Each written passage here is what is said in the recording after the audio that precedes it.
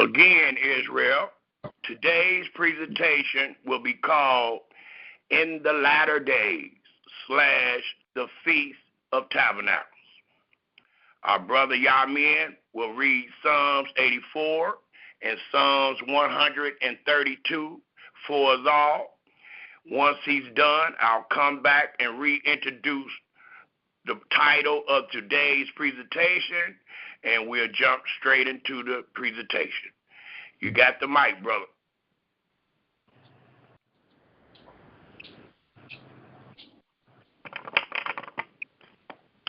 Shalom, everyone. As my brother stated, we would love for everyone to turn to Psalms 84, please. That is Psalms 8:4.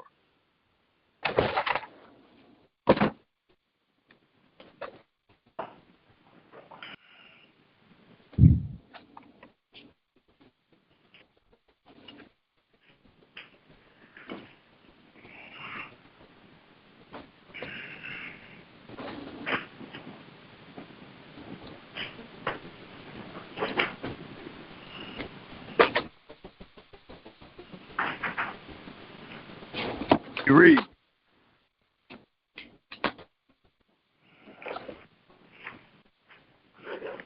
How amiable are thy tabernacles, O Yahweh of hosts. My soul longeth, yea, even fainteth for the courts of Yahweh. My heart and my flesh crieth out for the living Elohim.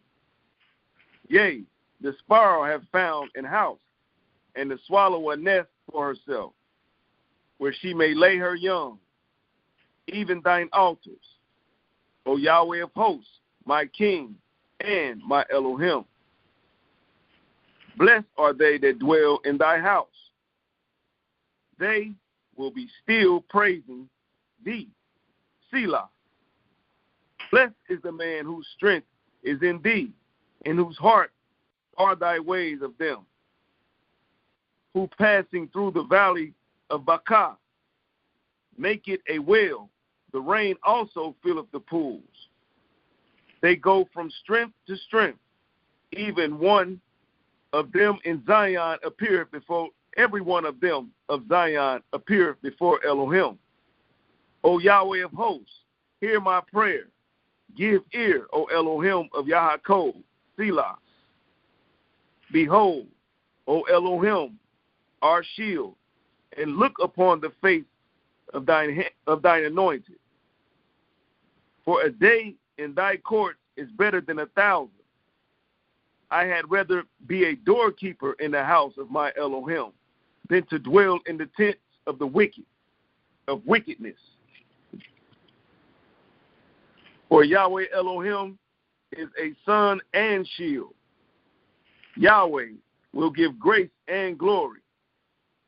No good thing will he withhold from them that walk uprightly. O Yahweh of hosts, blessed is the man that trusteth in thee. Hallelujah. Hallelujah. Hallelujah.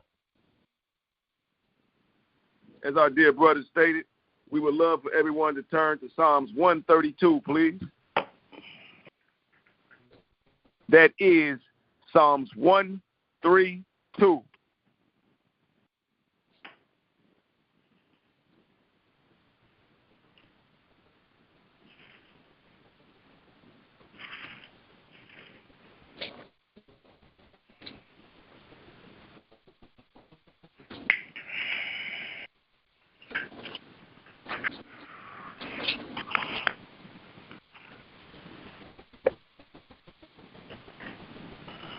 It reads, Yahweh, remember David and all his afflictions, how he sware unto Yahweh and vowed unto the mighty Elohim of Yaakov. Surely I will come into the tabernacle of my house. Surely I will not come into the tabernacle of my house, nor go up into my bed. I will not give sleep to my eyes or slumber to my eyelids until I find out a place for Yahweh, and habitation for the mighty Elohim of Yaakov. Lo, we heard of it in Ephrata. We found it in the fields of the wood. We will go into his tabernacles. We will worship at his footstool. Arise, O Yahweh, into thy rest, thou and the ark of thy strength. Let thy priests be clothed with righteousness, and let thy saints shout for joy. For thy servant David's sake, turn not away the face of thine anointed.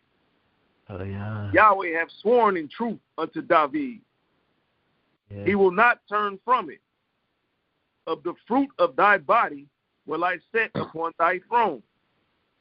If thy children will keep my covenant and my testimony that I shall teach them, their children shall also sit upon thy throne forevermore. For Yahweh hath chosen Zion. He hath desired it for his habitation.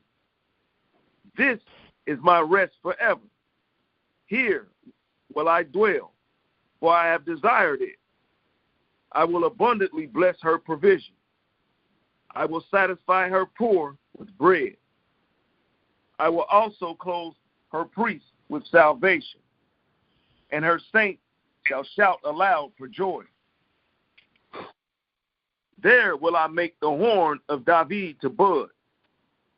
I have ordained a lamp for mine anointed. His enemies will I clothe with shame, but upon himself shall his crown flourish. Hallelujah! Hallelujah! Hallelujah! Hallelujah! Hallelujah. And shalom, Hallelujah. Israel. Everybody on mute.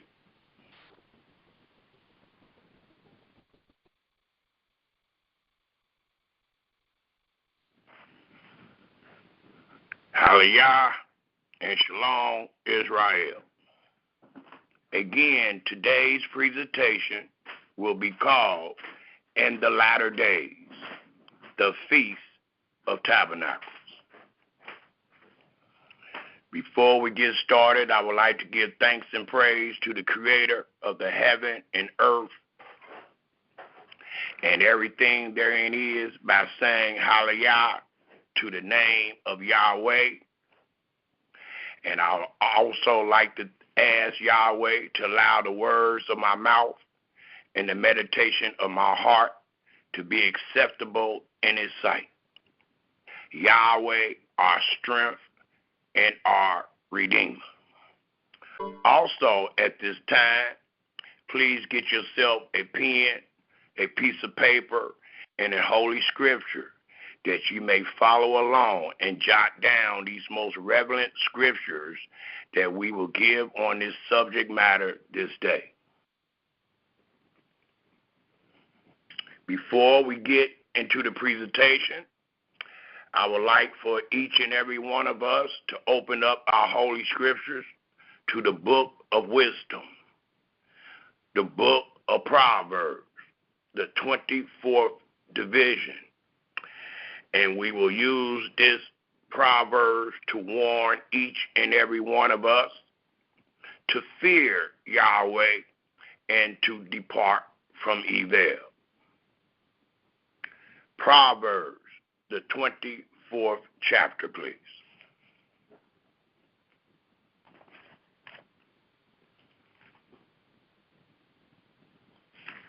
And it tells us in Proverbs, the 24th chapter, we will read the first 29 verses, and then we'll go to the book of Psalms by way of warning, and then we'll jump straight into the presentation. But right now, we all should find ourselves in the book of Proverbs, the 24th chapter. And it reads, Be thou not envious against evil men, neither desire to be with them. For their heart study destruction, and their lips talk of mischief. wisdom is in house building, and by understanding it is established. And by knowledge shall the chambers be filled with all precious and pleasant riches. A wise man is strong, yea, a man of knowledge increase strength. For by wise counsel thou shalt make thy war, and in the multitude of counselors there is safety. Wisdom is too high for a fool. He opens not his mouth in the gate. He that devises to do evil shall be called a mischievous person. The thought of foolishness is sin. Please take note of these words of wisdom, because many people teach, well, as long as you don't do it, you don't sin. Well, the Almighty put great wisdom in the mouth of Solomon, and Solomon is allowing the world to know, according to the 9th verse, the thought of foolishness is sin,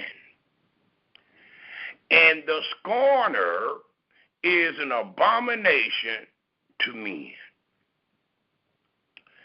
If thou faint in the day of adversity,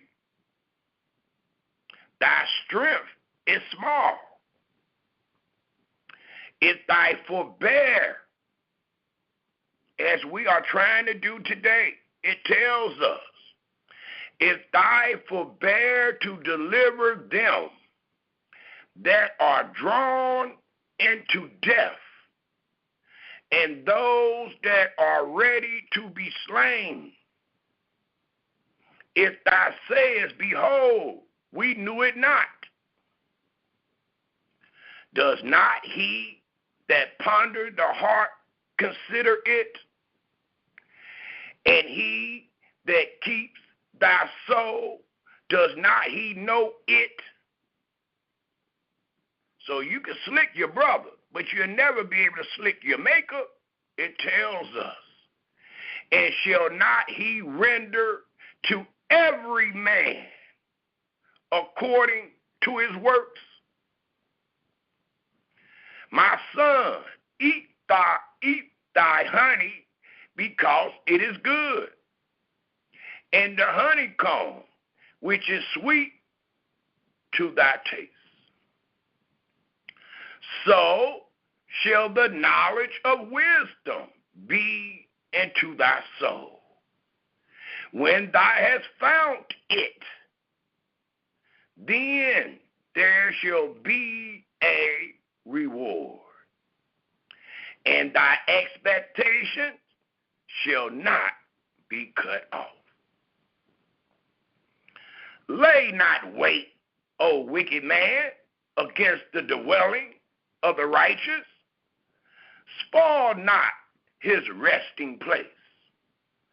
For a just man falls 7 times and rises up again, but the wicked shall fall into mischief. No, rejoice not when thy enemy falls, and let not thy heart be glad when he stumbles, lest Yahweh see it, and it displease him, and he turn away his wrath from him. Fret not thyself because of evil men, neither be thy envious at the wicked. For there shall be no reward to the evil man. The candle of the wicked shall be put out. My son, fear Yahweh and the king, and meddle not with them that are given to change, for their calamity shall arise suddenly. And who knows the ruin of them both? These things also belong to the wise. It is not good to have respect of persons and judgment. So when we are making righteous judgment, when we listen to our brothers and sisters, and then we consult the book and see what the book says, the Almighty allowing us to know that you must confirm every word of the book. If you do not, you are being a respect of person, because you've been knowing that brother or that sister for a long time. So even though their response is wrong, we ride with it. We don't reprove them because of who they are to us. That is a respect of person. The scripture tells us that Moses was the most meekest and wisest man in Yahweh's house. The scriptures also tells us that Moses messed up to where he wasn't allowed to enter into the land of promise. That situation is a great testimony that Yahweh is not a respect of person. And here in the book of wisdom, he is telling his children that he do not want them to be a respect of person. Thus, it tells us again in the 23rd verse, these things also belongs to the wise. It is not good to have respect of persons in judgment. He that says unto the wicked,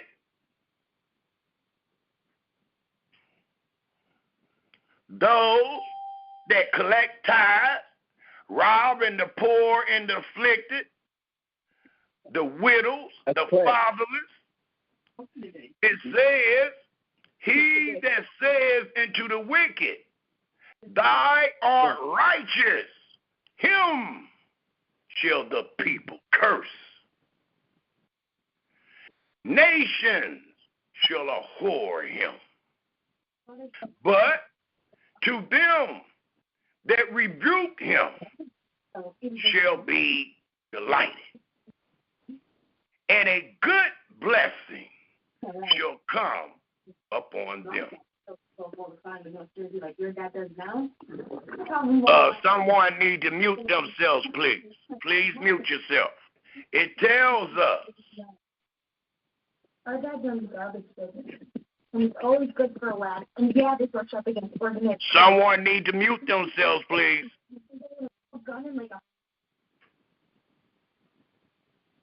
It tells us in the 25th verse, but to them that rebuke, that reprove, that corrects him shall be delight. And a good blessing shall come upon them, whoever you are. If you got the courage, if you bold as a lion to correct your brother and sister, the Almighty tells us again in the 25th verse, but to them that rebuke him shall be delight, and a good blessing shall come upon them. The 26th verse says, every man shall kiss his lips that give the right answer. You can't be a respected person because it's that person that got the right answer, and you've been kissing the lips of those that have been giving you their opinion.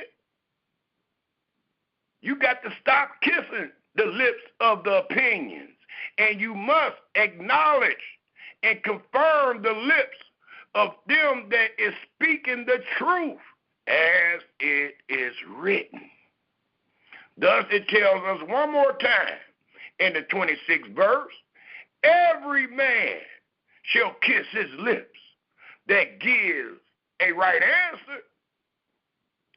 Prepare thy work without, and make it fit for thyself in the field, and afterwards build thy house. Be not a witness against thy neighbor without cause, and deceive not with thy lips. Deceiving with thy lips denote lying. Lying is one of the great 7 abominations that Yahweh hates. So a lot of times, we'll hurry up and point the finger at our brothers and sisters that serve an idol, but we won't point the finger at our brothers and sisters that lie. And both acts are an abomination to your Creator. It tells us in the last verse that we will read from Proverbs 24, which is the 29th verse, say not, I will do so unto him as he hath done to me. I will render to the man according to his works. One more place I would like to go to in the book of Proverbs before we go to Psalms 81 is found in the 3rd chapter of Proverbs. Let us go there, please. Proverbs 3. And let's read the 3rd verse to the 7th verse. Proverbs 3, the 3rd verse to the 7th verse, and it reads, let not mercy and truth forsake thee. Bind them about thy neck. Write them upon the table of thy heart. So shall thou find favor. And that's all we're trying to do today. That's what we ask the Almighty. Allow the words of our mouth and the meditation of our hearts to be acceptable in thy sight, Yahweh, our strength and our Redeemer. Thus, it tells us in the 4th verse of the 3rd chapter of Proverbs, so shall thou find favor and good understanding, great understanding in the sight of Yahweh and your brother and sisters. It reads, in the sight of Yahweh and man. The 5th verse reads, trust in Yahweh with all thy heart, and lean not into thy own understanding. In all thy ways, not some of them, in all thy ways, especially dealing with the knowledge of the holy, in all thy ways acknowledge him, and he shall direct thy path. Now, how is the Almighty going to direct our path? Is he going to come to you and just you? Or are these words used to direct your path? It is the latter. These words that we're going to jot down, these words we're going to read, is going to direct our path.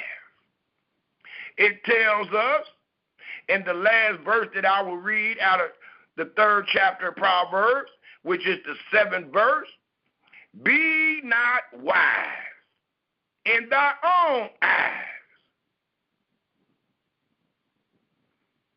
Coming up with ideas of how to keep the Sabbath.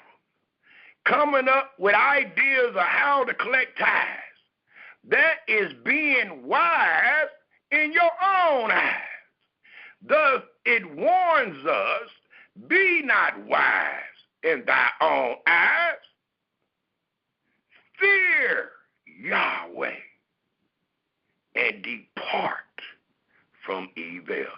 And what is evil? Being wise in thy own eyes.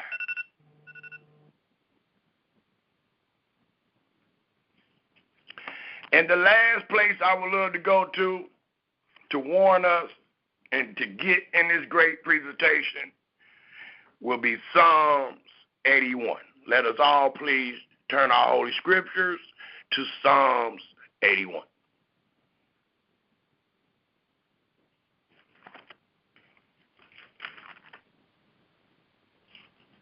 And it reads in Psalms 81, sing aloud into Yahweh, our strength. Make a joyful noise into the Elohim of Yaakov. Take a song and bring hither the timbrel, the pleasant harp with the pastry. Blow up the trumpet in the new moon, and the time appointed on our solemn feast day. For this was a statute for Israel, and a law of the Elohim of Yaakov. This he ordained in Joseph for a testimony, a witness, when he went out through the land of Egypt, where I heard a language that I understood not. Note, I removed his shoulder from the burden. His hands were delivered from the pots. Thy callest in trouble, and I delivered thee. I answered thee in the secret place of thunder. I tested thee at the waters of Meribah, Selah. Hear, O my people, and I will testify unto thee, O Israel, if thou wilt hearken unto me. There shall no strange God be in thee, neither shall thou worship any strange God. I am Yahweh, thy Elohim, which brought thee out of the land of Egypt. Open thy mouth wide, and I will fill it with these words. But my people would not hearken to my voice, and Israel would none of me. So I gave them up into their own heart lust, and they walked in their own counsels. Oh, that my people had hearkened unto me, and Israel had walked in my ways. I should soon have subdued their enemies and turned my hand against their adversaries.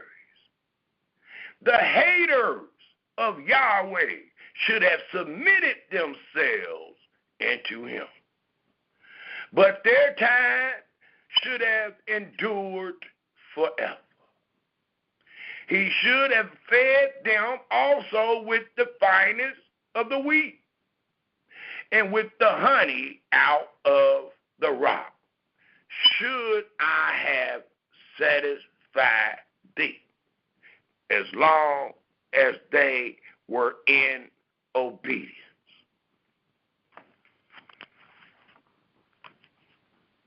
Let us all please turn our scriptures to Genesis, the 49th chapter. This part of the presentation in the latter days is being taught to make sure that our brothers and sisters understand and know how to read their holy scriptures according to time and place. Because the phrase that we find in the first verse of Genesis 49 was definitely spoken according to time and place. And we need to understand these things. That way, when we find ourselves seeking the words of Yahweh, we will find the knowledge of the Holy.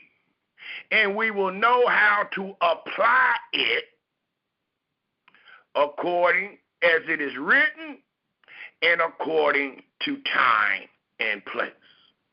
Genesis, the 49th chapter, please.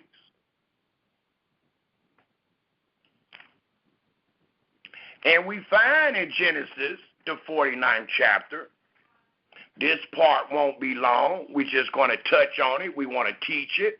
That way we have it recorded that Brother Samuel and the house of Yeshurun have taught Israel what it means when you read in the latter days. And we will also allow the world to know exactly who Yahweh was speaking to. We're no longer going to guess. We're no longer going to lean upon our own understanding.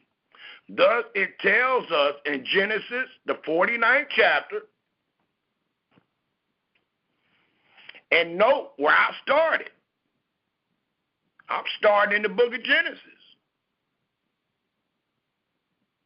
In the book of Genesis, Israel is not under the covenant of the law.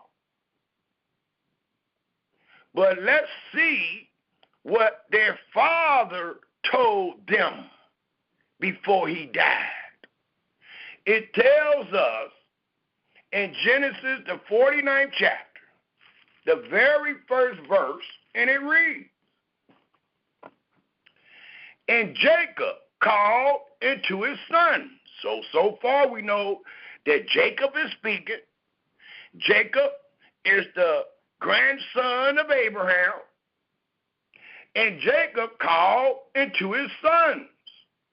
Jacob's sons denotes the 12 tribes of Israel. And said, "Gather yourselves together, that I, your father, may tell you that which shall befall you." When? In the last days. And when you read these 33 verses, you will see it denotes Jacob's children, and it denotes what Jacob told his children what will befall them after he died. And it is described as in the last days. Well, what was told to them was the blessings that Yahweh had put upon Jacob to bless his children therewith. And we're going to find in Deuteronomy, 5 books later, these same words spoken to these same people. They're just going to be older. They're going to be considered as a different or another generation. But they all going to find themselves under the covenant of the law. And all that Jacob is telling them, we're going to find in generations afterwards, Moses said the same thing. To who? To them. So when we read in this first verse, that I may tell you that which shall befall you in the last days, it is only speaking according to time and place to these particular people. And their last days denotes them being in the land of promise. It don't denote them being in America in 2024. You think Joseph was telling his sons something about us being in hell?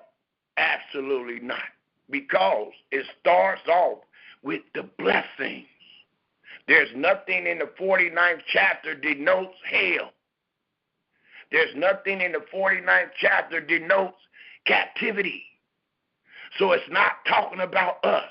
It was talking about the blessings that was going to befall the 12 tribes of Israel in their days, in their generations, in the land of promise, under the covenant of the law.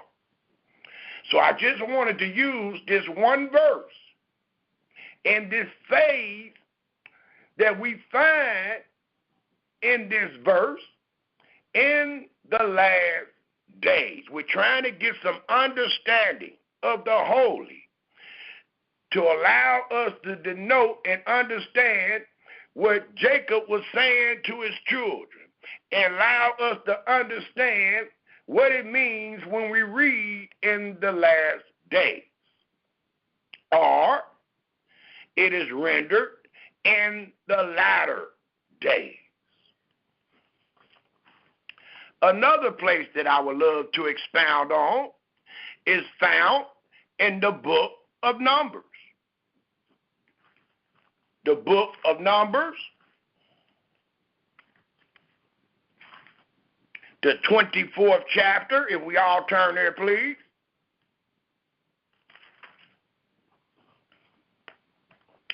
And let's take a look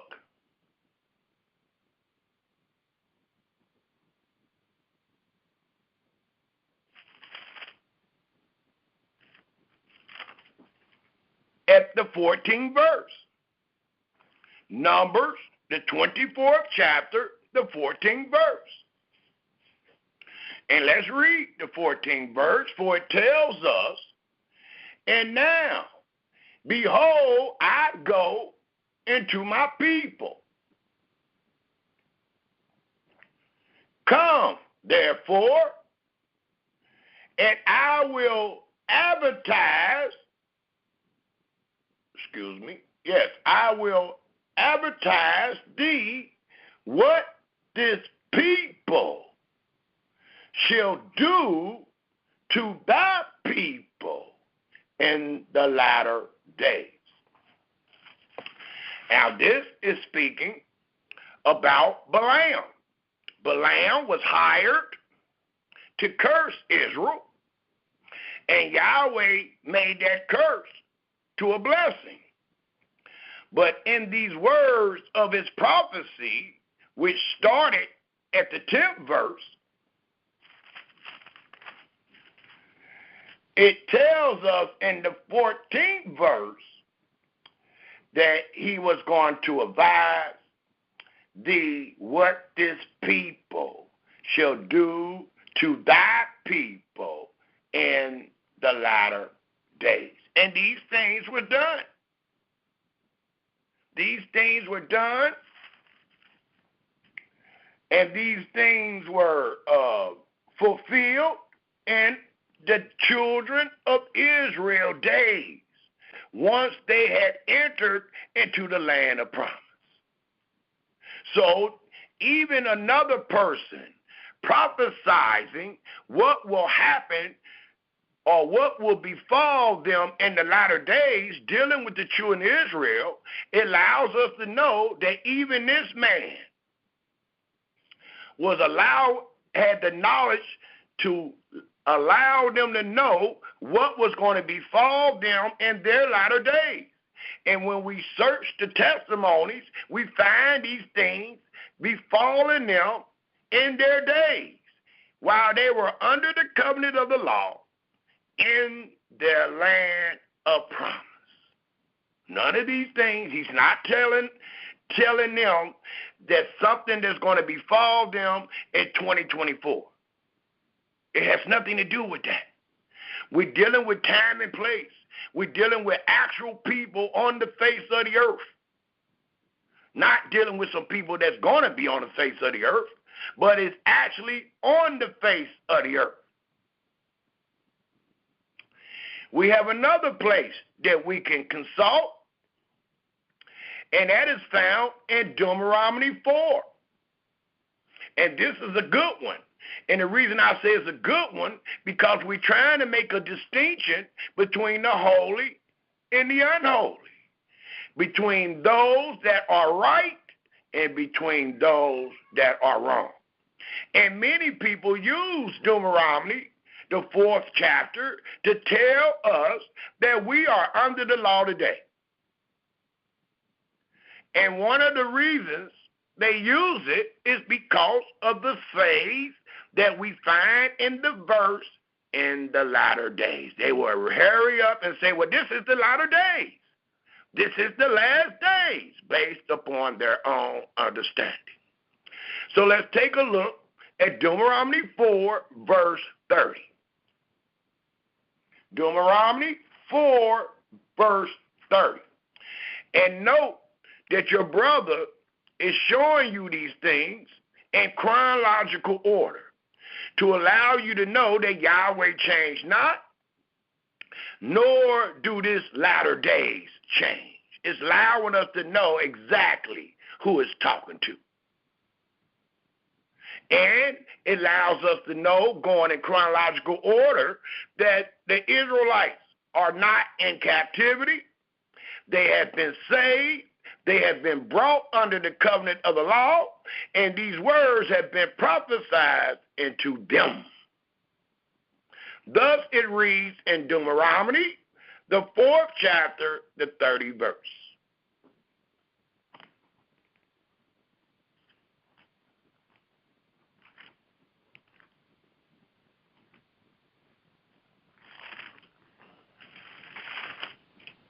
And it reads in the 4th chapter, the 30th verse,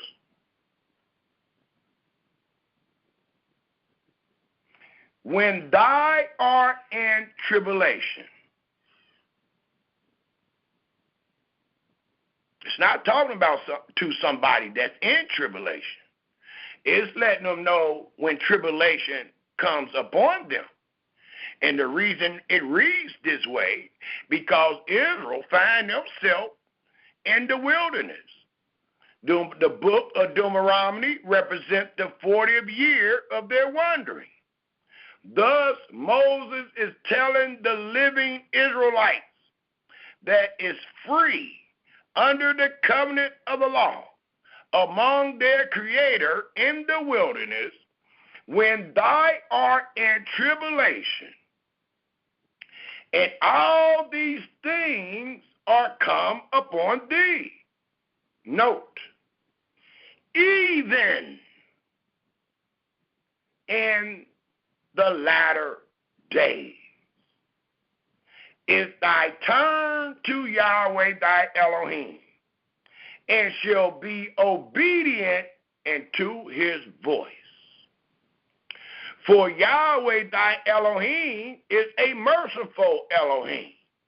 He will not forsake thee, neither destroy thee, nor forget the covenant of thy fathers, which he sware unto them. And that covenant and those fathers only denote, according to time and place, Abraham, Isaac, and Jacob.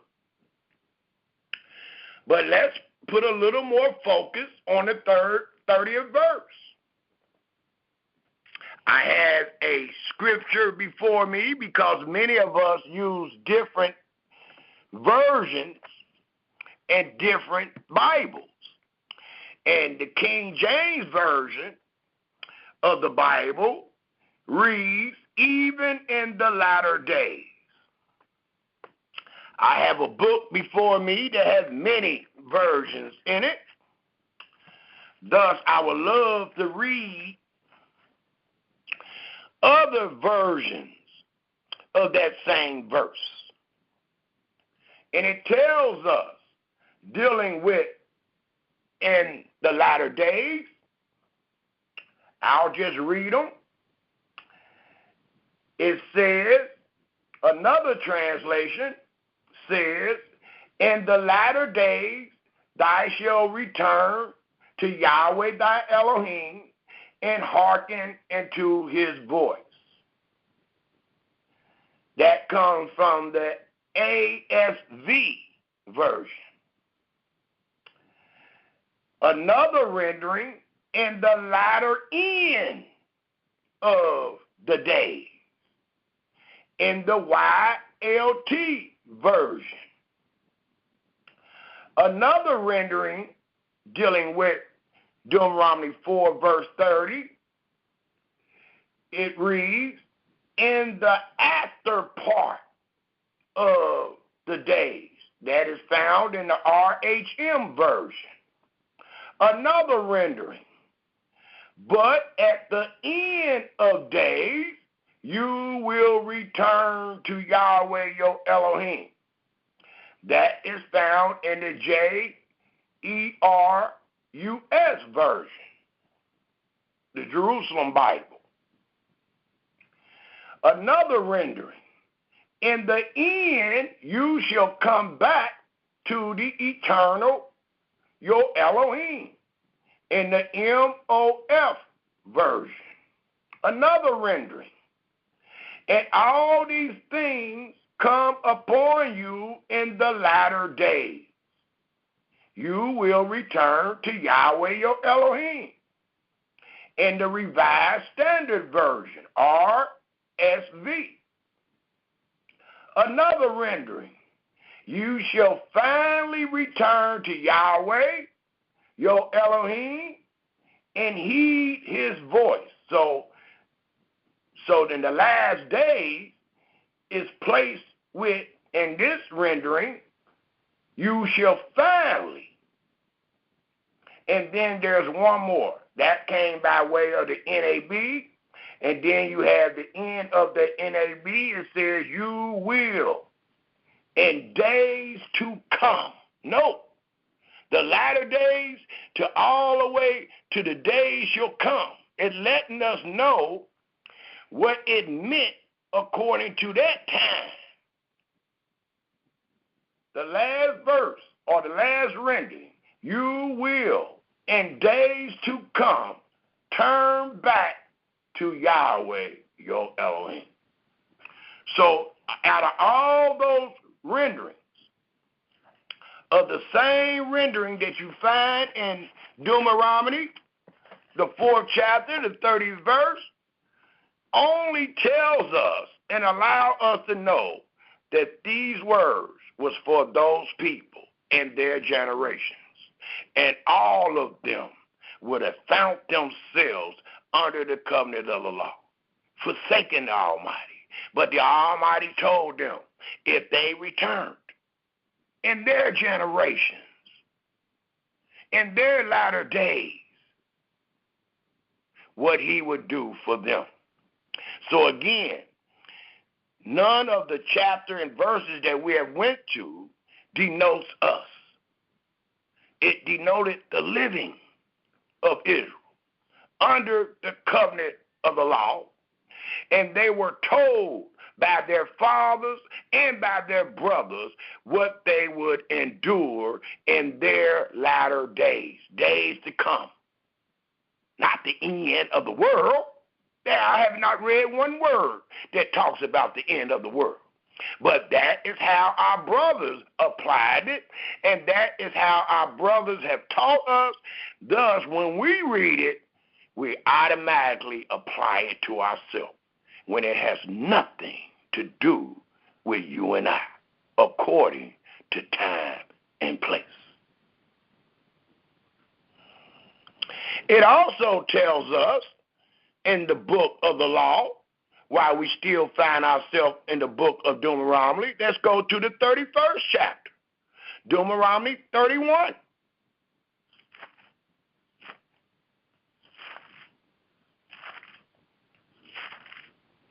And this is a very good one because of what it told Moses to do. If we take a look at the 31st chapter of Deuteronomy.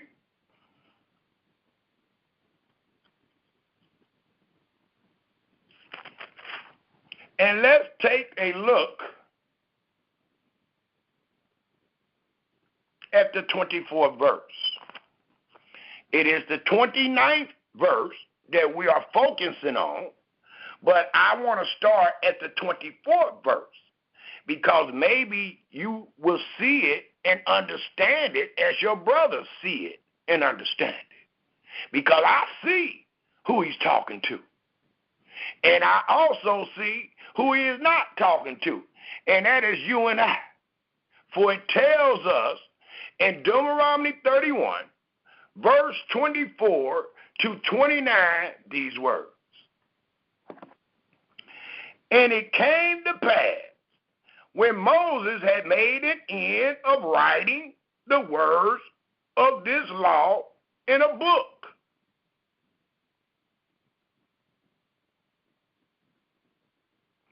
until they were finished, that Moses commanded the Levites, which bare the ark of the covenant of Yahweh, saying, take this book of the law and put it in the side of the ark. I know it ain't talking to us. Of the covenant of Yahweh your Elohim. Why? That it may be for a testimony, or it reads, that it may be for a witness against thee. For I know thy rebellion and thy stiff neck. It's not talking about us. We're not under the covenant of the law. We haven't been rebelling against the covenant. Our necks have not been stiff against the covenant. And you say, why not, brother? Because it has never been given to us. So it's talking to some people that is under the covenant, and the Almighty already told Moses way back in the 16th verse that your brothers and your sisters is going to break my covenant after you die. So he had to write a book, a song, to testify against them. Not against some people that have never been under the covenant of the law, but people that are under it and that's supposed to be living therein. Thus, it tells us, again in the 26th verse, in the 27th verse, for I know thy rebellion and thy stiff neck. Behold, while I am yet alive, ain't nowhere in the world, this is talking about us. With you this day, ye have been rebellious against Yahweh, and how much more after my death. And note, Moses didn't even make it in the land, but he's talking about people that's going to make it in the land and be rebellious, and they're going to be stiff-necked to the extent that they will break Yahweh's covenant. Well, let's keep reading. The 28th verse reads, gather unto me all the elders of your tribes. I guess he's talking about us. And your officers, that I may speak these words in their ears.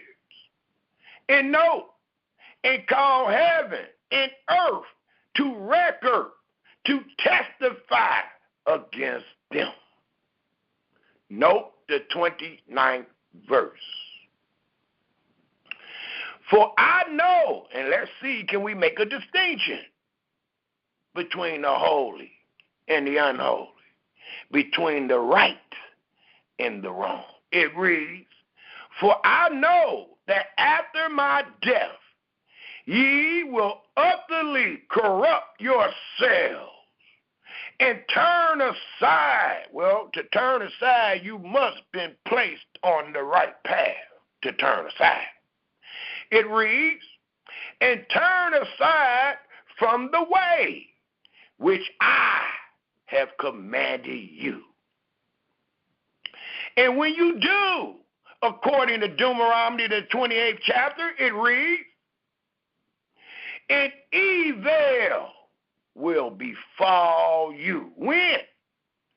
In the latter days.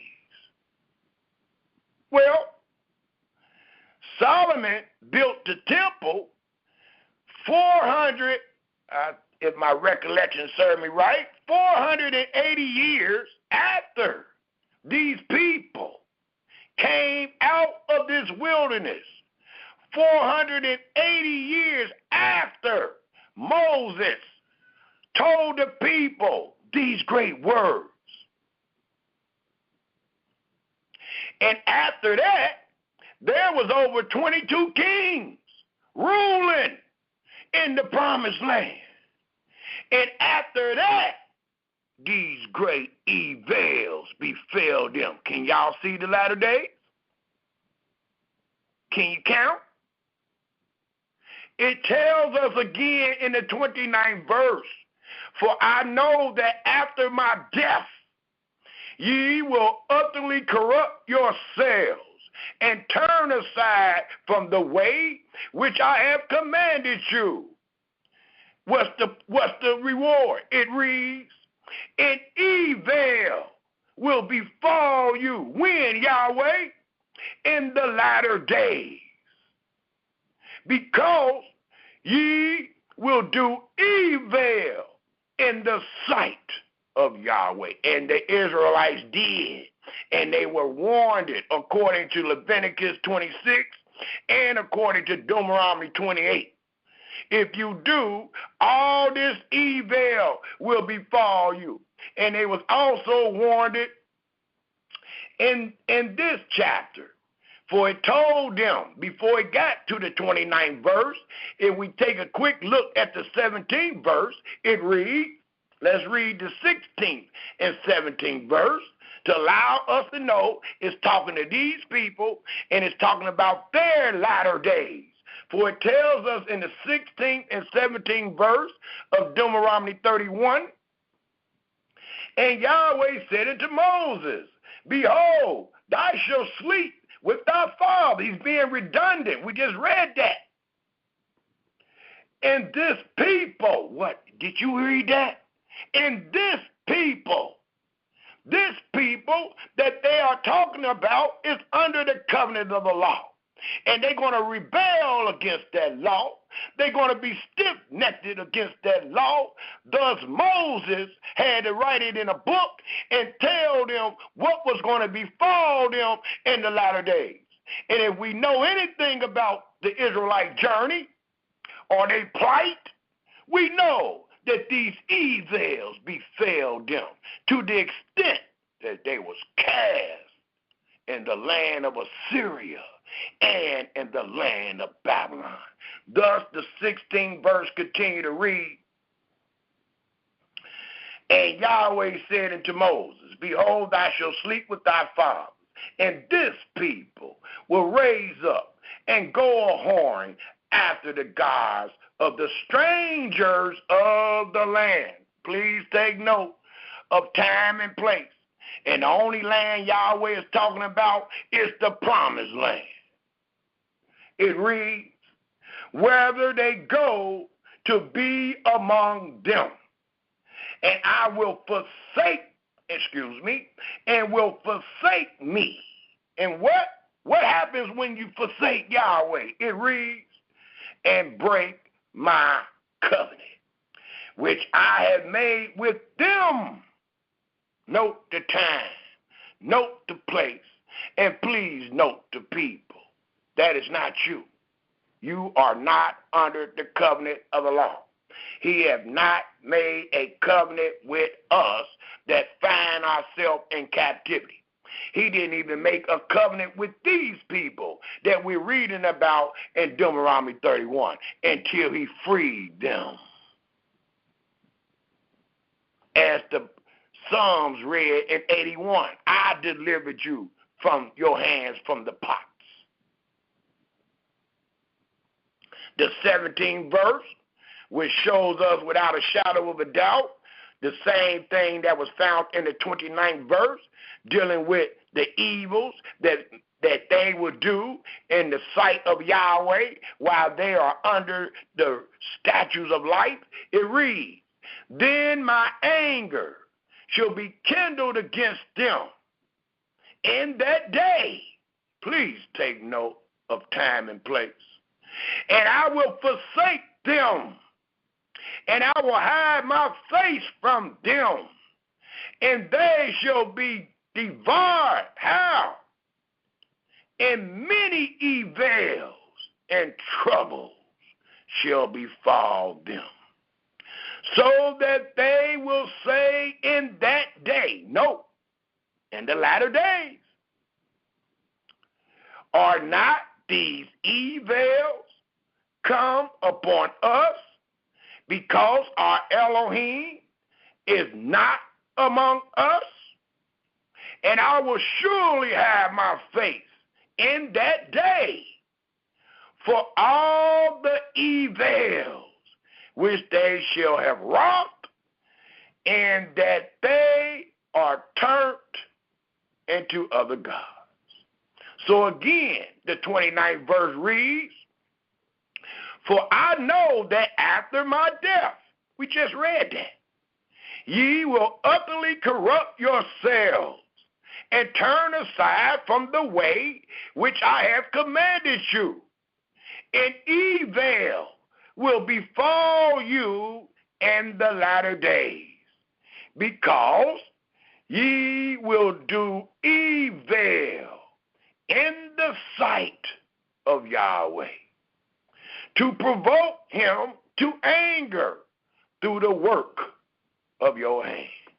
The last verse reads, and Moses spoke in the ears of all the congregation, all those people that was alive, all those people that was in the wilderness among their creator, all those people that were under the covenant of the law. It reads, and Moses speak in the ear of all the congregation of Israel the words of this song until they were ended. So, was Moses speaking about us, or was Moses speaking about his brothers and sisters going in the promised land under the covenant of the law, that they was going to forsake Yahweh, and Yahweh was going to bring much evil and trouble upon them? And we don't even have to guess the evil nor the trouble, because Leviticus 26 told them in the wilderness what it denoted, and Deuteronomy 28 told them in the wilderness what it denoted, what it would be that befall them. And one of the greatest troubles was you, our fathers, being cast out of the land of promise. Well, we ain't been cast out. We never been there.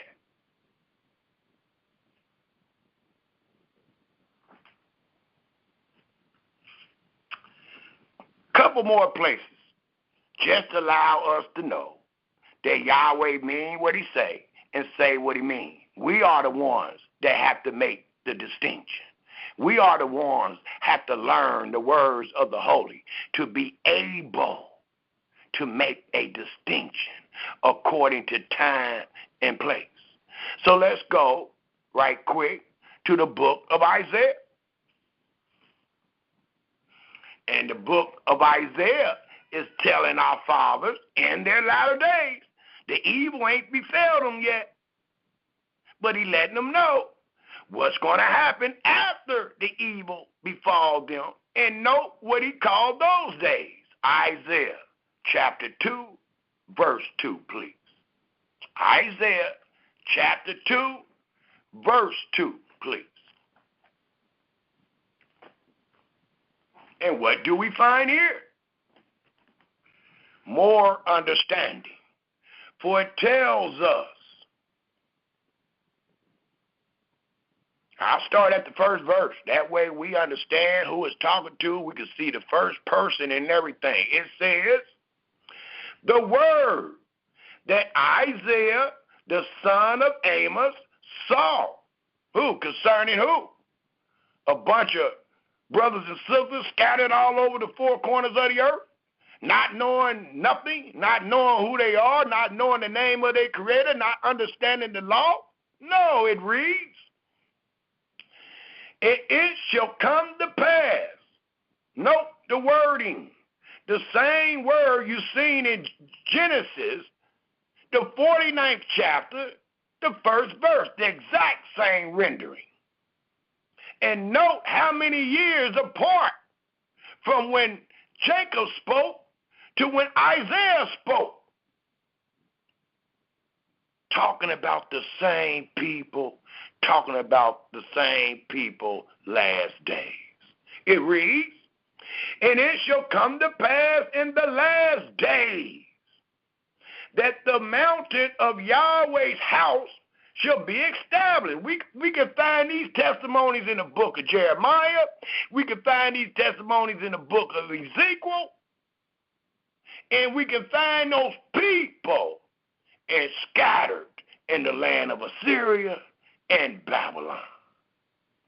And we know that that house was rebuilt. We know that they were supposed to come back to this mountain and worship him after they came up out of their captivity. And we're going to show that through the books of Ezra and Nehemiah, dealing with the Feast of Tabernacles.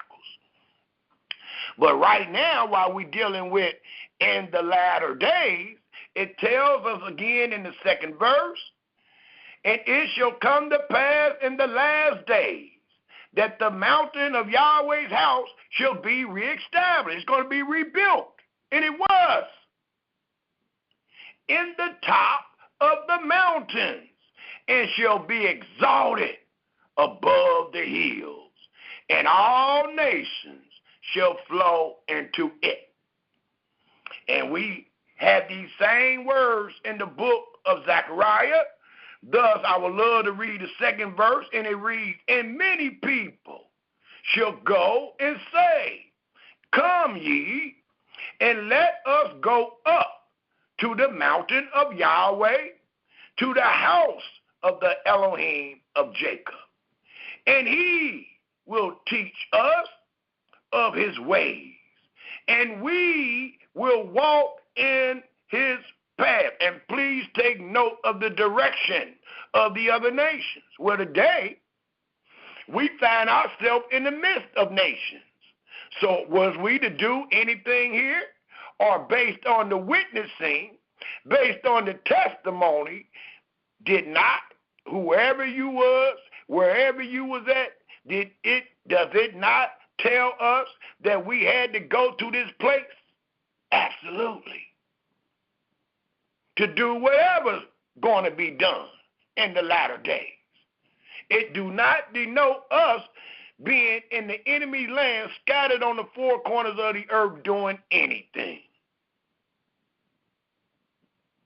And if you did find yourself in those nations, it lets us know you and that nation will still have to come to this land to do anything. Thus, in closing of the third verse, it says, and he will teach us his ways, and we will walk in his path. For out of Zion, not out of Cincinnati, not out of Atlanta, not out of Mississippi, not out of California, not out of Russia, it says, for out of Zion shall go forth the law.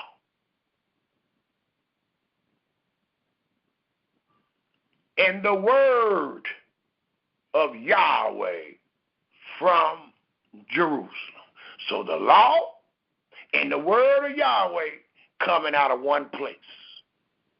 And even the nations know that they got to go to that place to hear or do anything concerning these words, even in your last days. One more place I would love to go to is Jeremiah. And no, we've been doing it in chronological order. And I love to do it in this wise because it allows us to know that Yahweh mean what he say, and he say what he mean. There is no change.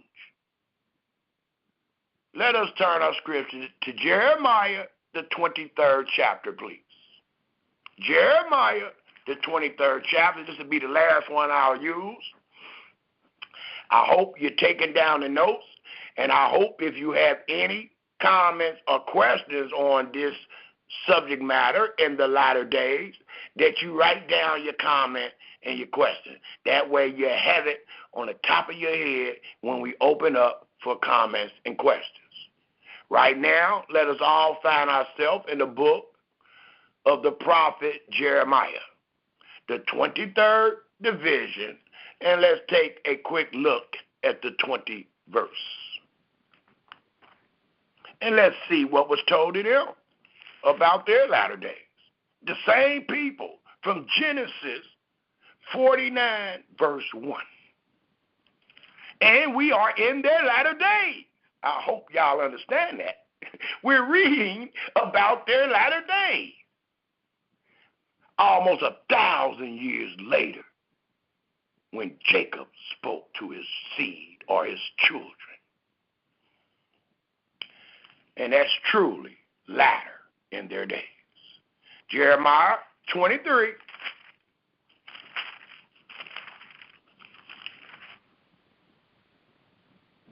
The 20th verse.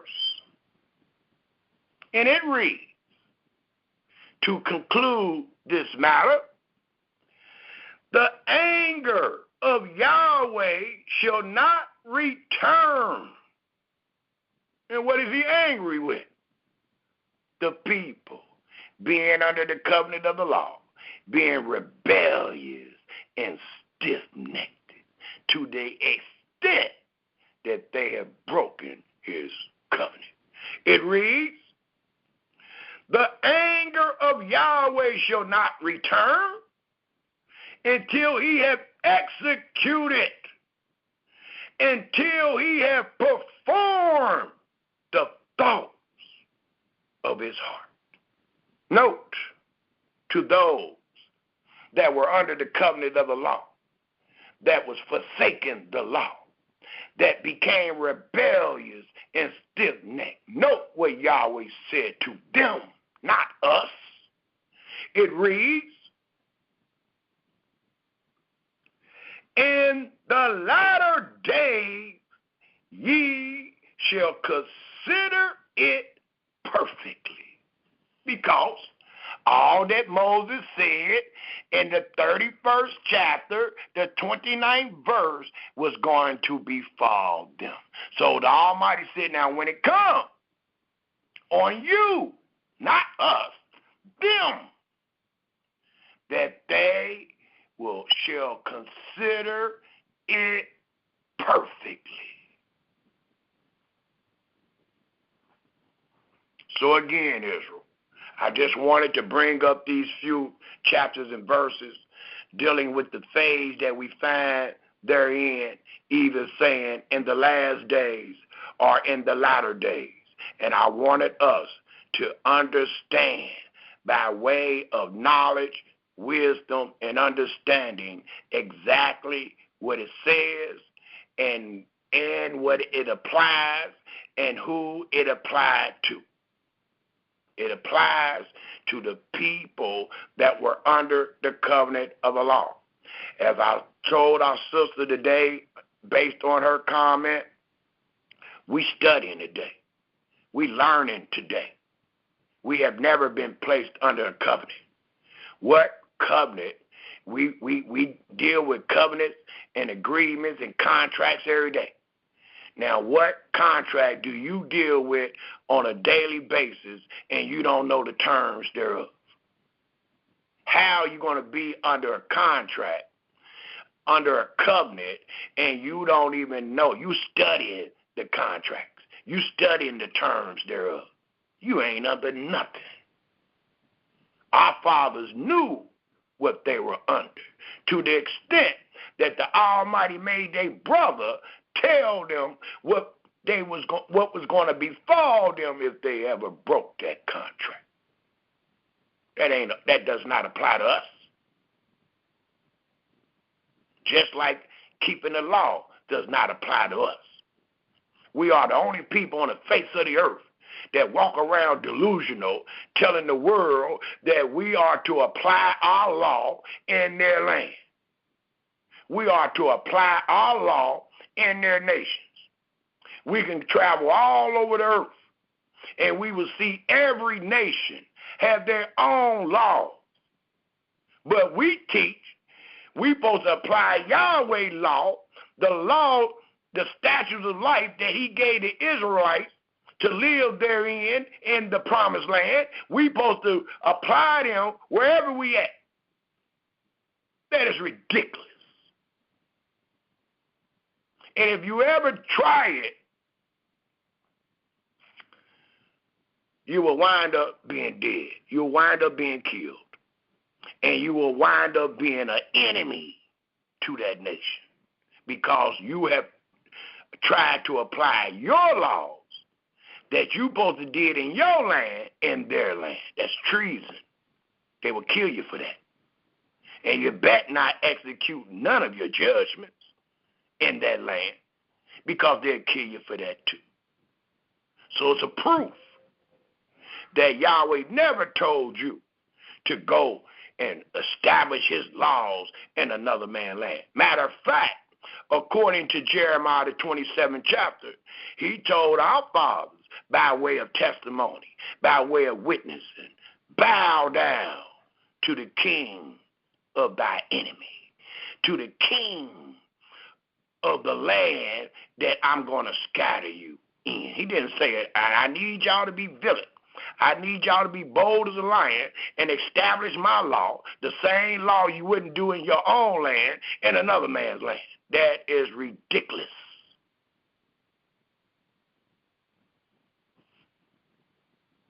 So I hope you understood what your brother tried to bring out today, and I hope for those that didn't have written down their comments and their questions. Now we will start the second portion of our presentation, which was called, "In the Latter Days, the Feast of Tabernacles." We will start with the Feast of Tabernacles.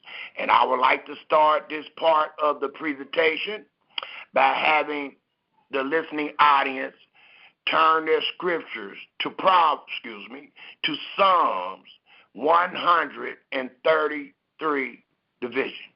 133rd Psalm, please. Psalms 133.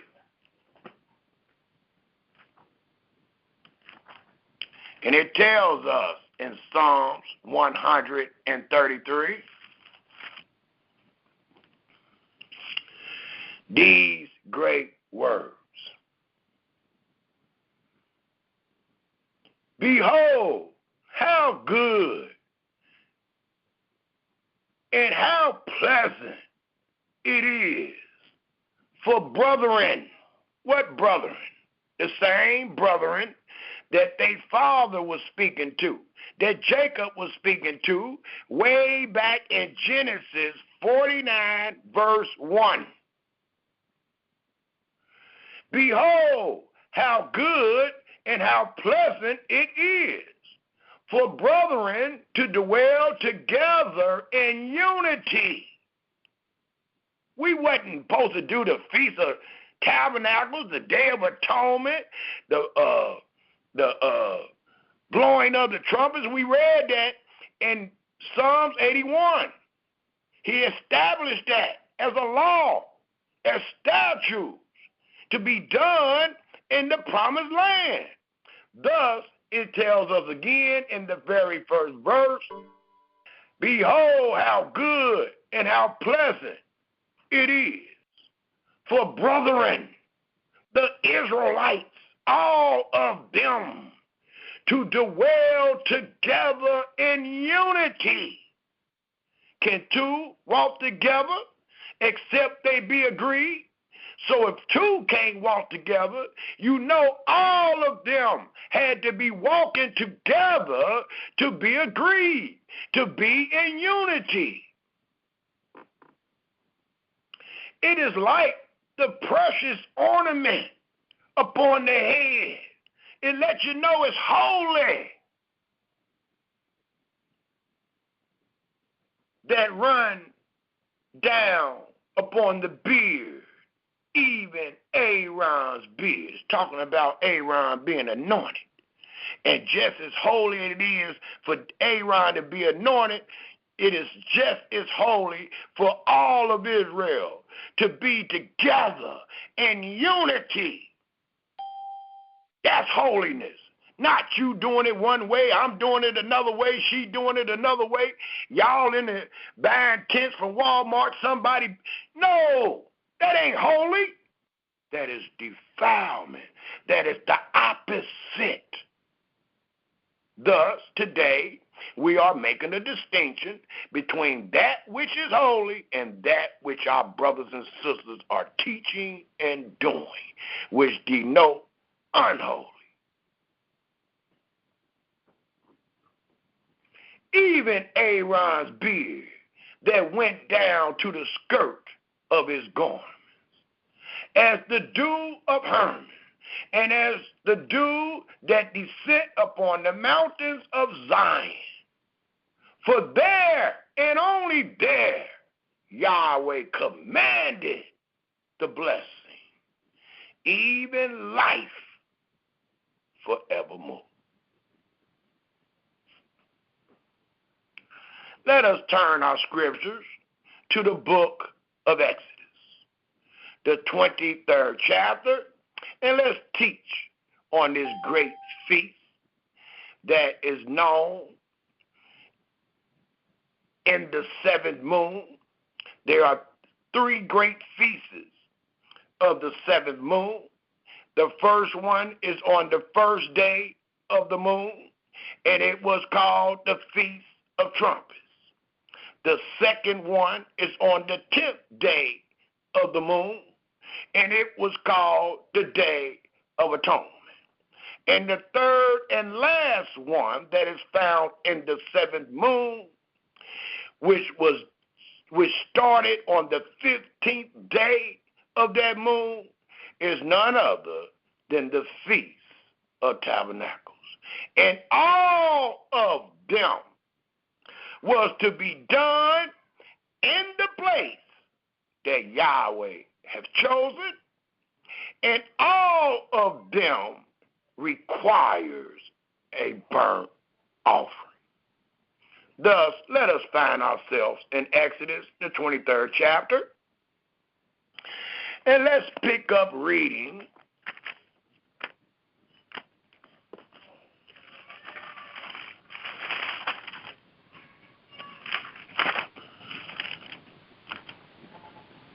at the 14th verse.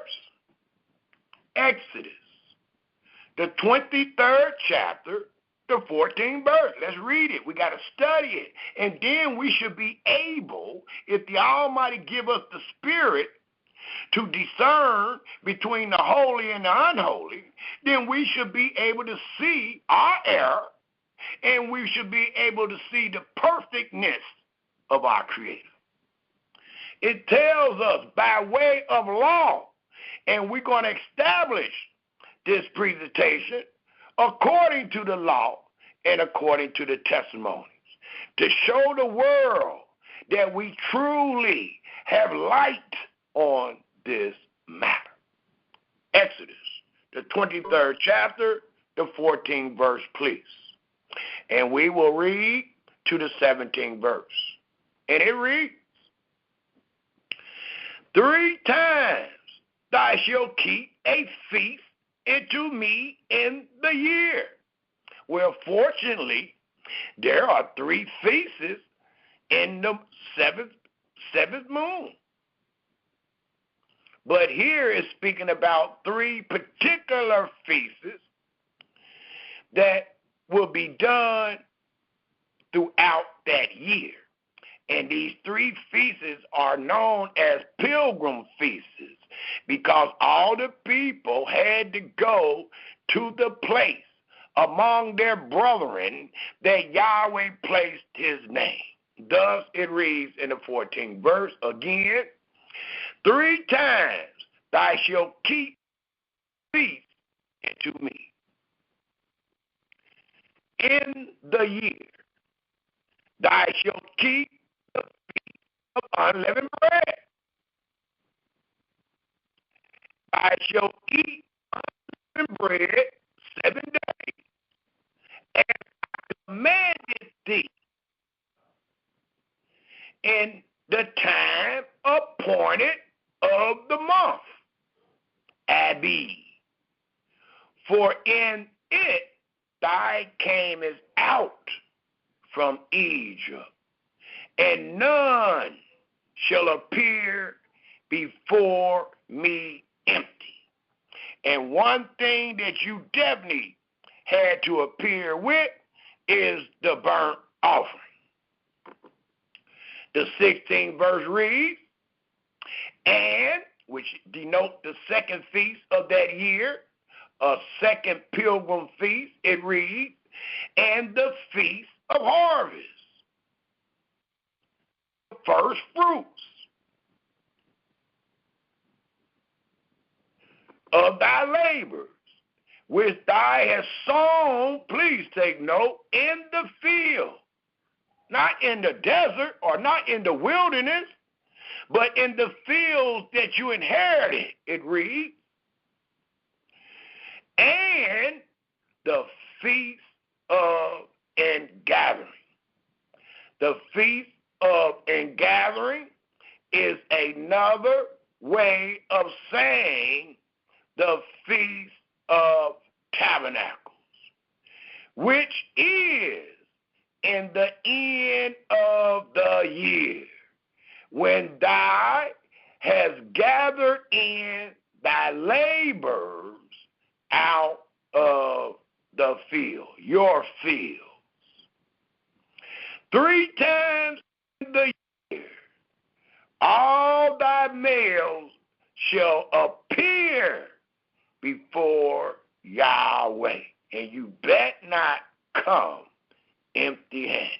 You better make sure you got that burnt offering and everything that is required on that day.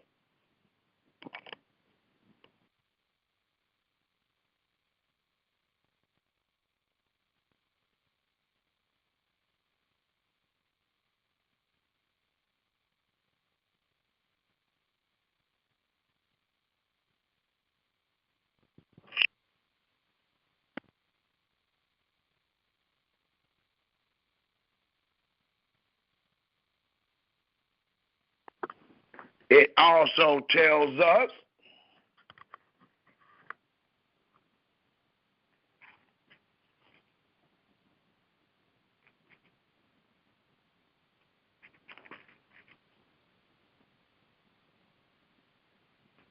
if we take a look, still in the book of Exodus, but let's look at the 34th chapter of Exodus, the 34th chapter.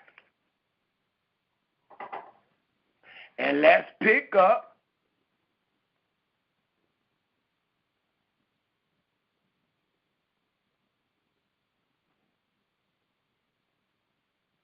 at the 22nd verse. Exodus, the 34th chapter, the 22nd verse reads,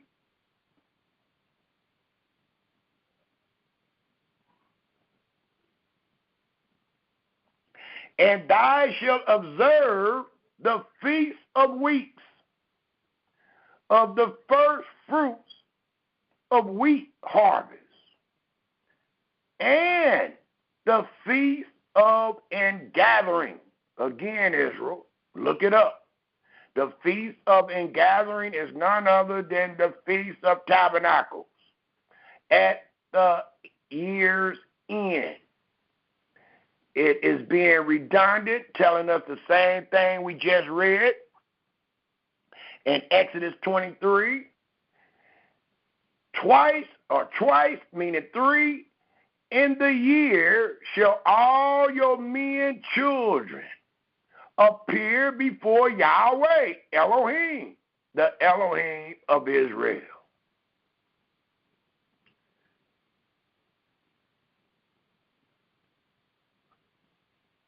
So again, it allows us to know that the Feast of Tabernacles was done at a particular place. It was a place where all the males was to appear, and those males had to have all that Yahweh required them to have. And I am putting great emphasis on the burnt offering.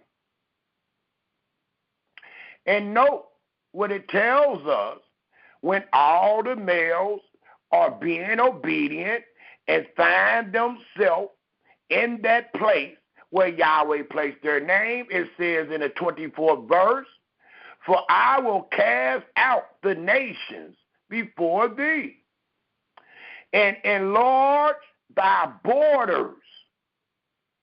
Neither shall any man desire thy land." Again, it allows us to know that all the feasts, especially these 3, was only commanded to be done in thy land. So the Almighty is showing the protection and the provision that he has set up while your men find themselves in the place he commanded them to be, doing all that he has said. Thus, again, the 24th verse reads, "For I will cast out the nations before thee, and enlarge thy borders. Neither shall any man desire thy land, when thou shalt go up to appear before Yahweh thy Elohim 3 times in the year."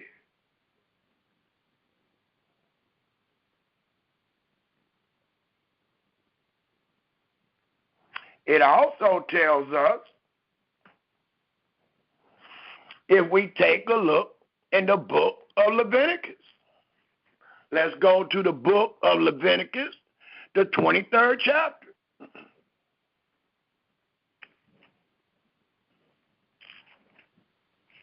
And it tells us in Leviticus, the 23rd chapter, and we refuse to lean upon our own understanding, so we must follow this route and confirm every word. Well, now we find ourselves in Leviticus, the 23rd chapter. More words that we must confirm to have understanding.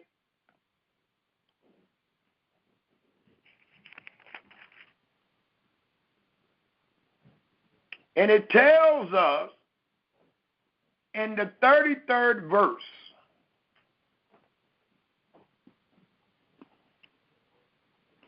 and we will read to the 40th verse these great words.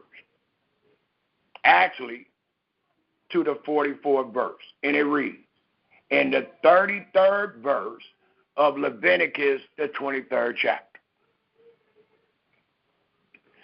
"And Yahweh spake unto Moses, saying,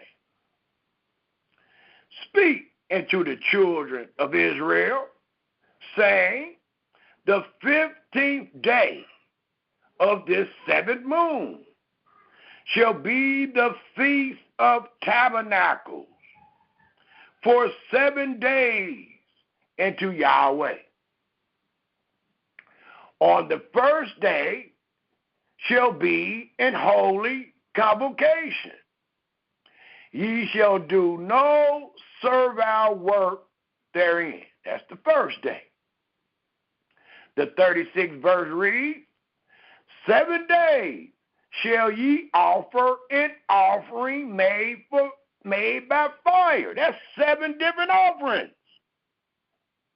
Not alone is you coming empty-handed with the burnt offering, which denote one of the offerings, but there's supposed to be 7 offerings. So you're also missing the 7 offerings, because you're not in your land. You're not under the covenant of the law. You have no priest. There is no altar, nor is there a tabernacle among you. Nor are you free. It tells us in the 36th verse, 7 days you shall offer an offering made by fire unto Yahweh. On the 8th day shall be in holy convocation unto you, and ye shall offer an offering made by fire unto Yahweh. It is a solemn assembly, and ye shall do no servile work therein. I think people just reading whatever they want to read, and then it get to the there's no servile work. They hurry up and relate that to the Sabbath, and once they relate that to the Sabbath, they on and popping. But you are actually in error. Even the Sabbath day requires the burnt offering. You never did the Sabbath day as commanded. Never. It continues to tell us in the 37th verse, these are the feasts of Yahweh, which ye shall proclaim to be holy convocations. And what makes it holy? What is the spiritual significance of this holiness? It reads, to offer an offering made by fire. So all the feast days are holy. There's 7 of them. But the spiritual significance of that holiness and participating in any one of those holy feast days is to make an offering. To offer an offering made by fire unto Yahweh. And what does that mean? It reads, a burnt offering and a meat offering, a sacrifice and drink offering. Can we do it the best we can? Can we just read it and give Yahweh the benefit of the doubt? It reads, everything upon his day. Besides the Sabbaths of Yahweh, because even the Sabbaths, every one of them required a burnt offering. Besides the Sabbaths of Yahweh, and besides your gifts, and besides all your vows, and besides all your free will offerings, which you give unto Yahweh. Also, in the 15th day of the 7th moon, when ye have gathered in the fruit of the land, your land. It ain't talking about no check. It ain't talking about the money you made that week. It says, also in the 15th day of the 7th moon, when ye have gathered in the fruit of the land, ye shall keep a feast unto Yahweh 7 days. On the first day shall be a Sabbath. And don't forget what it read in the 38th verse. You still supposed to offer it on that Sabbath. And on the 8th day shall be a Sabbath. And ye shall take you on the first day the broths of goodly trees, branches of palm trees, and the broths of thick trees, and willows of the brook. And ye shall rejoice before Yahweh your Elohim 7 days. Today, showing the people's uncleanness and showing the people's rebellion based on what they have found in the scriptures of truth, they are doing this however they want. and they use doing the best you can for their justification. They are buying tents. They are doing all type of things. Even if you built yours, it's still not according to the instruction, and it only denotes rebellion. Because we are showing you the answer. And Proverbs told us to kiss the lip of him that gives the right answer. So all that you are doing today, you that teach that you're under the covenant of the law, you that teach with giving Yahweh the benefit of the doubt, you that teach just do the best you can, are being reproved today. You have either added or taken away from this word. And all we're trying to do is allow you to see and learn the knowledge of the holy and let you see exactly what your Maker have commanded his children. Where, when, and why. Thus, it tells us, again in the 41st verse, and ye shall keep it a feast unto Yahweh 7 days in the year. It shall be a statute, the same thing we read in Psalms 81. It shall be a statute forever in your generations. Ye shall celebrate it in the 7th moon. Ye shall dwell in booths 7 days. All that are Israelite born. How about that? And when it speak about Israelite born, it's talking about Israelites born in the land. Shall dwell in booths. That your generations may know that I made the children of Israel to dwell in booths. It's a testimony. It's a witnessing.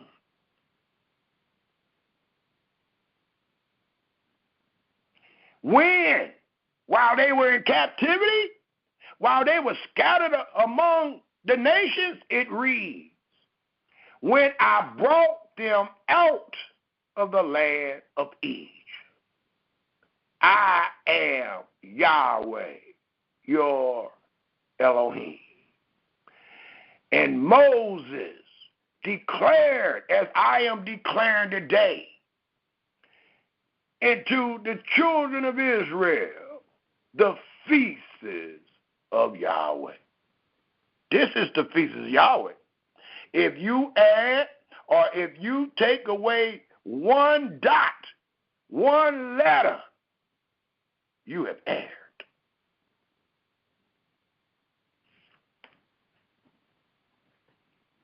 It also tells us, if we take a look,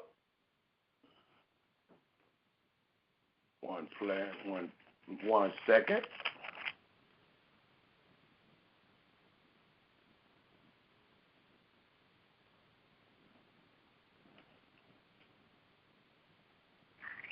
In the book of Numbers, let's take a quick look in the book of Numbers, the 29th chapter, dealing with this great third feast of the 7th moon, which is known as the Feast of Ingathering or the Feast of Tabernacles. And it tells us in the 29th chapter, denoting this great feast, if we pick up at the 12th verse. And it tells us in the 12th verse of Numbers, the 29th chapter,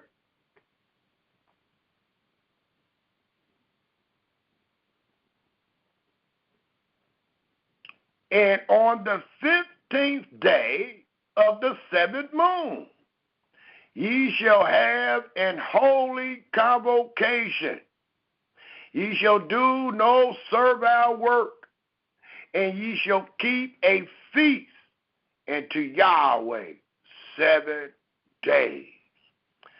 The very next verse tells us, and ye shall offer a burnt offering, a sacrifice made by fire of a sweet Savior unto Yahweh.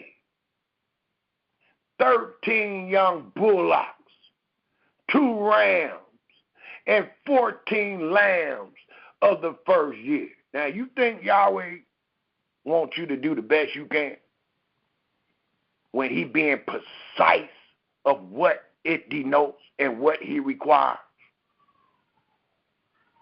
They shall be without blemish. And if you continue reading, it allows us to know what was required, what was said, all the way to the 8th day. Thus, I will pick up at the 39th verse, and it reads, these things ye shall do unto Yahweh in your set feasts, beside your vows and your free will offerings, for your burnt offerings, and for your meat offerings, and for your drink offerings, and for your peace offerings. And Moses told the children of Israel, according to all that Yahweh commanded Moses. So there's only one way that the Israelites could possibly keep any of Yahweh's feasts, and for sure they had to be under the covenant, they had to be in the land of promise, and they had to have everything that was required upon that day. And please take note what was required. The priest, the sacrifice, the land, the tabernacle, the altar. They didn't have feasts and on a barbecue grill. There was an holy altar designated for all the holy things that was going to be offered by way of fire to Yahweh. Thus, let us go to Deuteronomy, the 31st chapter.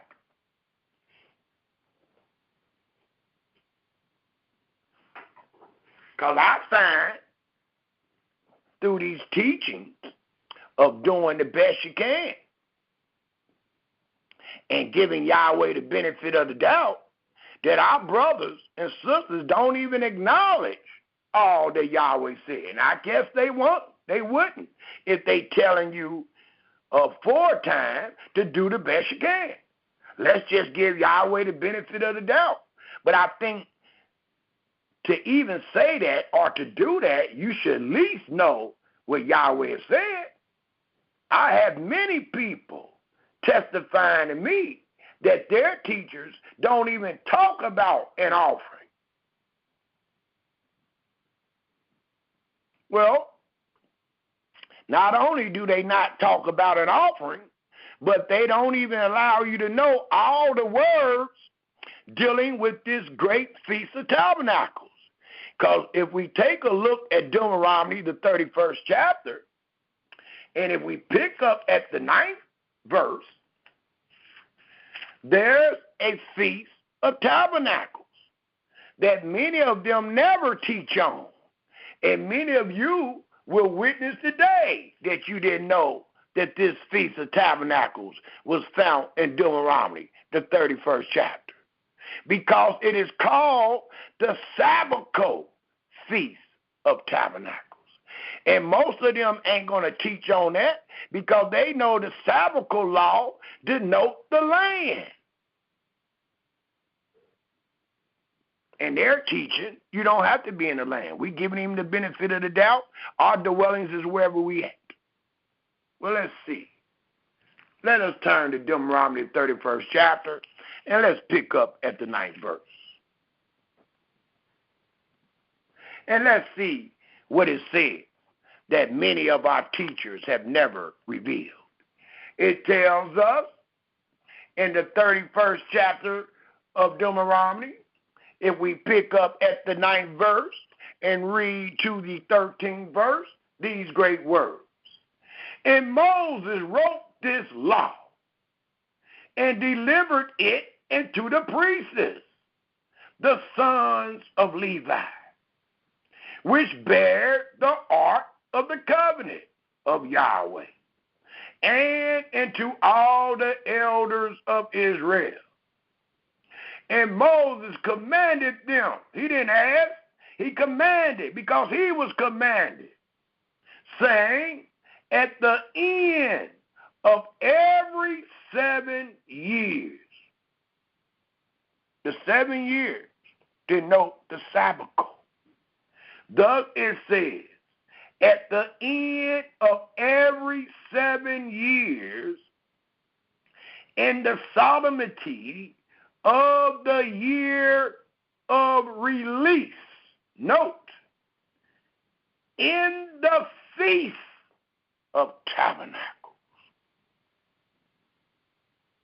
when all Israel is to come to appear before Yahweh thy Elohim in the place which he shall choose. Thou shalt read this law before all Israel in their hearing. Thus, this law was read in the sabbatical year at the end of the 7-year period, and it was done in the day of the Feast of Tabernacles. For the Feast of Tabernacles appear every year. It tells us, gather the people together, men and women, and children, and thy stranger that is within thy gates. Not no strangers where you at today. It ain't talking about somebody, one of your co-workers. It says that they may hear and that they may learn. And that's all we're trying to do today is teach. And fear, because if you truly learn it, you're going to fear these words. And fear Yahweh your Elohim. And observe, please take note, to do all the words of this law. The last verse I will read is the 13th verse, for it tells us, and that their children, which have not known anything, may hear and learn to fear Yahweh your Elohim. No, please underline this. It reads, as long as ye live in the land. If you take away from that, that is sin. You can't take away none of the words of the instructions. If you do, you are sinning. You are not doing well. And a lot of people say, well, hold on, brother. You said if I add or take away from it, I'm sinning. But I thought you said I ain't under the law. I also said that you would not be doing well. For it allows us to know. It gives us a great definition of sin found in Genesis, not under the covenant of the law, but found in Genesis, the 4th chapter. If thou does well, thou shalt be accepted. If thou does not well, sin lieth at thy door. So in closing of this 13th verse, it reads again, and that your children, which have not known anything. It's talking about the children being born in the land, Israel, may hear and learn to fear Yahweh your Elohim as long as ye live in the land, whether ye go over Jordan to possess it. It's talking about your dwelling. It's talking about the land that you have inherited, which denotes only the promised land. So that's another Feast of Tabernacles that Yahweh commanded the Israelites to keep. And he told them to keep every word in their land.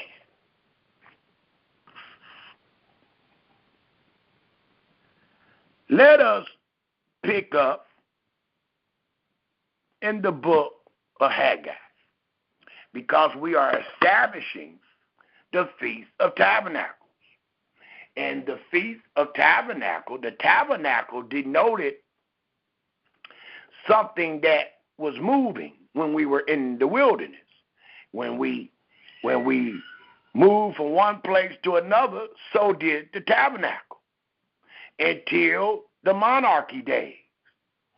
Once we were in the monarchy days, the tabernacle stayed in that one spot, which was of the temple.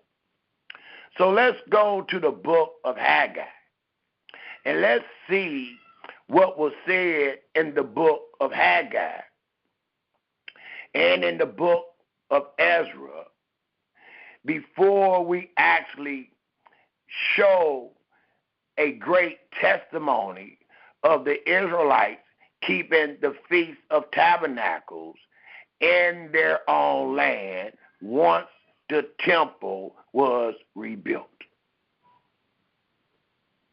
Before the temple is rebuilt, why they find themselves in Assyria and Babylon, there was no Feast of Tabernacles done among the children of Israel. And we are using these testimonies and these witnesses to apply them to ourselves, to show us our lack of understanding of what we have read. Because we got people teaching that you can do it wherever you at. Well, not so with our fathers. The witnessing shows us they only did it when they got back in the land, when they set the tabernacle back up, when they set the temple back up. We only have witnesses of them doing it at that time and no other time. So if you add a time, you have added to these words. And the Almighty told us in Proverbs 35:6, you will be proved. You will be reproved for adding or taking away. And in your reproval, your reward will be, you shall be found a liar. Not a servant, a liar.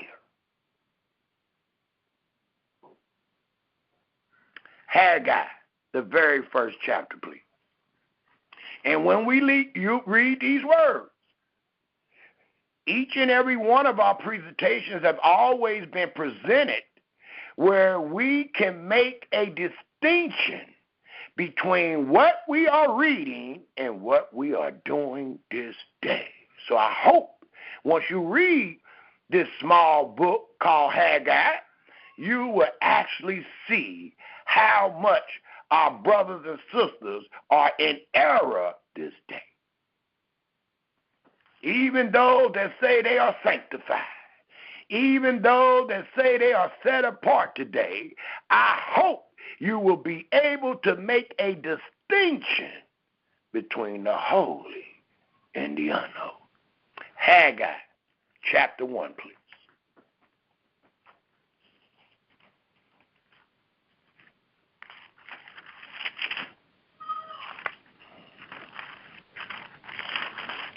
And it tells us in the book of Haggai,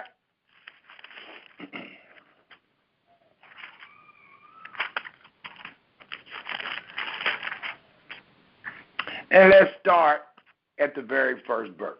The first chapter of Haggai, the first verse, and we will read the 15 verses that we find in this first chapter. And it reads,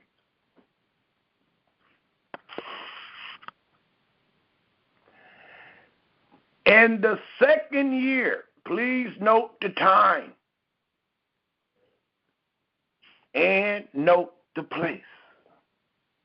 In the second year of Darius, the king, in the 6th moon, in the first day of the moon, came the word of Yahweh by Haggai the prophet, and to Zerubbabel, the son of Shealtiel, governor of Yehuda, and Joshua, the son of Yesedek, the high priest, saying, thus speak Yahweh of hosts, saying, this people say, the time is not come. The time that Yahweh house should be built. Then came the word of Yahweh by Haggai the prophet, saying, is it time for you, O ye, to dwell in your sealed houses, and this house lie waste? It's like saying you think it's time to bless yourself? You think it's time to bless yourself and get all these good rewards when my house lie desolate? It's an order to these things. Just like we taught on the Day of Atonement. It's an order to these things. And the first order was to clean my house. Then you'll be clean. Well, these are the same words. But he's just telling them in the order, it is for you to build my house before you start building your house. It reads, Israel, in the 5th verse, now therefore thus said Yahweh of hosts, consider your ways. Ye have sown much and bring in little. Ye eat, but you have not enough. Ye drink, but ye are not filled with drink. Ye clothe you, but there is none warm. And he that earn wages to put it into a bag with holes. Thus said Yahweh of hosts, consider your ways, as your brother is asking you to do today. Consider your ways compared to these words. And let's see if you man enough like Saul was to tell Samuel, you're right, brother, we have sinned. It says, thus said Yahweh of hosts, consider your ways, go up to the mountain and bring wood and build the house, and I will take pleasure in it, and I will be glorified, said Yahweh. Well, we want to glorify Yahweh. We want to say, let Yahweh be magnified, and we ain't did nothing that he said. We're not even in the place. We're not even under the covenant of the law. Well, here we got testimony of people that was under the covenant of the law, that was in their land, doing something other than what is instructed. And it allowed us to know that Yahweh did not take pleasure in it, nor was he being glorified nor magnified. Thus, it tells us in the 9th verse, ye look for much, and lo, it came to little. And when ye brought it home, I did blow upon it, not a blessing, a curse. Why, said Yahweh of hosts? Because of my house that is waste, and ye run every man into his own house. And I love this verse because it reminds me of all my arrogant brothers that refuse to confirm every word by saying, well, I'm just worried about me and my house. Yeah, you ain't the only one. We had fathers way before you spoke in that wise, and it denoted sin. Thus it reads again in the 9th verse, ye look for much, and lo, it came to little. And when ye brought it home, I did blow upon it. Why, said Yahweh of hosts? Because of my house that is waste, and ye run every man to his own house. Therefore the heaven over you is stayed from dew, and the earth is stayed from her fruit. And I call for the drought upon the land, your land, and upon the mountains, your mountains, and upon the corn, and upon the new wine, and upon the oil, and upon that which the ground brings forth, and upon men, and upon cattle, and upon all the labors of the hands.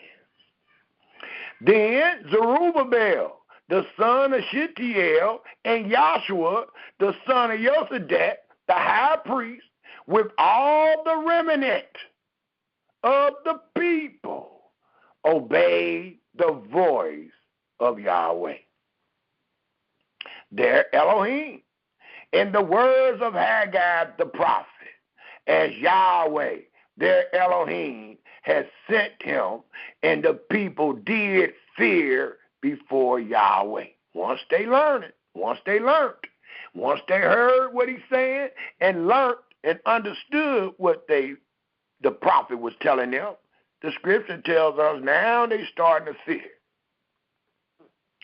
The 13th verse, then speak Haggai, Yahweh's messenger, and Yahweh's message into the people, saying, I am with you, said Yahweh.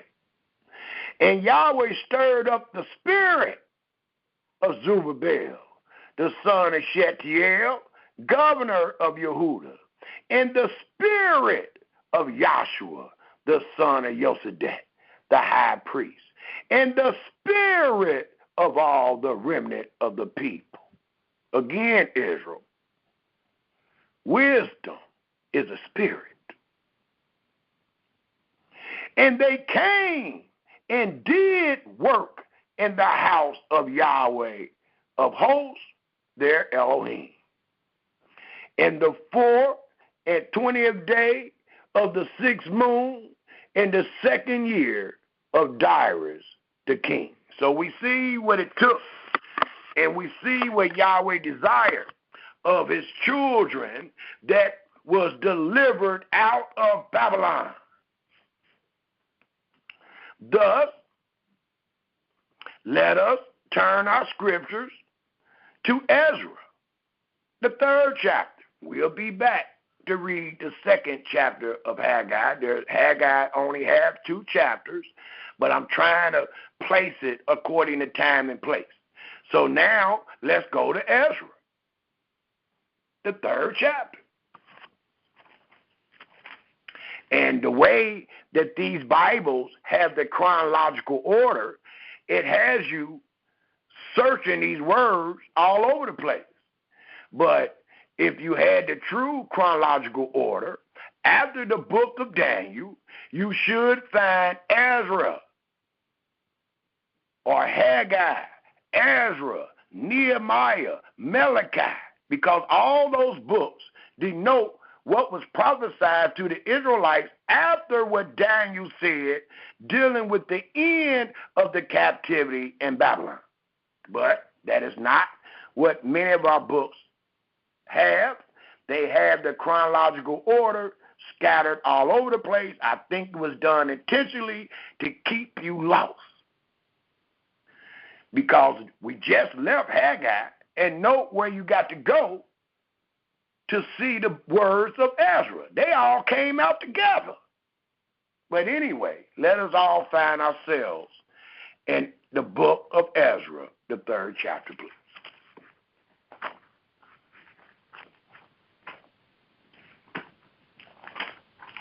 And it tells us in the book of Ezra, right after the 2nd Chronicles, if we pick up at the 3rd chapter. And note how many chapters you had to go back just to see what Ezra said, right after you seen what Haggai said. And they all came out together. So that is not the right chronological order that you have in your book today. If you study it, you will understand what your brother just taught. Ezra, the 3rd chapter, and let's pick up at the very first verse, and let's read to the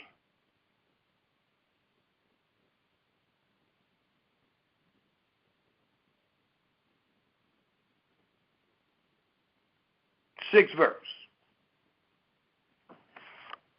Ezra, the 3rd chapter, the very first verse reads,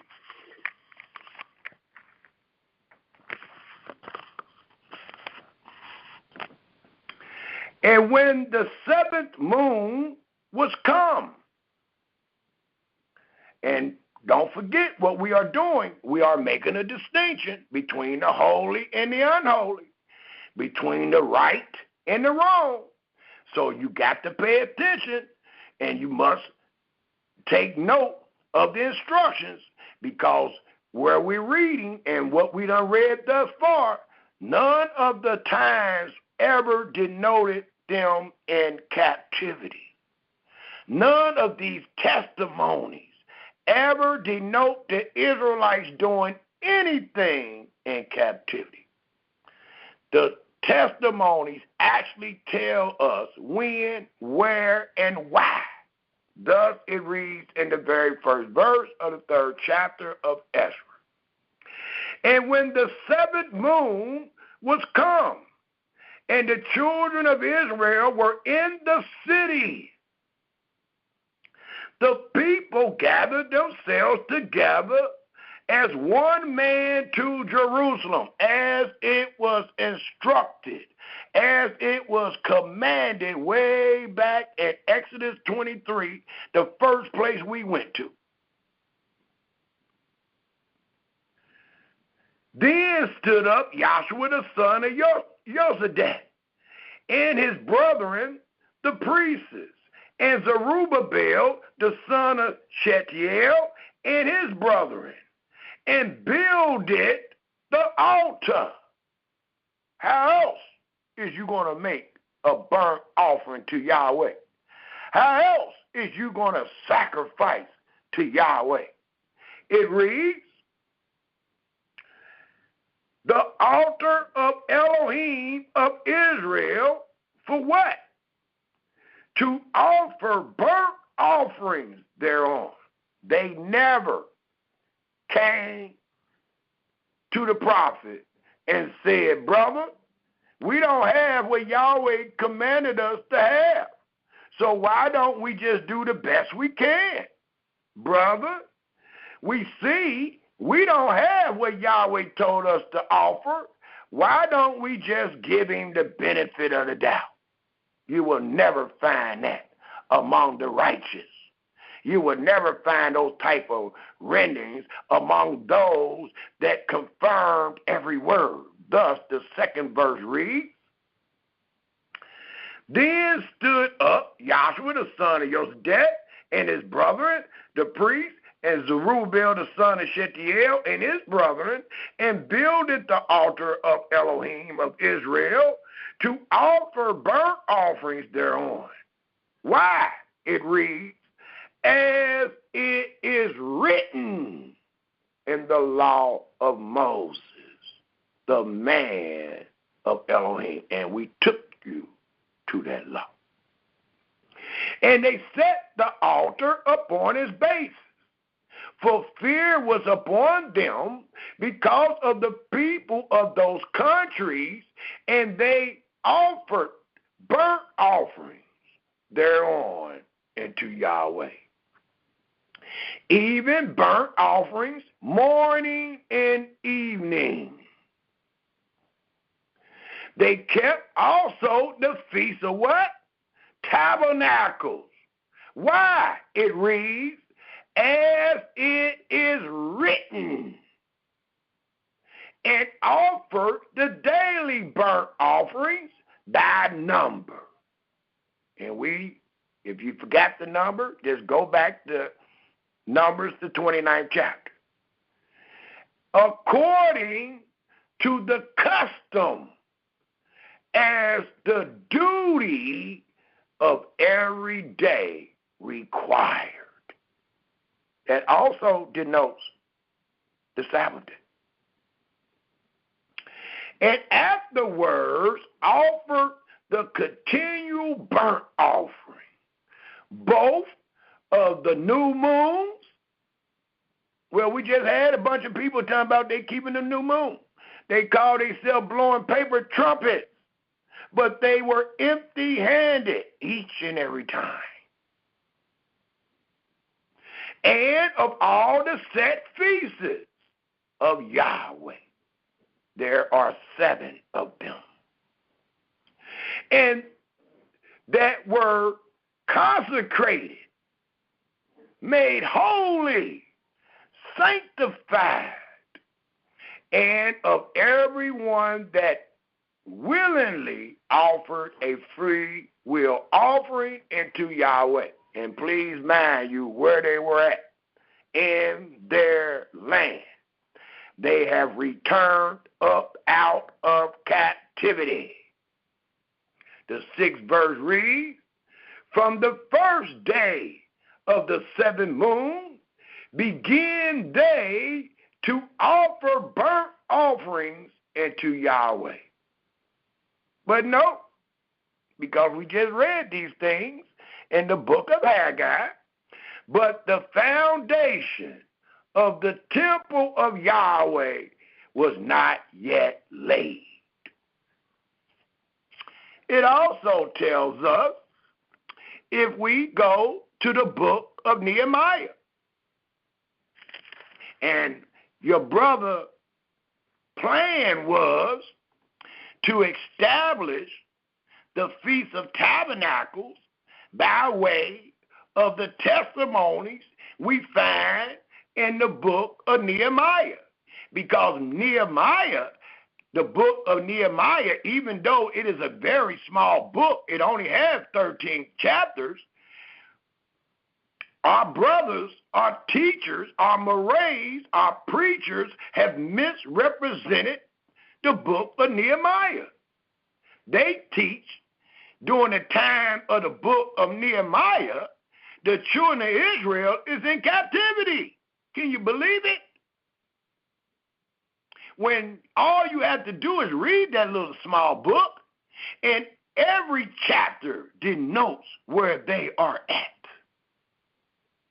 So my plan was to use the book of Nehemiah to establish the Feast of Tabernacles, when, where, and why, and also correct, reprove our brothers and sisters that have taught Nehemiah terribly to fit, I say, their teachings. So let's start off with Nehemiah chapter 1. A lot of people say, well, they're in captivity. Nehemiah is saying the same thing that you find in Deuteronomy 30, verse 1 to 4. In reality, that which you find in Deuteronomy 30, it goes beyond the 4th verse. But that's how they teach it. Nehemiah 1. And I need to start at the very first verse. We're going to read Nehemiah 1 all the way to Nehemiah 2, verse 20. Thus we find in Nehemiah chapter 1, verse 1, and please pay attention to every word, because we have been taught the book of Nehemiah denotes the children of Israel being in captivity. The book of Nehemiah denotes what is said in Deuteronomy 30. Well, let's read with understanding. The words of Nehemiah, the son of Hachaliah, and it came to pass in the month Shisu, in the 20th year, as I was in Shushan the palace. It allows us to know where he was at. That Hananiah is Nehemiah's blood brother, not brother of Israel, but his actual blood brother. They got the same father and mother. But people are teaching, well, he at the palace of Shushan, he must be in captivity, but his brother ain't. Because it tells us in the second verse that Hananiah, one of my brethren, came, he and certain men of Yehuda. Now, these certain men of Yehuda will be his brothers too. But the scripture allows us to know that Hananiah is his brother. And he came with some more brothers of Yehuda. Well, what is they talking about? Is they asking him, Nehemiah, is he in captivity? How long are you going to be in captivity? Let's find out. It reads, and I asked them. Nehemiah is asking them, his brother and certain men of Yehuda, concerning the Hebrews that had escaped, which were left of the captivity, and concerning Jerusalem. I'm not going to the third verse until y'all understand what you just read in the second verse. And what you just read in the second verse is that Nehemiah had concerns about the Hebrews that had escaped, which were left of the captivity. Who is that? Those are the people that Nebuchadnezzar left in the land. Most times you find in your scripture, they denoted the poorest sort of the people. And the king, Nebuchadnezzar, left them in the land. He left them in Jerusalem, that they may be the wine dressers, that they may take care of the plants and fruit trees and all those things that was constantly growing. So that denotes the people when it says that had escaped, which was left of the captivity. So he wanted to know about their welfare, and he wanted to know the welfare of Jerusalem. Well, the third verse reads, and they said unto me, his brother, and the certain Hebrews from Yehuda, it said, and they said unto me, the remnant that are left of the captivity, there in the province.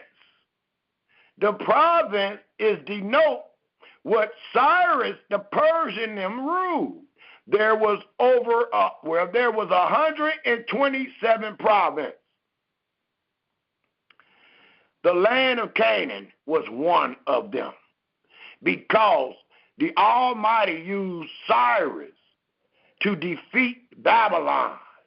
When Cyrus defeated Babylon, he took all the lands that Babylon had. Well, was not Israel one of those lands? So that's why you read, as it is read, being in the province. The province denoted what the Persians ruled. But don't forget, the king of Persia already made a decree that Israel was free and none of his people should put toll on them or none of that because they were free. The writer of Nehemiah just allows us to know it was still in the midst of the Persians' province. So it tells us again in the 3rd verse, and they said unto me, the remnant that are left of the captivity there in the province are in great affliction. And we should know why, based on what Haggai said. It continues to read, and reproach. Note, the wall of Jerusalem also is broken down, and the gates thereof are burnt with fire. And it came to pass, when I heard these words, not before, but when it came to pass, when he heard these words, that I sat down and wept and mourned certain days and fasted and prayed before Elohim of heaven and said, I beseech thee, Yahweh Elohim. Please take note of what he's about to say. Please take note of his prayer. And when you take note of his prayer, please take note where the people is. It reads, and said, I beseech thee, Yahweh Elohim of heaven, the great and terrible Elohim, that keep covenant and mercy for them that love him and observe his commandments. Let thy ear now be attentive and thy eyes open, that thou mayest hear the prayer of thy servant, which I pray before thee now day and night. For who? For the children of Israel, thy servant. And where they at? In the land. And confess the sins of the children of Israel, which we, including Nehemiah, have sinned against thee. Both I and my father's house have sinned. Well, before I go to the 7th verse, I must ask this question to see if y'all are catching up and to see if you understand what you just read. It says, which we have sinned against thee. Both I and my father's house have sinned. Did they commit the sin in captivity or in their own land? It's the confession for those that is in captivity, or was the confession for those that was in the land and they sinned and they got kicked out the land into Babylon? It was the latter. Thus the 7th verse reads, we have dwelt very corruptly against thee. We have dealt very corruptly against thee. Where? In captivity or in the land? based on the latter days teaching that we just did, was that going to denote them doing something in captivity or in their land? We have dealt very corruptly against thee, and have not kept the commandments, nor statutes, nor the judgments which thou commandest thy servant Moses. There go the answer. In the land. Remember, I beseech thee, the word that thou commandest thy servant Moses, saying, and I need y'all to catch this. And the easiest way to catch it is to look at the man that's saying it. He is acknowledging the commandments. He is acknowledging the statutes. He is even acknowledging the judgments, which all of your teachers teach you that we are not under in captivity. So he ain't talking about no captivity. He's talking about in the land. He said, my and my father's house. So he is making a confession for himself and his father's house and all the children of Israel. And guess who else did the same thing before Nehemiah did? Brother Daniel in chapter 9 of the book of Daniel. So it allows us to get a better understanding of the reading in Deuteronomy 30, because they are not doing it in captivity. They are doing it in their land. They are speaking toward the people in their land. Thus it reads in the 8th verse. Remember, I beseech thee, the word that thou commandest thy servant Moses, saying, if ye transgress, I will scatter you abroad among the nations. Please, Israel. And use whatever translation you got. But please try to see and understand what Nehemiah says in this 9th verse, because this is the verse. This is the light. The 9th verse is the light to all your misunderstanding that you picked up at the 5th verse to the 9th verse. For it reads, but if ye turn into me. This is the same thing said in Deuteronomy, the 30th chapter. This is the same thing said in 2 Chronicles, the 30th chapter, verse 9. It tells us in the 9th verse, but if ye turn into me and keep my commandments, statutes, and judgments. We just read that in verse 7. It says, but if ye turn into me and keep my commandments and do them, though there were of you cast out into the uttermost parts of the heaven, yet will I gather them from this. I got to stop because I know what you've been taught.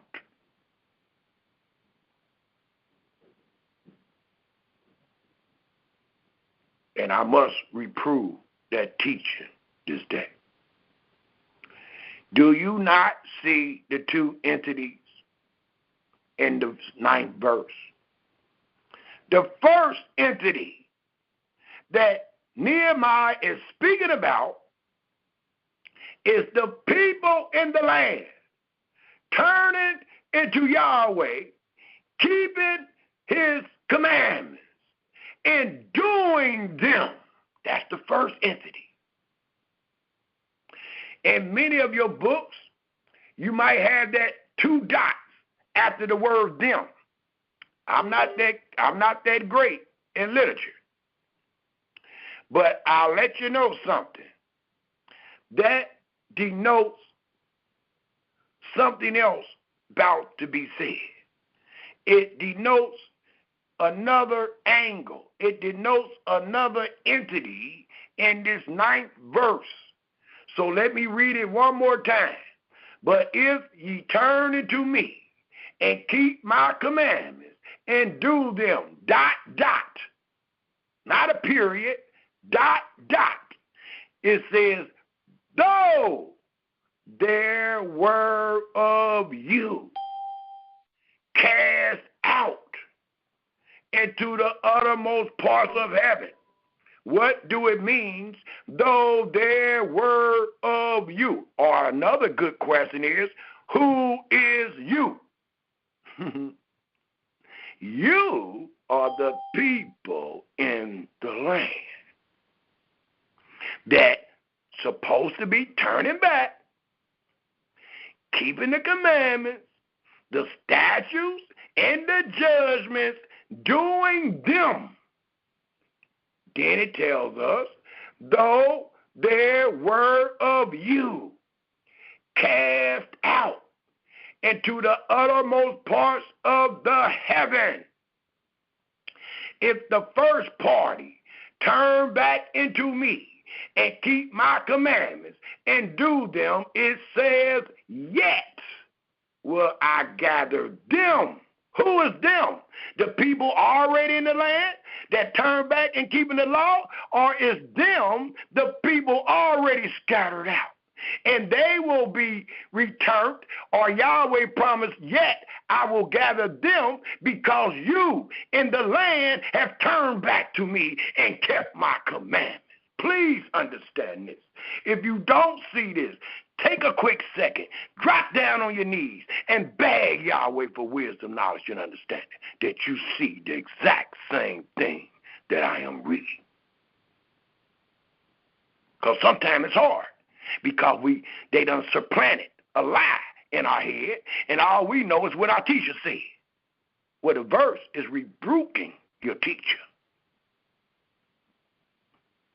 Let me read it one more time in its entirety, and then I'm going to take you somewhere real quick to justify what I see and you don't see. Again, the 9th verse reads, but if you turn into me, Israel, Nehemiah is praying to Yahweh. Yahweh, don't forget, you said to Moses, if we turn into you and keep my commandments, my statutes, and my judgments, and do them. And the reason I say it like that, because that's what we read in the 7th verse. And do them, though there were of you cast out into the uttermost part of the heaven, yet will I gather them. From where? From captivity, wherever I scatter them, and will bring them into the place that I have chosen to set my name. Do y'all not see that it is not talking about some people in captivity returning to the law? Do you see that Yahweh never told his people, if you find your butt in captivity, if you keep my laws, statutes, and judgments, I will yet bring you back?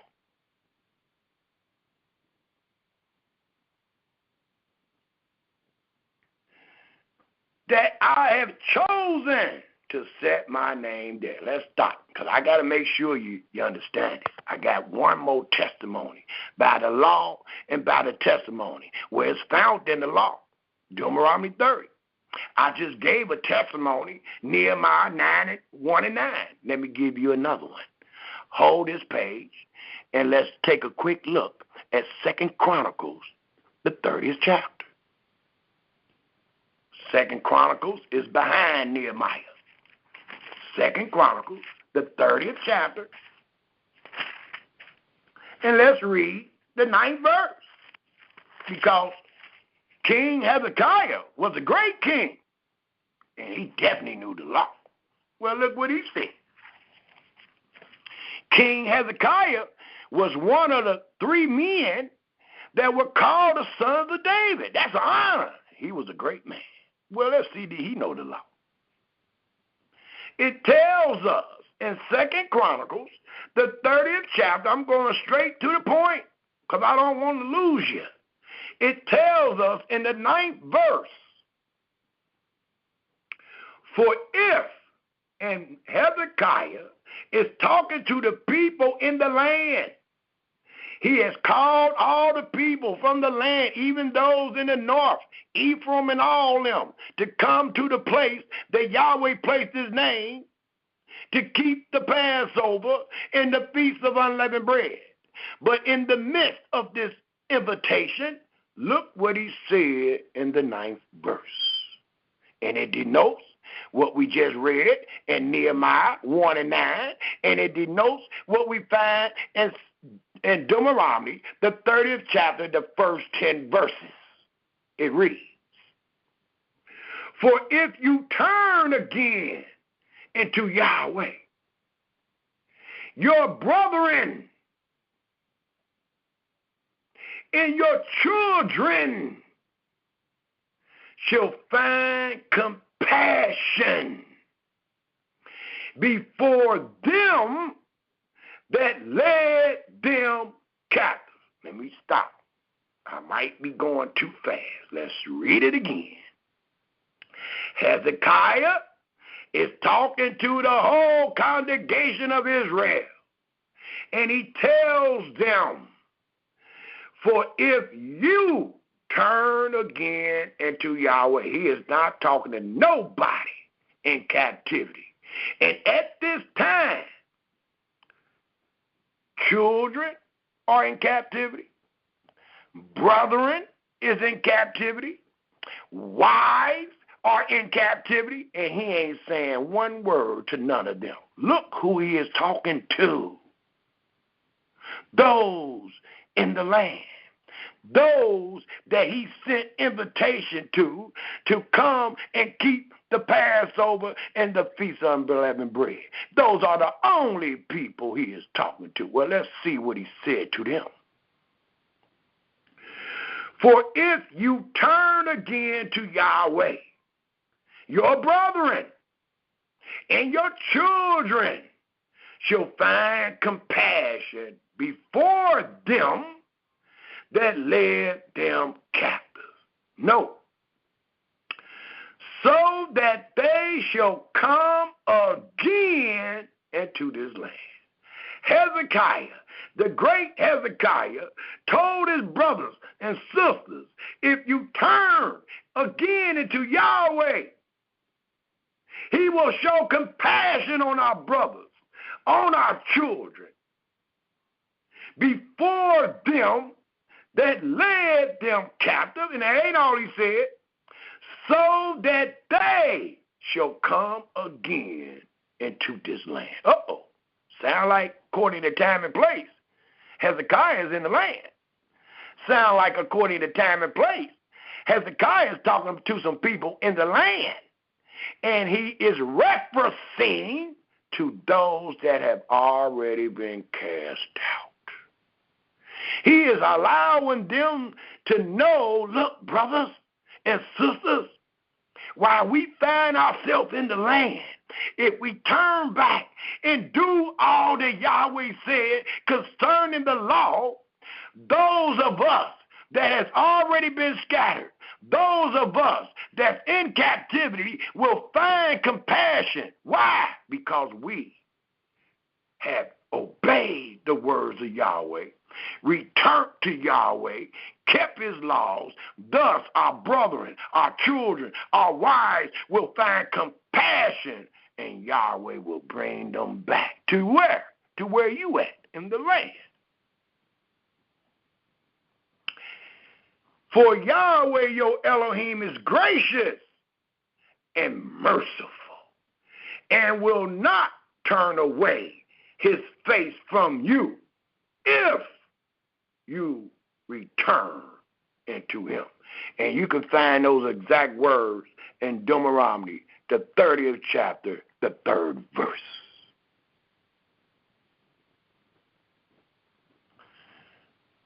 Just another testimony, Israel. Let us go back to Nehemiah, the 1st chapter.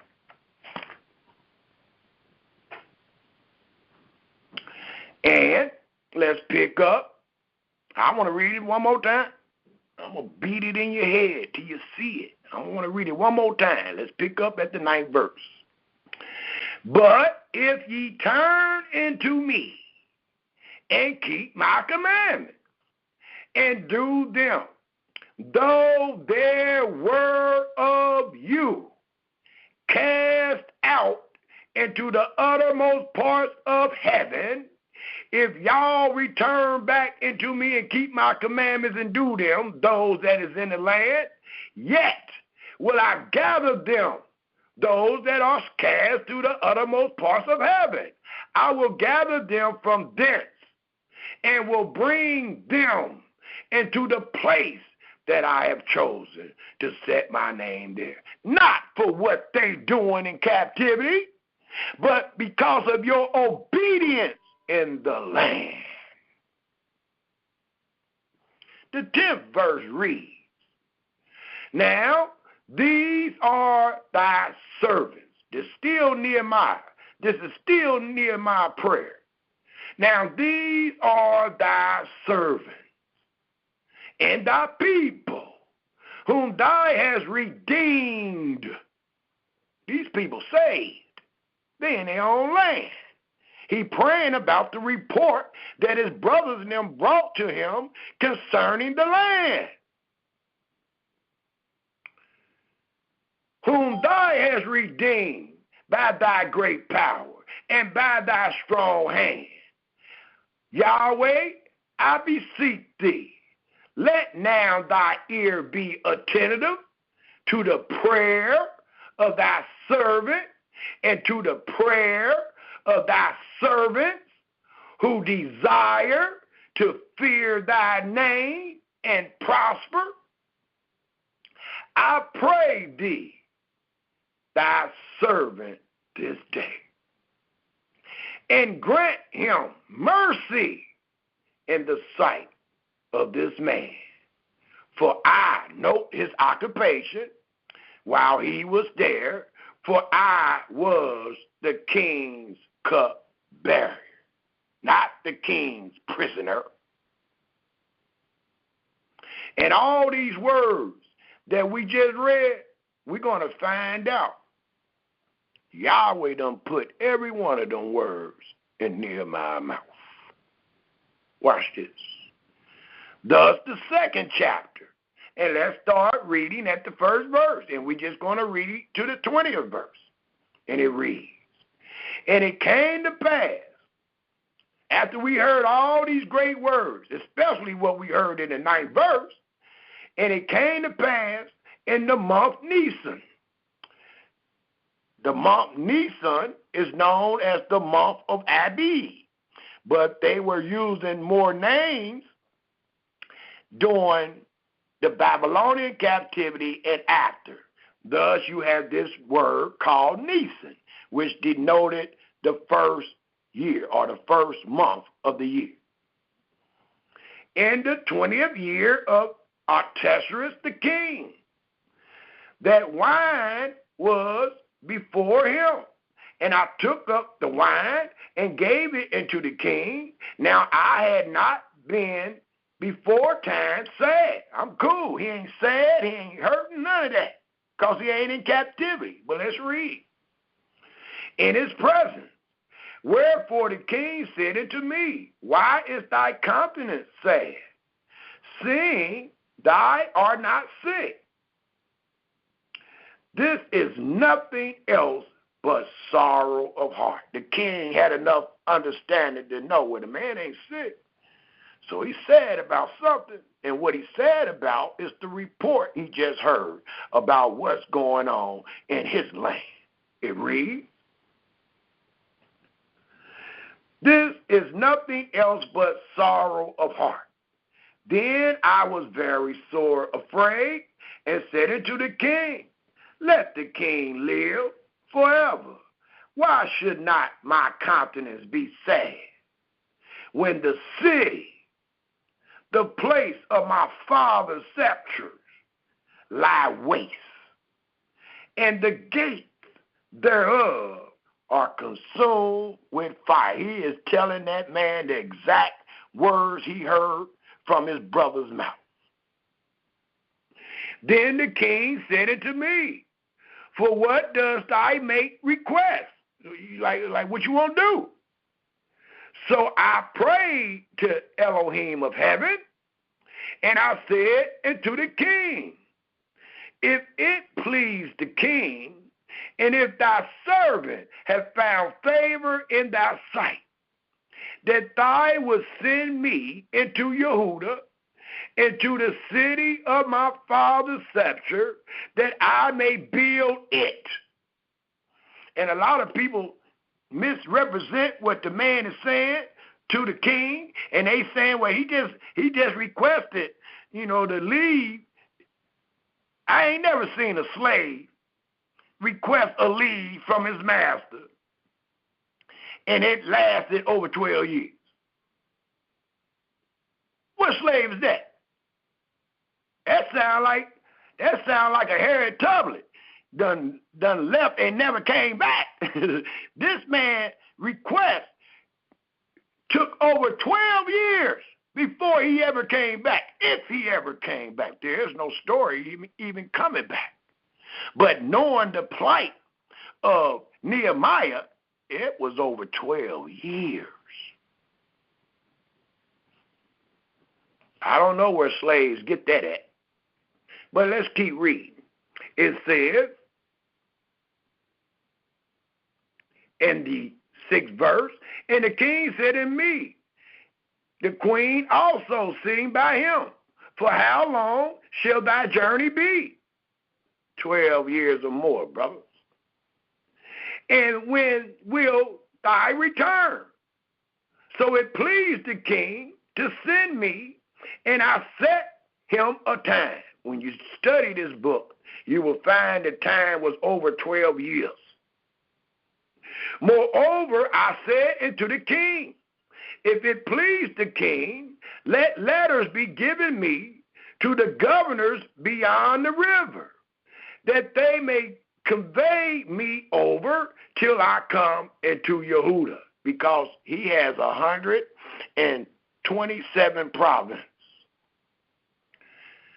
And a letter into Esau, the keeper of the king's forest, that he may give me timber to make beams for the gate of the palace which pertain to the house, and for the wall of the city, and for the house that I shall enter into. And the king granted me according to the good hand. Note, same way with Cyrus, same way with this king. And the king granted me according to the good hand of my Elohim upon me. When a man's ways pleases Yahweh, he makes even his enemies at peace with him. Thus it tells us in the 9th verse, then I came to the governors beyond the river, and gave them the king's letters. Now the king has sent captains of the army and horsemen with me, to make sure I get there, and everything I request be given to me. Thus the 10th verse reads, then Sabalet, the Hornite, and Tobiah, the servant, the Ammonite, heard of it. It grieved them exceedingly. Note why it grieved them. That there was come a man of Elohim, to seek the welfare of the children of Israel. Well, that's a proof. They in the land.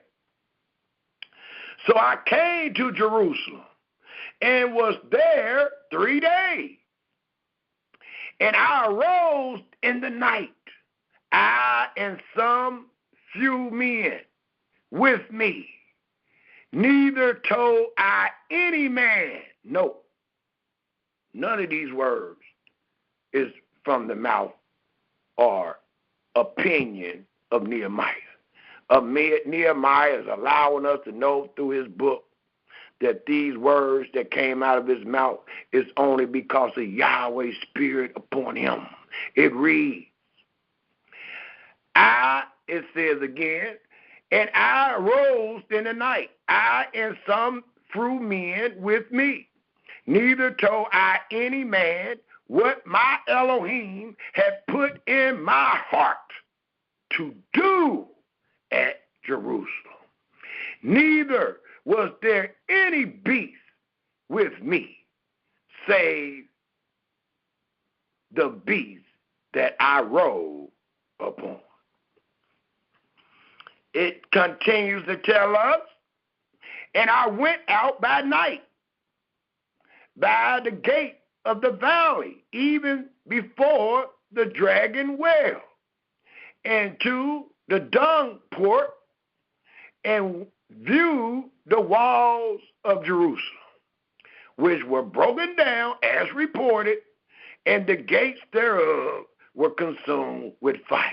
And the Almighty is bringing an enemy. The reason that the state of Jerusalem is like this, because Israel had got corrupt.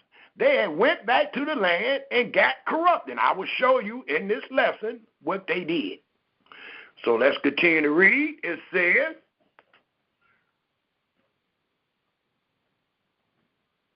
then I went on to the gate of the fountain and to the king's pool, but there was no place for the beast that was under me to pass. Then went I up in the night by the brook and viewed the wall, and turned back and entered by the gate of the valley, and so returned. And the rulers knew not whether I went. The rulers they talking about is the rulers in Jerusalem. And so far, these words are truly allowing us to know Nehemiah went to Jerusalem. And those people that denoted the remnant was not in captivity. And he also denote that he went to Jerusalem to build the temple. Well, that was the decree. We know in their latter days that was supposed to be done if we consult Isaiah 44, the last 2 verses, and Isaiah 45, the first verse. Thus it continued to read in the 16th verse, and the rulers knew not whether I went or what I did. Neither had I yet told it to the Hebrews, nor to the priests. Note the people that's there, nor to the nobles, nor to the rulers, nor to the rest that did the work, because they supposed to be there building that temple. Then said I to them, ye see the distress that we are in, how Jerusalem lie waste, and the gates thereof are burnt with fire. Come, and let us build up the wall of Jerusalem, that we be no more a reproach. So they only being a reproach. The walls and things on fire only because of their sin that they were doing in the land at this time. Then I told them of the hand of my Elohim, which was good upon me, as also the king's words that he had spoken unto me. And they said, let us rise up and build. So they strengthened their hands for this good work. But when Sabatlet, the Hornite, and Tobiah, the servant, the Ammonite, and note, the Hornite, the Ammonite, are people that was never supposed to come among us. We were never to make marriages with them because their job was to turn us away from Yahweh. Well, at this time, two of those jokers are in our land.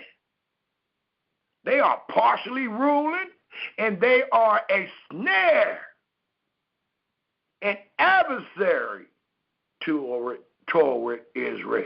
Thus, it continued to read, and Gershom, the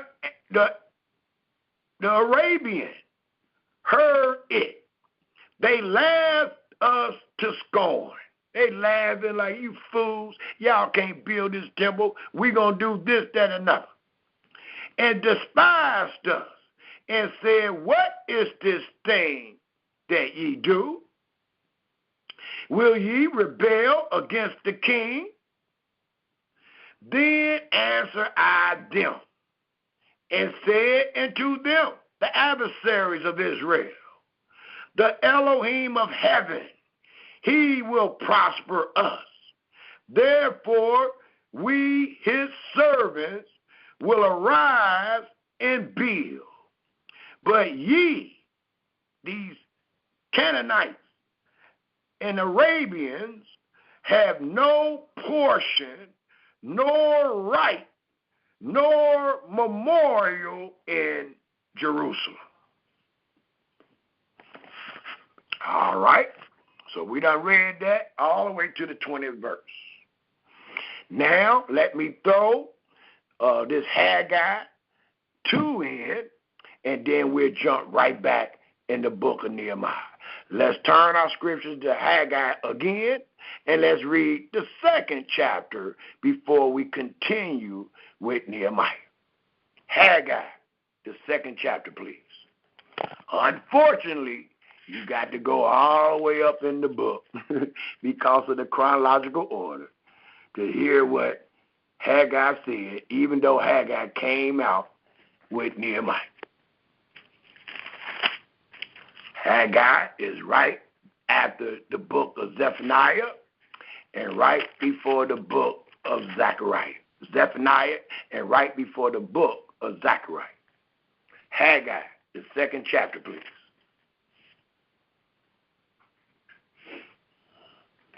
And it reads,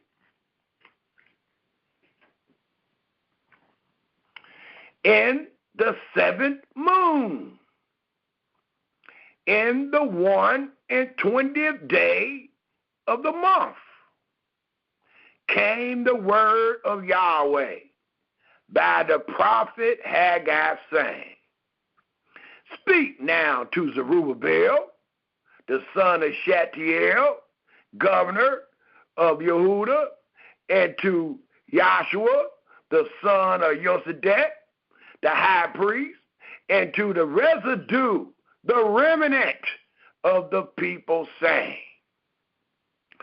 who is left among you that saw this house in her first glory?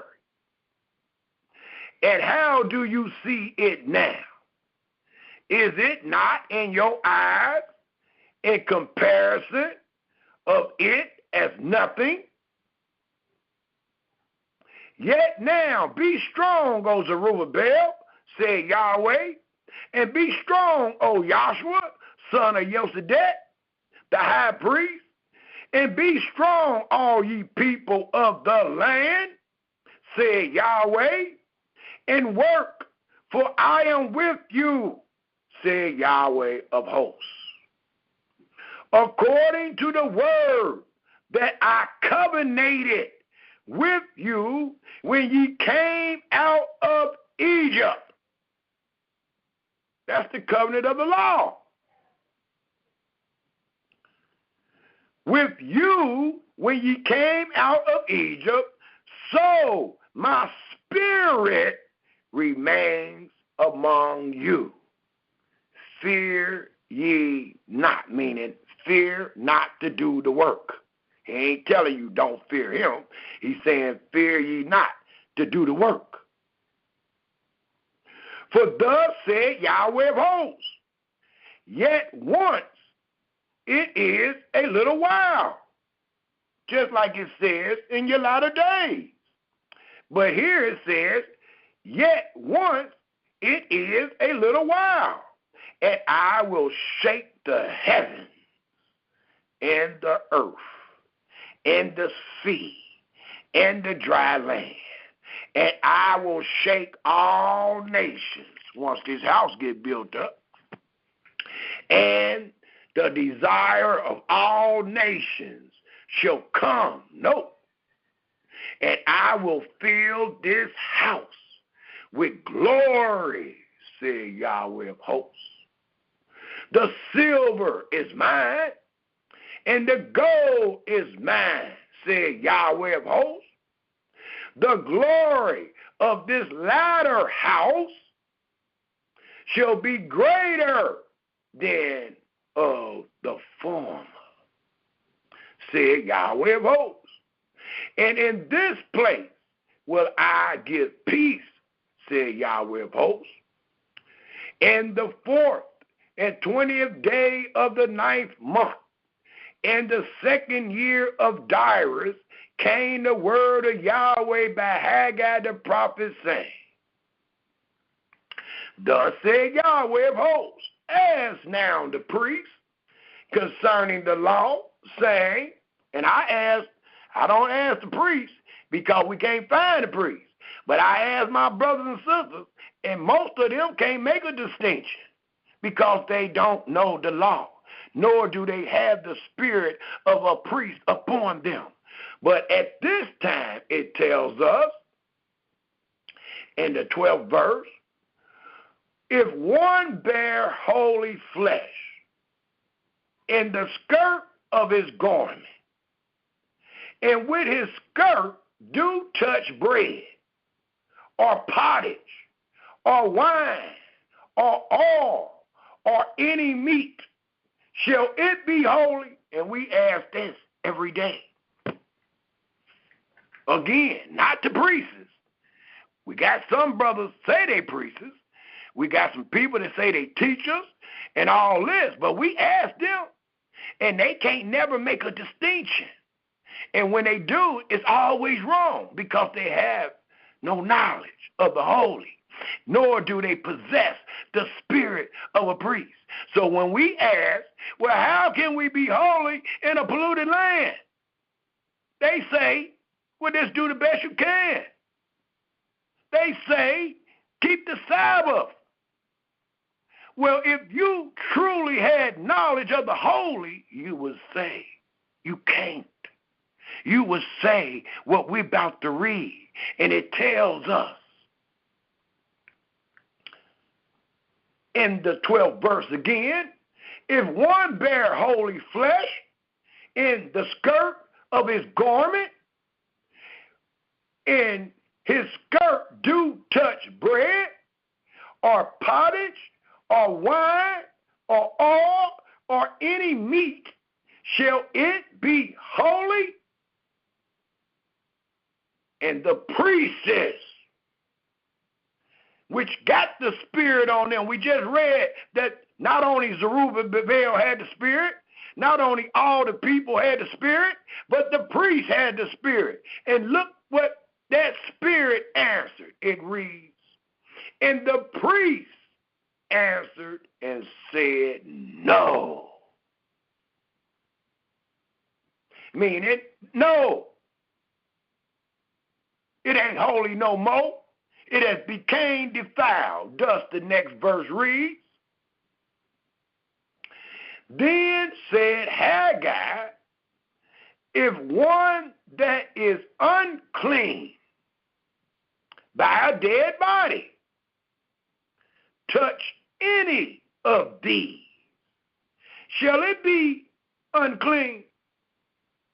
And the priest answered and said, because he know how to make a distinction between the holy and the unholy, because he know how to make a distinction between the clean and the unclean, it reads,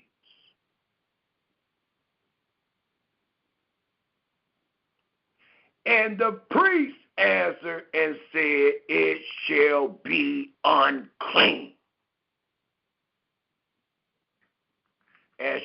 brother have said to each and every one of you that have taught that you are sanctified and set apart. I have reproved you over and over again, telling you, brothers and sisters, we are truly unclean. Then answered Haggai and said, as I have said, so is this people, and so is this nation before me, said Yahweh, and so is every work of their hands. And that which they offer, you ain't got to worry about us because you already done admitted that you ain't offering nothing. But being in the land and these questions and concerns coming up, it says,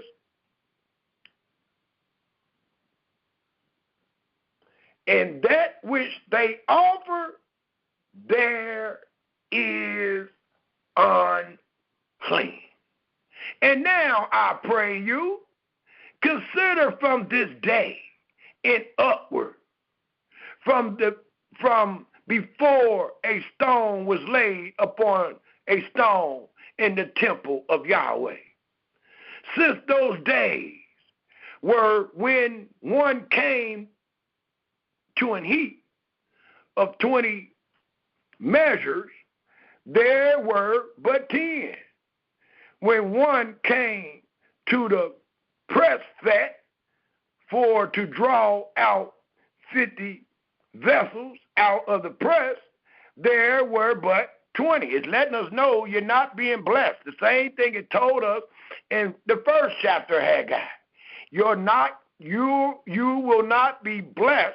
You will not prosper before Yahweh's house is blessed and before it is built. You will not be my children. You ain't going to be a recipient of the blessings or nothing until you get your butt back in this land and this house is built back up. And when my glory fill the house, then all the blessings will befall you. Well, today we find ourselves in the enemy's land, and we find no temple among us, nor in the land of Canaan being built. So we are truly unclean. We are truly waiting to be saved and brought out of this trouble. But it continued to tell them that is in the land, that is back under the covenant, but they being slothful. They laying back on the work. It says, I smote you with blistering and with mildew and with boils, and with hails in all the labors of your hands. Yet ye turn not into me, said Yahweh. And that's what Nehemiah was telling them to do, and that's what he was praying about. It tells us in the 18th verse, consider now from this day and upward, from the 4th and 20th day of the 9th month, even from the day that the foundation of Yahweh temple was laid, consider it. Is the seed yet in the barn? Yea, as yet the wine and the fig tree and the pomegranate and the olive tree have not brought forth from this day. Will I bless you? It's asking you, are you ready? And again, the word of Yahweh came into Haggai in the 4th and 20th day of the month, saying, speak to Zerubbabel, governor of Yehuda, saying, I will shake the heavens and the earth, and I will overthrow the throne of kingdoms, and I will destroy the strength of the kingdoms of the heathen, and I will overthrow the chariots and those that ride in them, and the horses and their riders shall come down, every one by the sword of his brother. In that day, in the latter days, said Yahweh of hosts, will I take thee, O Zerubbabel, my servant, the son of Shealtiel, said Yahweh, and will make thee as the signet, for I have chosen thee, said Yahweh of hosts. So we sing what was said to them and was prophesied by Haggai to them again, and it was about not being slothful. It was about taking care of your business, doing the work, and the almighty promise is intact, dealing with the high priest, Joshua, and the governor of Yehuda, the king's son, Zerubbabel. Well, let's see some of the matters. Why was they considered a reproach before this great act of Feast of Tabernacles is displayed? And let's see what happened before this great act of Feast of Tabernacles was displayed. Right now, let's find ourselves back in the book of Nehemiah, and let's pick up at the 5th chapter. Nehemiah chapter 5.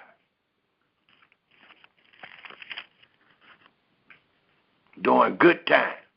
Few more minutes, this will be over. Nehemiah 5, and we're going to open up and solicit all comments and questions and rebuttals. Nehemiah chapter 5, please.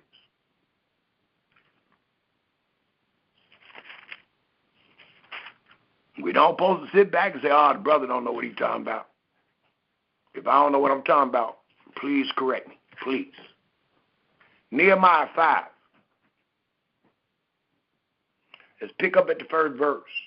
Let's get an understanding why Nehemiah, brother Hanani, and certain men of the tribe of Yehuda had a report as they did, such a report as they did. And where did this reproach come from? The brother saying that they back home. The brother Samuel is saying that they ain't under captivity no more. Then why is there fire to the gates? Why is there fire to the walls? Why is this and that broken down? It tells us in Nehemiah 5, the very first verse.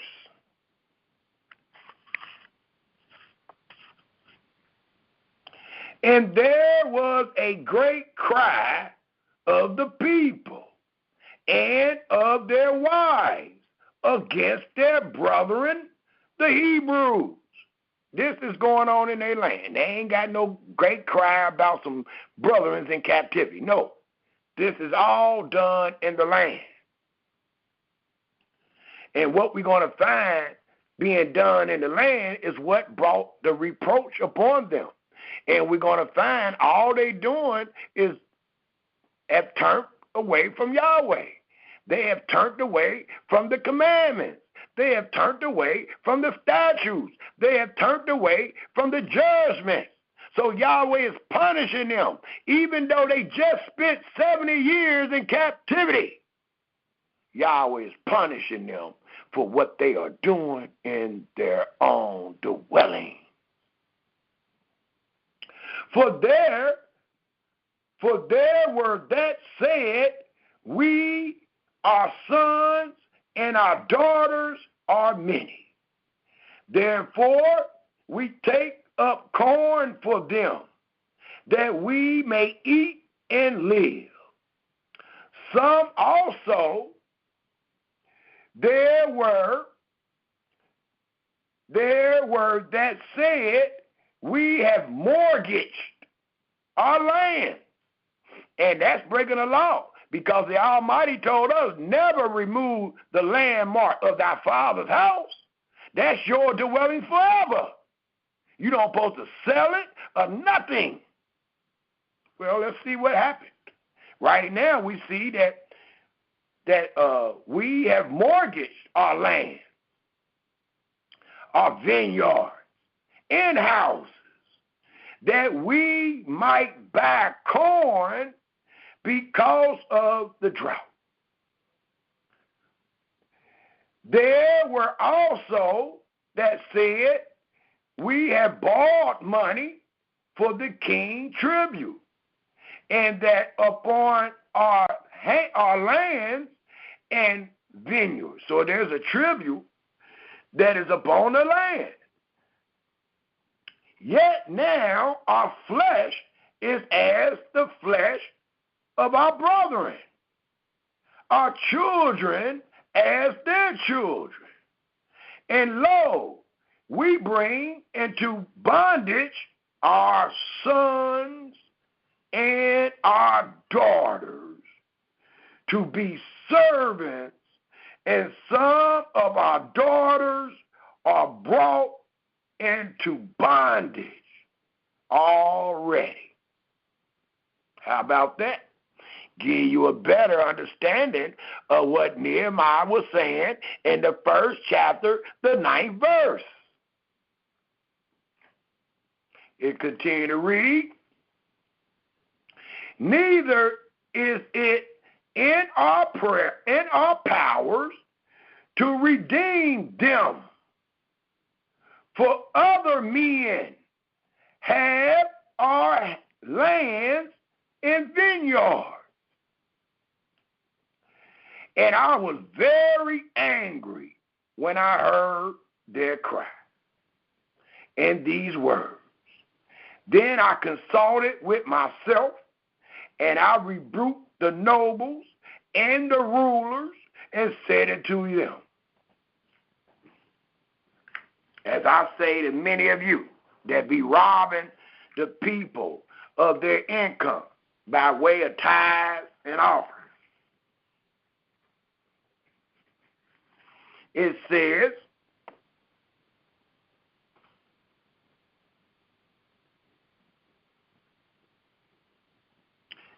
ye exact usury every one of his brother. That is against the law. And I set a great assembly against them. And I said it to them, we, after our ability, have redeemed our brethren, the Hebrews, which were sold into the heathen by us. And will ye even sell your brethren? Or shall they be sold into us? Then held they their peace. Most times when you correct it, you can't do nothing but say amen, because the one that is reproving you has found you out. It reads, or shall they be sold into us? Then held they their peace and found nothing to answer. The 9th verse. Also I said, it is not good that ye do.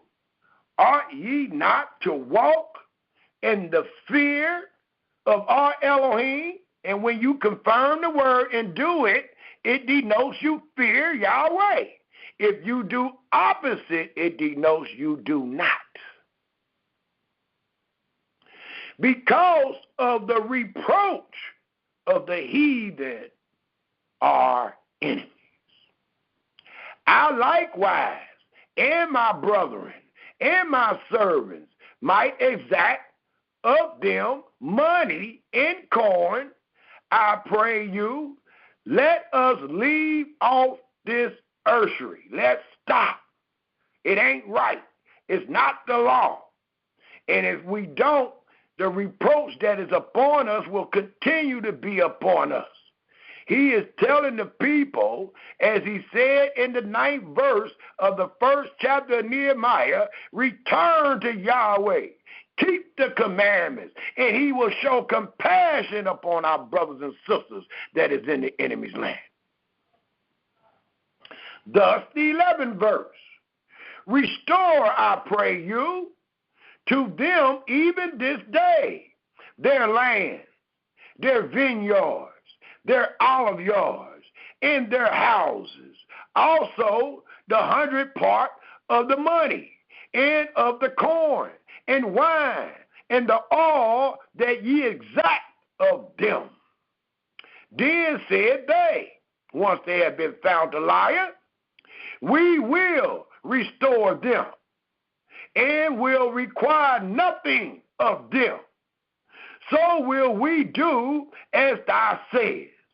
Then I called the priests and took an oath of them that they should do according to this promise.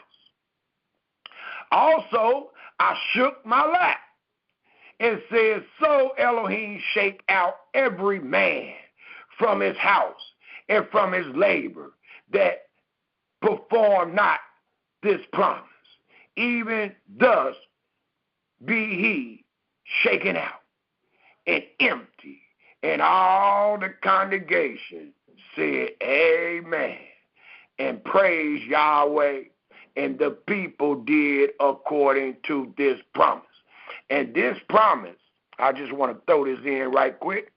This is the same promise that I am willing to reason with and make with any of the maraes, any of the teachers, any of the preachers of Israel. If you truly want to debate your brother, we will debate under this wise. That way, the loser, him and all that follow him must convert to the truth. And we're going to make an oath before all the people and before our Creator. That way, if you hold not to the promise, all the people and your Creator know that you are nothing but a liar. The 14th verse reads, moreover, from the time that I was appointed to be their governor in the land of Yehudah, from the 20th year even into the 32nd year of Artaxerxes the king, that is 12 years. Here go a proof. He's been gone at least 12 years. I and my brethren have not eaten the bread of the governors, the bread that they was extracting from the people, which was bad, just like our brothers today extract people's labor and tell them it's tithes and offerings. That is evil. And Nehemiah is just acknowledging and confirming that he did not do like the people that was there before he got there. It also tells us in the 15th verse, but the former governors that had been before me were changeable. They were given into change. They might say, all right, they busters. We ain't going to say tithes no more. Let's just say offerings. They were changeable into the people. They wasn't hearkening to every word of the law. They switched it up on them. Thus it reads, and have taken of them bread and wine, besides 40 shekels of silver. They taking your money and your bread and your wine. Sound like these guys here. But the only thing different, these guys here ain't under the covenant of the law, nor are they in the land, nor what you giving them come from the land. These people we reading about is under the covenant of law. They are in the land, and they were in the land oppressing their own brothers and sisters right after they just came out of captivity, being oppressed themselves. Yea, even their servant bear rule over the people.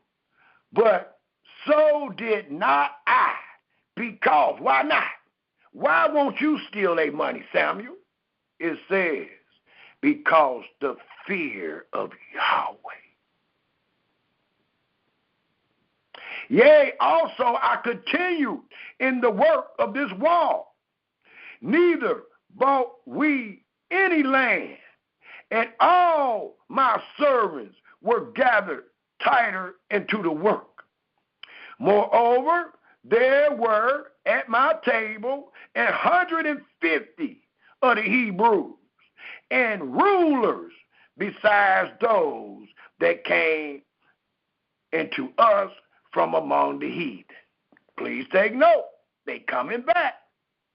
people coming back from the heathen because because Nehemiah reform is making them return to Yahweh. Here goes a statement of the people coming out from among the heathen. Now that which was prepared for me daily was 1 ox and 6 choice sheep.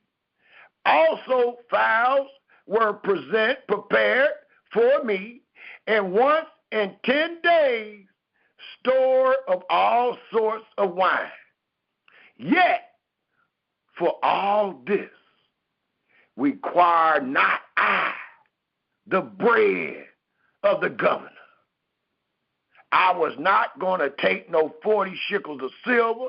I was not going to take those people bread, nor they drink. Thus it continued to read in the 18th verse, and it says,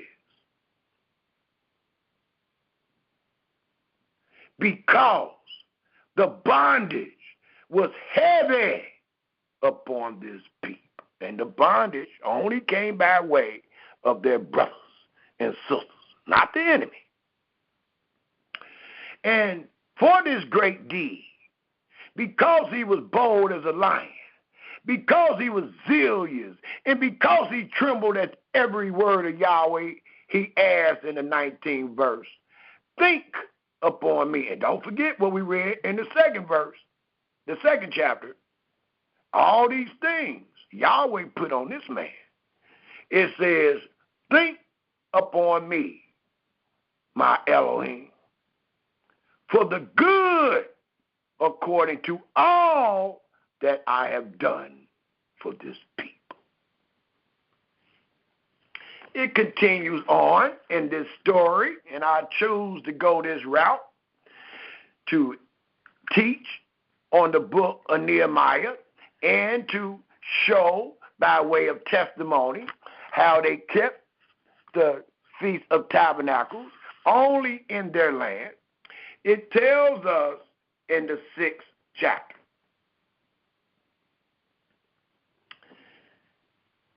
Now it came to pass when Sabbathlet, I want to include this because we read about some adversaries.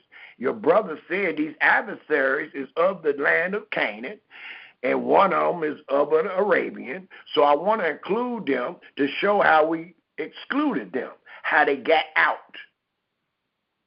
Because there was a man of Elohim in the land, restoring the land and the people, and building that great temple where the tabernacle was to abide forever.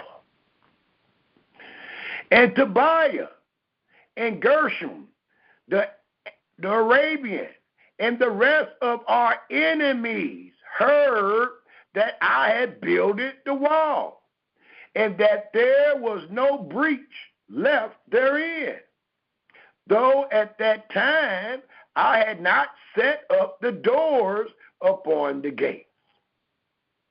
That Sabbathlet and Gershom sent unto me, saying, come, let us meet together in some one of the villages in the plain of On, but they thought to do me mischief.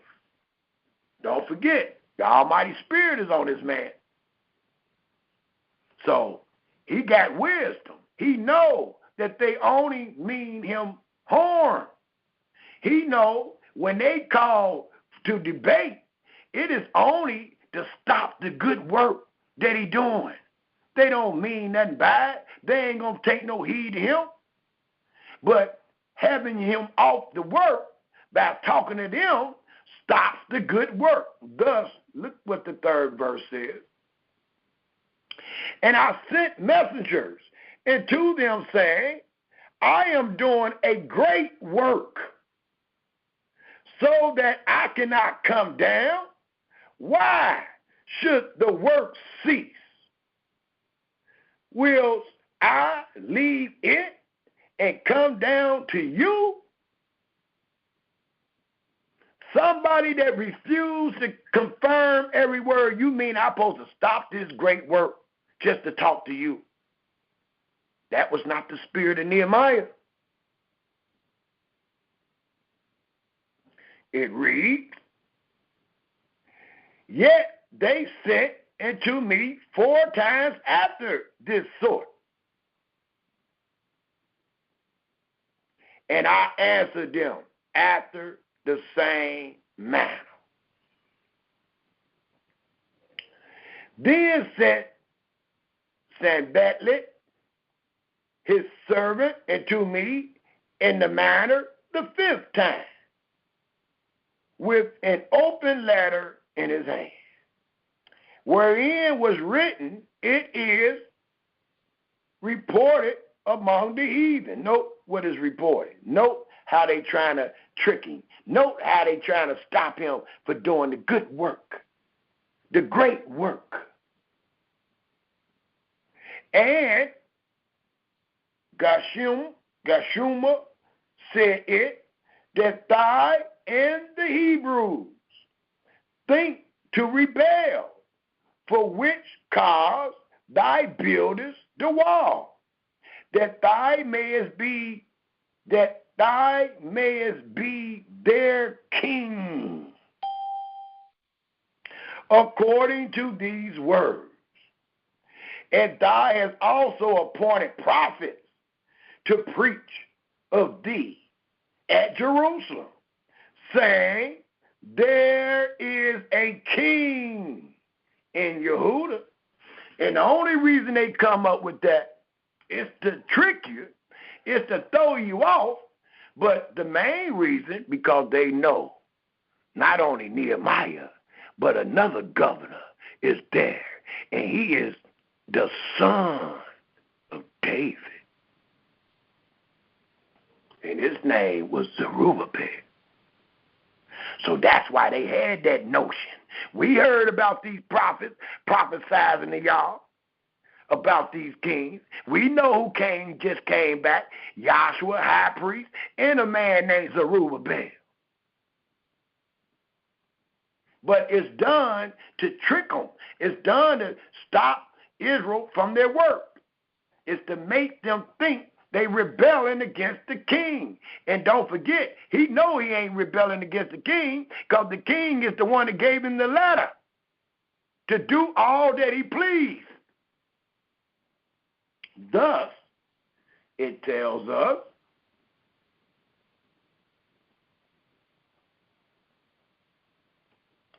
in the 7th verse again, and thou hast also appointed prophets to preach of thee at Jerusalem, saying, there is a king in Yehuda, and now shall it be reported to the king according to these words. So what?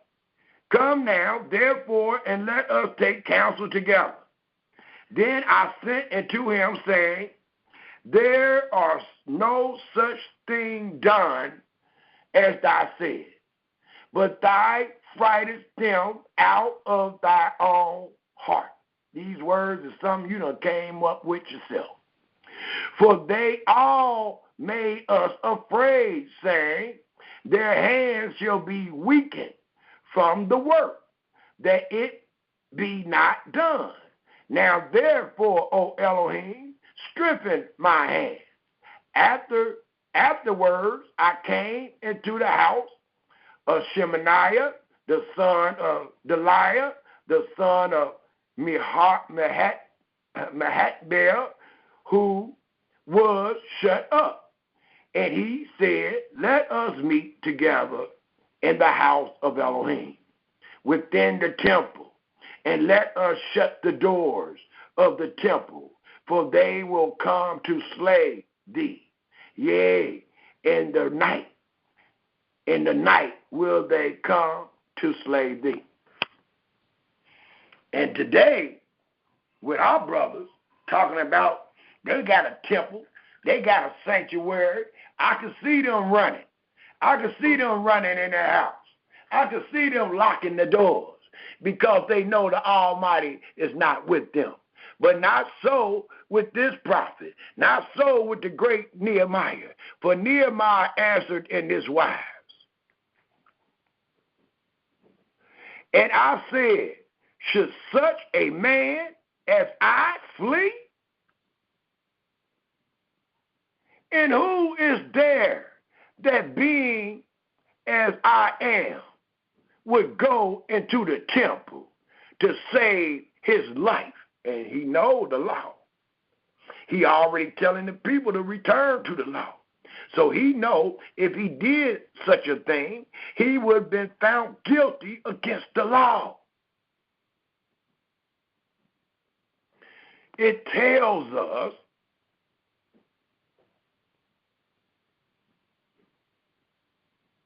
I will not go in.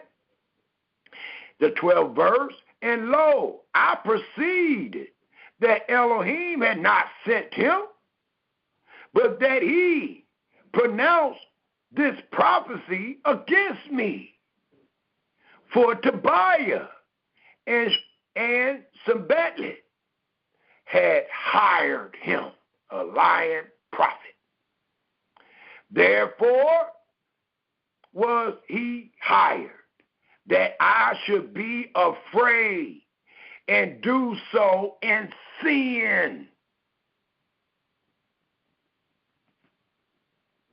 And that they might have matter for an evil report, that they might reproach me. My Elohim, think thou upon Tobiah and Sanballat according to these, their works, and on the prophecies, even send a woman, the prophecies, Noriah, and the rest of the prophets that would have put me in fear. They are lying. So the wall was finished in the 20th and 5th day of the month, Elu, in 52 days. And it came to pass that when all our enemies heard thereof, and all the heathen that were about us saw these things, they were much cast down in their own eyes, for they perceived that this work was wrath of our Elohim.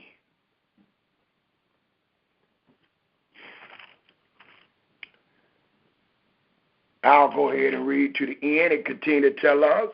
Moreover, in those days, the nobles of Yehuda sent many letters into Tobiah. Why is you messing with him? And the letters of Tobiah came into them. For there were many in Yehuda sworn into him. Oh, that's why.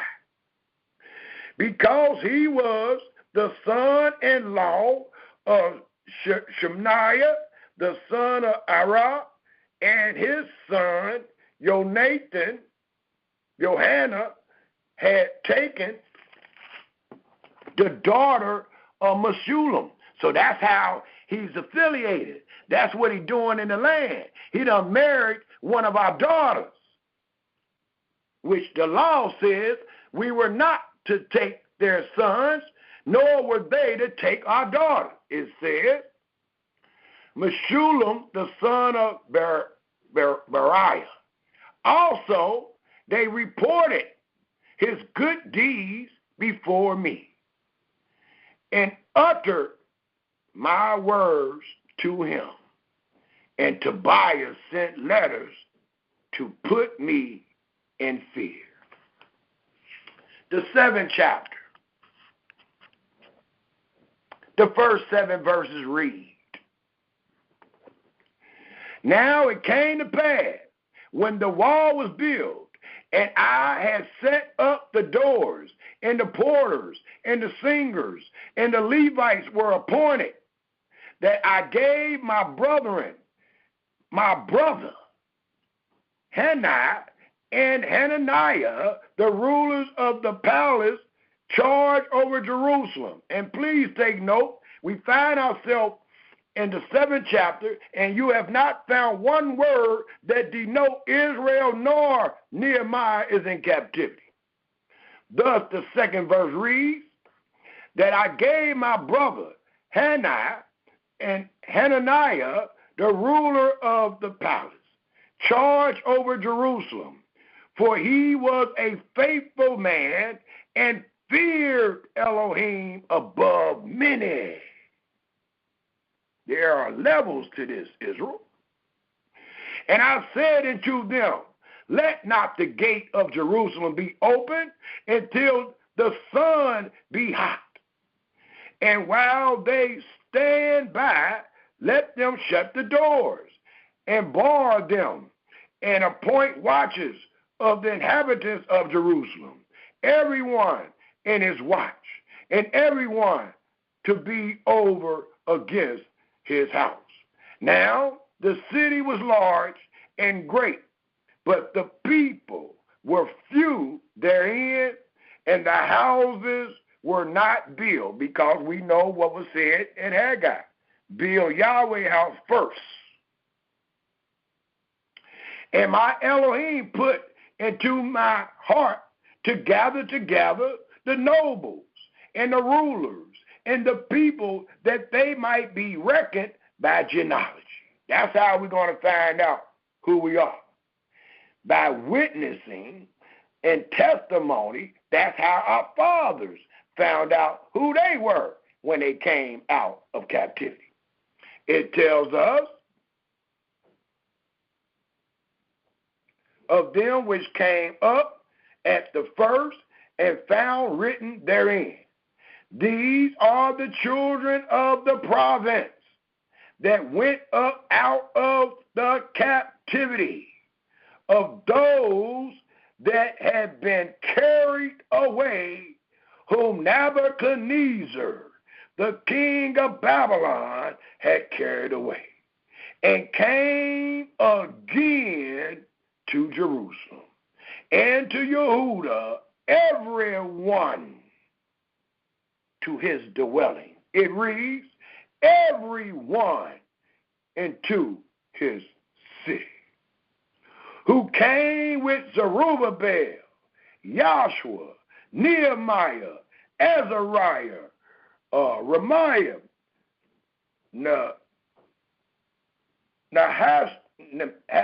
Hasmonah, Mordecai, Belsham, Mistress, Bigva, Nahum, Benin. The number, I say, of men of the people of Israel was this. So from the 8th verse to the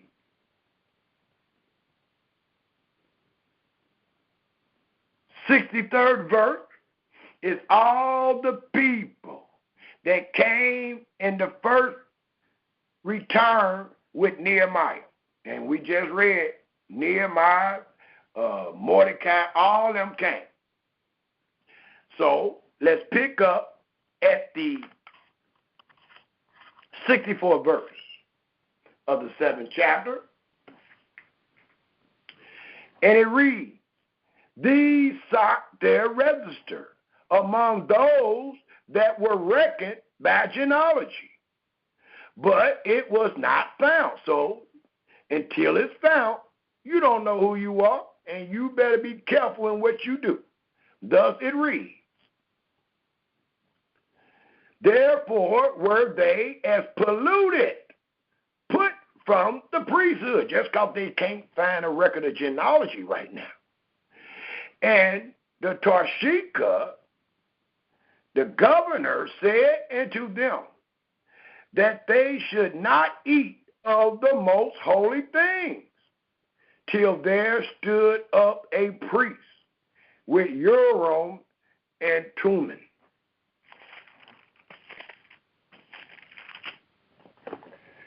The whole congregation, even though I didn't read every name, I can't pronounce them all, But it lets us know in the 66th verse, the whole congregation together was 360.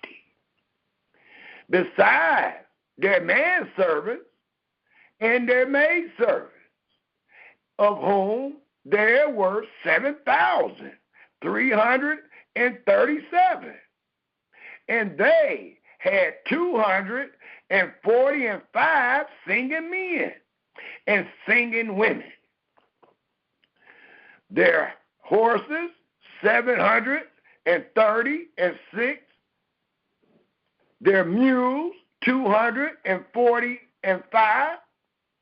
Their camels, 435.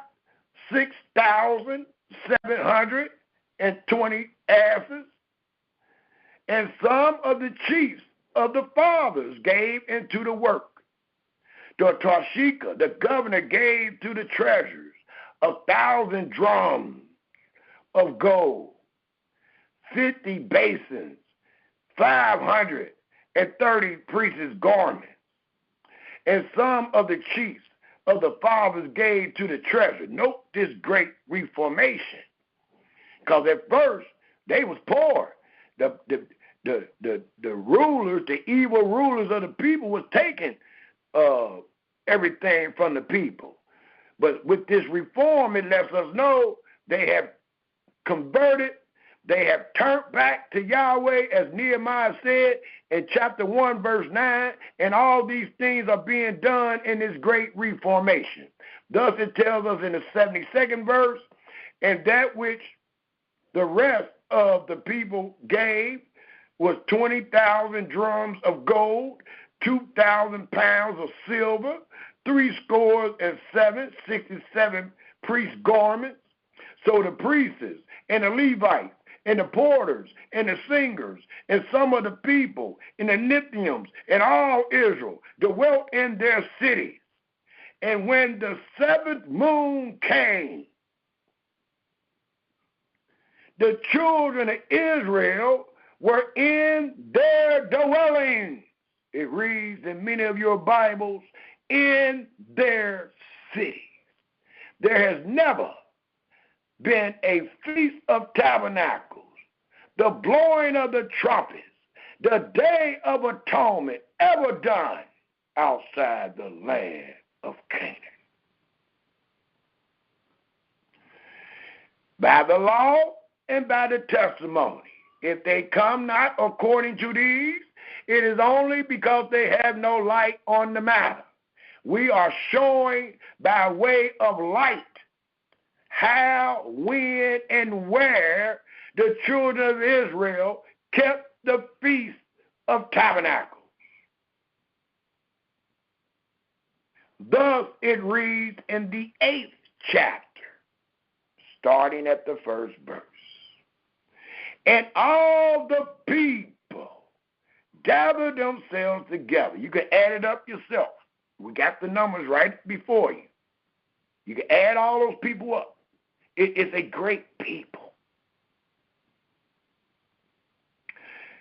And all the people gathered themselves together as one man into the street that was before the water gate. And they speak into Ezra, the scribe, to bring the book of the law of Moses, which Yahweh had commanded to Israel.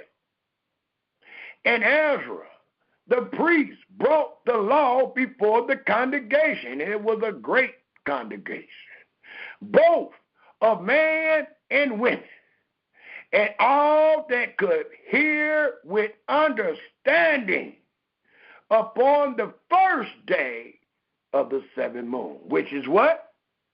The Feast of Trumpets. And he read therein before the street that was before the water gate, from the morning until midday, before the men and the women and those that could understand, in the ear of all the people, were attentive into the book of the law. And note, Ezra, the scribe, stood upon a pulpit of wood, which they had made for the purpose. And beside him stood Methaniah, Shema, Ananiah, Uriah, Hilkiah, Methaniah on the right hand, and on the left hand, Pedaiah, Mishael, Mishiah, and Hashum, and Heshbani, Zechariah, and Meshullam. And note the 5th verse. And Ezra opened the book in the sight of all the people, because everybody didn't have no book like we got today. It says, for he was above all the people. And when he opened it, all the people stood up. And Ezra blessed Yahweh. And note, we're in the book of Nehemiah, but it tells us, and Ezra blessed Yahweh, the great Elohim. And all the people answered, amen, amen, with lifting up their hands. And they bowed their heads and worshiped Yahweh with their face to the ground. Also, Joshua and Beni and Shariah, Yamin, Akku, Sabata, Hadiah, Manasseh, Kelada, Zephaniah, Josabad, Hani, Peliah, and the Levites caused the people to understand the law. And the people stood in their places. So they read in the book and the law of Elohim distinctively, and gave the sense and caused them to understand the reading. And before I go any farther, I must make sure you understand, even though I'm not good in pronouncing these names, I had to do the best I can, because it allows you to know that Ezra had these men among them, and Ezra was the head of them.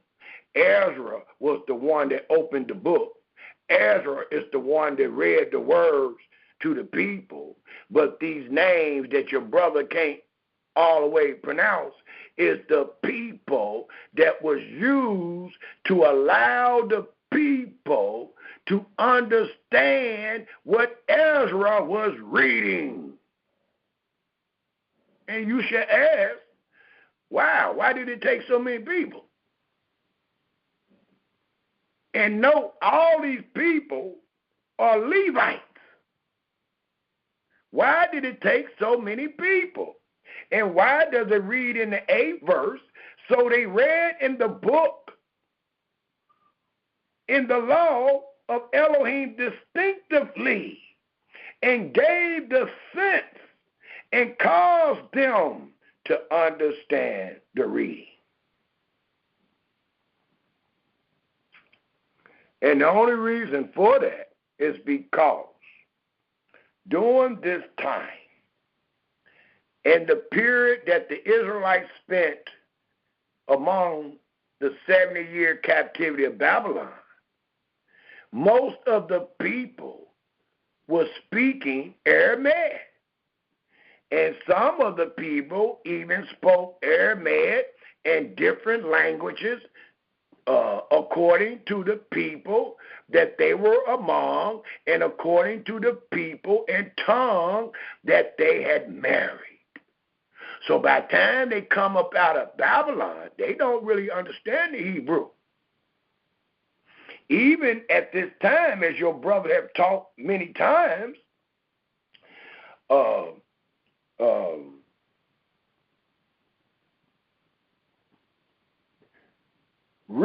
translations into Aramaic was made later, which also included contemporary and was called the Targum, Targums. There are Bibles out right now that you can get, and it only denote the Hebrew word being transliterated into Aramaic. And the reason why it was transliterated into Aramaic, because Aramaic was the language of the day. So Ezra read it in Hebrew. The Levites transliterated or translated for Ezra into the tongue, the lip that many of the Israelites were using in that day, which only denoted Aramaic.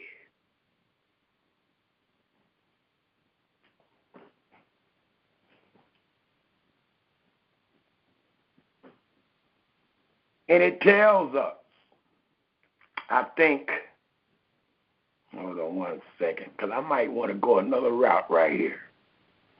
I'm going to go ahead and continue reading. It says in the 9th verse, and Nehemiah, which is the Tarshika, the governor, and Ezra, the priest, the scribe, and the Levites taught the people, said unto all the people, this day is holy, and to Yahweh your Elohim.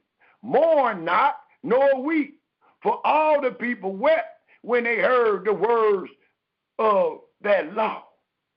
Then he said unto them, go your way, eat the fat, and drink the sweet, and send portions into them for whom nothing is prepared. For this day is holy unto your master. Neither be ye sorry, for the joy of Yahweh is your strength. So the Levites, note, all those names I read, stilled all the people, saying, hold your peace, for the day is holy. Neither be ye grieved. And all the people went their way to eat and to drink and to send portions and to make great merit, because they had understood the Hebrew had been transliterated into Aramaic. They understood the words that were declared into them. Before I go any farther and jump into the end part of this Feast of Tabernacles, I just made a bold comment, statement of why it says in the 8th verse, so they read in the book in the law of Elohim distinctively and gave the sense and caused all those people to understand the reading. And your brother said that was because they had been in Babylon. They had been in Babylon. The language of the day was Aramaic, and they spoke other tongues of the people or lips of the people who they had engaged with, married. Well, let's get that part out the way real quick.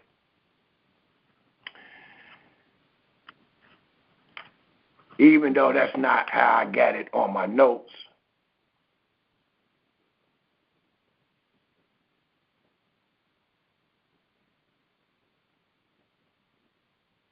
But let's go to Ezra, the 9th chapter right quick. Because this is Ezra talking. We are reading out of Nehemiah. Well, let's go to Ezra. Let's establish what your brother just said. Let's establish the light that we have on this matter. Let's turn to Ezra, the 9th chapter, real quick. And then we'll jump right back in Nehemiah 8 and pick up at the 13th verse. But right now I need you to go to Ezra. because I need you to get this understanding. It is meant for you to get this understanding this day. Ezra, the 9th chapter. Let's pick up at the first verse. And it reads, Now when these things were done, the princes came to me, saying, The people of Israel and the priests and the Levites have not separated themselves from the people of the land, doing according to their abominations, even of the Canaanites. And we just read about Tobiah and somebody else. And we know that Tobiah it only come by way of marrying one of our sisters. Thus it reads, the people of Israel and the priests and the Levites have not separated themselves from the people of the land, doing according to their abominations, even of the Canaanites, the Hittites, the Perizzites, the Jebusites, the Ammonites, the Moabites, the Egyptians, and the Amorites. For they have taken of their daughters for themselves and for their sons, so that the holy seed have mingled themselves with the people of those lands. And I guarantee you ain't going to only look funny, you're going to speak funny. It reads, and all you that teach that the 12 tribes is all these people, take heed to these words. Take heed that which you teach would never produce the holy seed. For it tells us, again in the 2nd verse, for they have taken of their daughters for themselves and for their sons, so that the holy seed have mingled themselves with the people of those lands. Yea, the hand of the princes and rulers have been chief in this trespass. And when I heard this thing, I rent my garment and my mantle and plucked off the hair of my head and of my beard and sat down astonished. Then were assembled unto me every one that trembled at the word of Yahweh of Israel, because of the transgression of those that had been carried away. And I sat astonished until the evening sacrifice. And at the evening sacrifice, I rose up from the heaviness, and having rent my garment and my mantle, I fell upon my knees and spread out my hands unto Yahweh my Elohim, and said, O my Elohim, I am ashamed and blush to lift up my face to thee, my Elohim, for our iniquities are increased over our heads, and our trespass is grown up into the heavens, meaning there are many. Since the days of our fathers have we been in great trespass into this day. And for our iniquities have we, our kings and our priests, been delivered into the hand of the kings of the lands, to the sword, to captivity, and to a spoil, and to confusion of faith, as it is this day. The exact same words Daniel prayed. And now, for a little space, grace has been shown from Yahweh our Elohim. No, to leave us a remnant. So when we read in the book of Jeremiah, when we read in the book of Isaiah, and it talks about the remnant, well, here goes the remnant. Here is the remnant of those that came out of Babylon. It reads,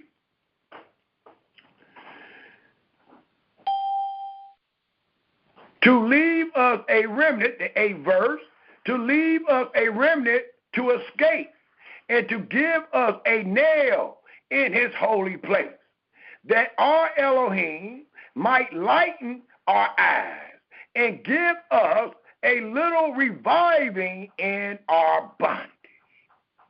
For we were bondmen, yet our Elohim had not forsaken us in our bondage, but have extended mercy unto us in the sight of the kings of Persia, to give us a reviving, to set up the house of our Elohim, and to repair the desolations thereof, and to give us a wall as Nehemiah built in Yehudah and in Jerusalem. And now, our Elohim, what shall we say after this? For we have forsaken thy commandment, which thou hast commanded by thy servant, the prophet, saying, the land into which ye go, to possess it, talking about the land of promise, not no captivity, is an unclean land, with the filthiness of the people of the land, with their abominations, which have filled it from one end to another with their unclean. Now therefore give not your daughters into their sons, neither take their daughters into your sons, nor seek their peace or their wealth forever, that ye may be strong and eat the good of the land, and leave it for them holy seeds, it says, and leave it for its inheritance to your children forever. And after all that is come upon us, for our evil deeds and for our great trespass, seeing that our Elohim, has punished us less than our iniquities deserve, and has given us such deliverance as this. Should we again break thy commandments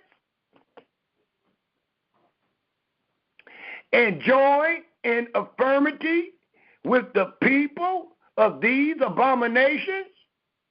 Would not thy be angry with us till thy hast consumed us, so that there should be no remnant nor escaping? Yahweh Elohim of Israel, thy art righteous, for we remain yet escaped, as it is this day.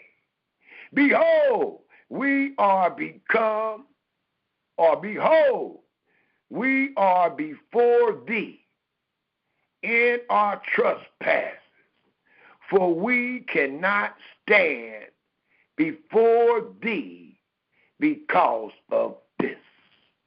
The 10th chapter, the 1st verse. Now when Ezra had prayed, and when he had confessed it, weeping and casting himself down before the house of Elohim, there assembled into him out of Israel a very great congregation of men and women and children, for the people wept very sore. And Sheshaiah, the son of Yadiel, one of the sons of Elam, answered and said unto Ezra, we have trespassed against our Elohim, and have taken strange wives of the people of the land, the people that was in our land. Yet now there is hope in Israel concerning this thing. Well, what is the hope? It reads, now therefore let us make a covenant with our Elohim, to put away all the wives. I bet y'all ain't got that much fear. All the wives, and such as are born of them. It means the children of those wives. According to the counsel of my master and of those that tremble at the commandment of our Elohim. And let it be done according to the law, not according to your opinion. We don't want the benefit of a doubt. We ain't trying to do the best we can. It says according to the law. Arise, for this matter belongs unto thee. We also will be with thee. Be of good courage and do it.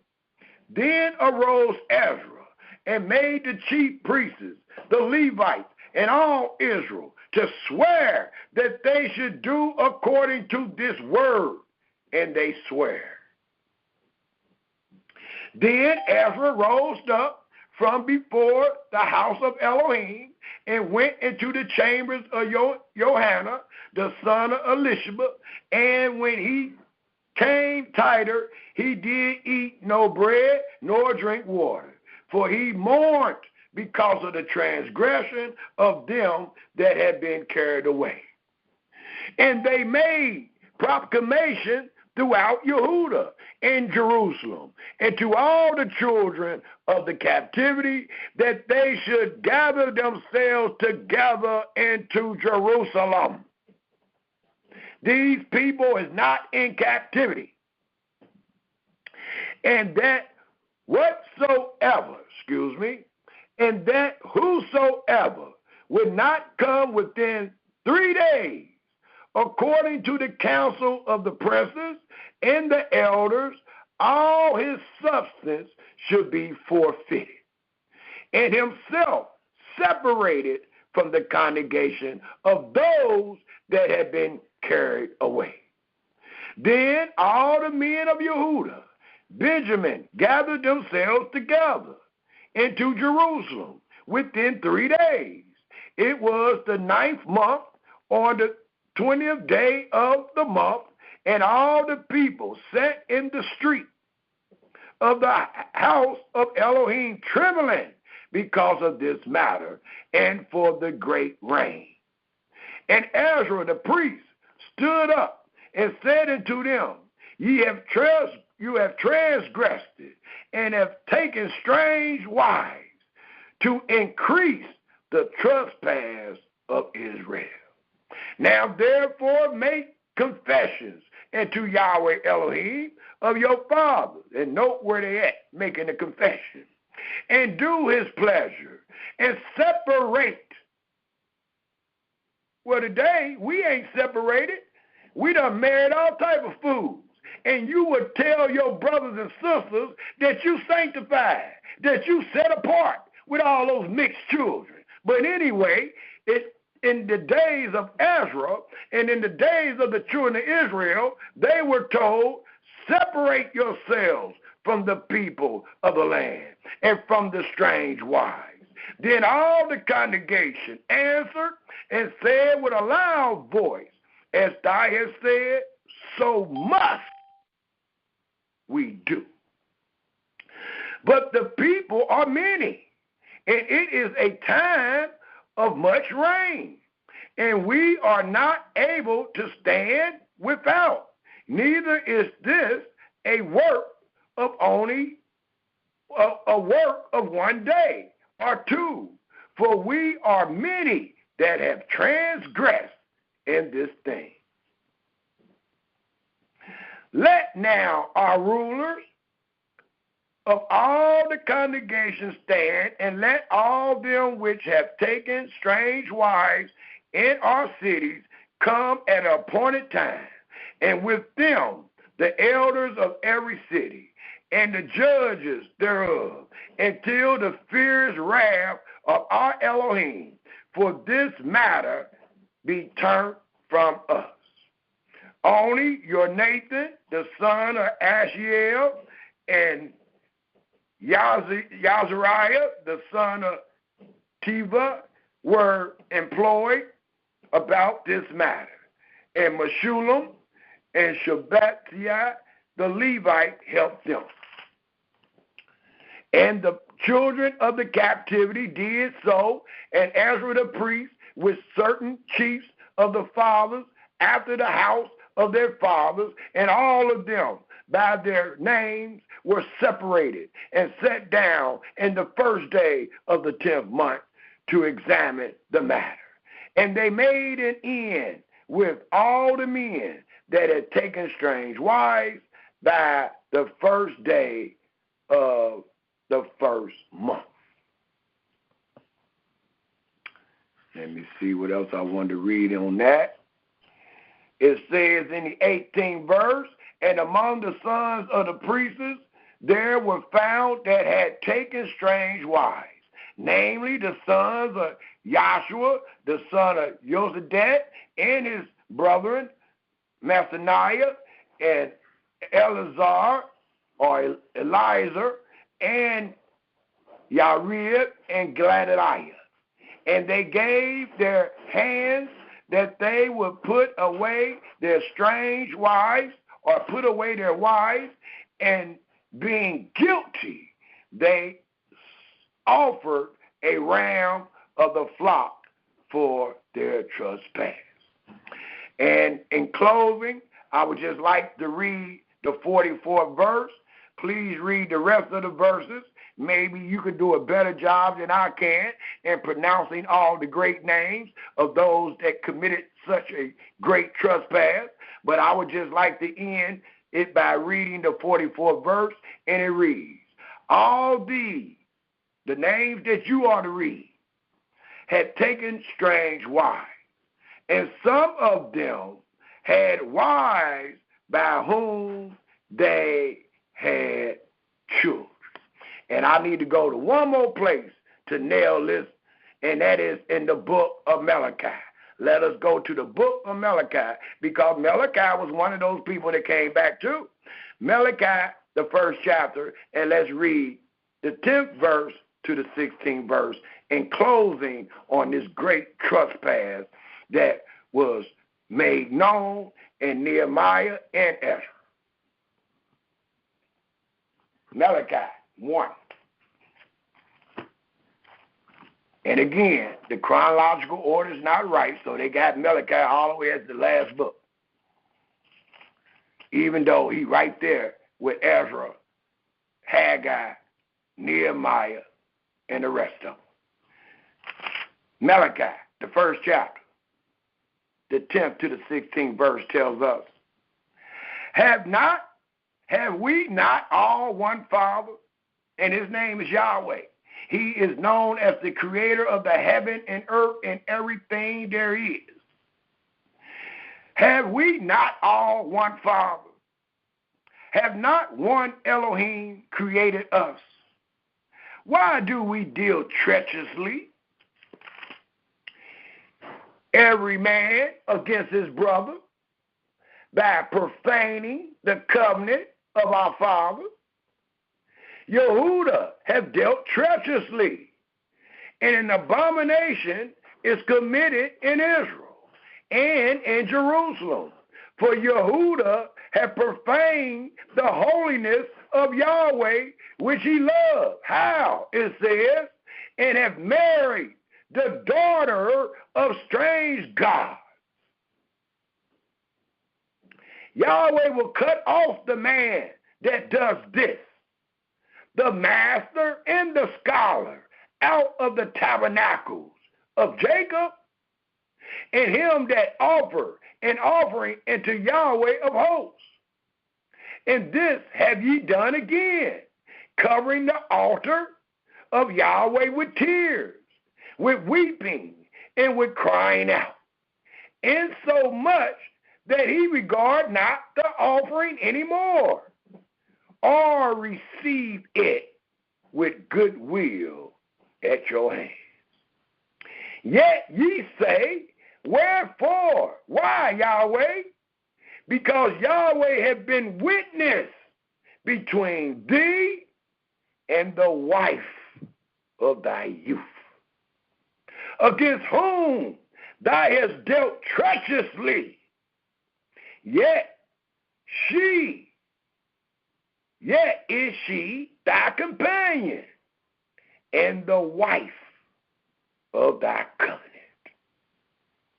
And did not he make one? That's why he don't want you to go after all them other ones, because they can't produce what he wants you to produce, it reads. Even though you might have 5 children from them, ain't now one of them the Holy Seed. It reads, and did not he make one? Yet had he the residue of the Spirit. And wherefore one? Why just the Israelite woman? Why just the daughters of Zion? That he might seek a Elohimly seed. That's the main reason. Therefore, take heed to your spirit, and let none deal treacherously against the wife of his youth. For Yahweh, the Elohim of Israel, said that he hates putting away. For one covers violence with his garment, said Yahweh of hosts. Therefore, Israel, take heed to your spirit, that ye deal not treacherously. Let us all please turn back to Ezra, the 8th chapter. Nehemiah, the 8th chapter. I just wanted you to see this, how so many people will wind up speaking with a different lip. Why did it take so many Levites to tell these people what is written in Hebrew? And we got people today swear up and down they scholars in Hebrew and don't know a word that this book is saying. But that's another subject. Let's go to Nehemiah, the 8th chapter, please, and let's pick up where we left off. Nehemiah, the 8th chapter. We're just about done. Nehemiah, the 8th chapter, tells us, picking up where we left off at the 13th verse, and it reads,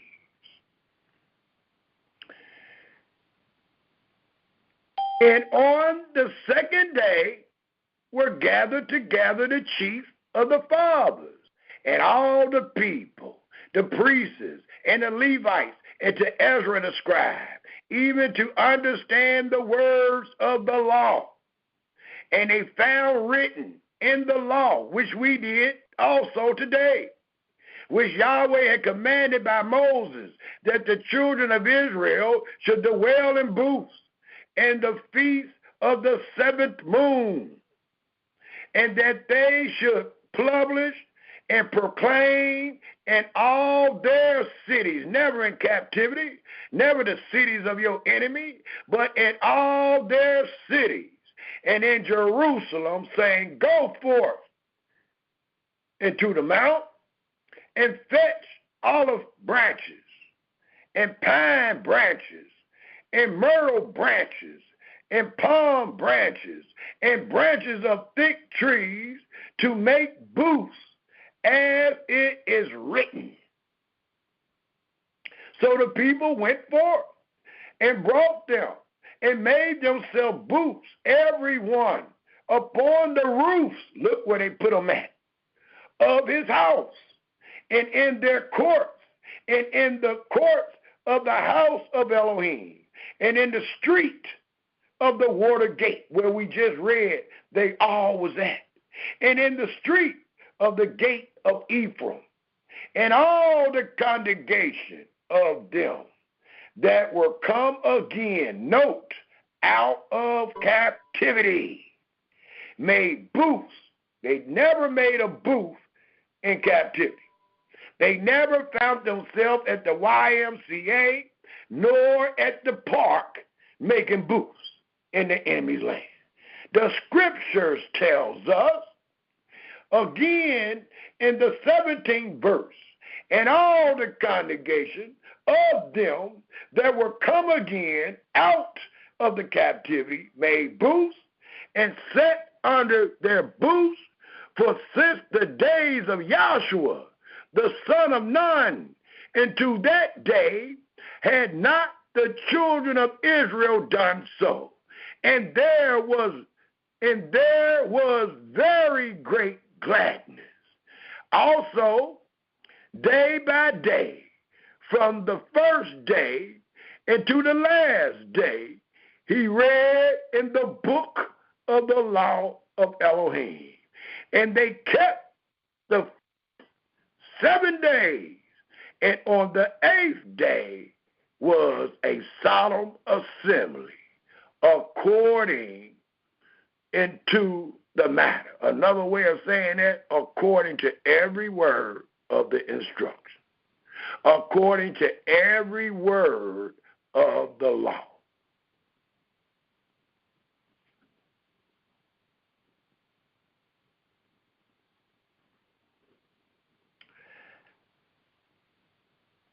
I'm about to close the matter. I have a few more notes, but I think we done gave out way more information. But you know your brother loved to let you know all is not lost. So I want to pick up on that point in closing. So let's go to Lamentation 2 first.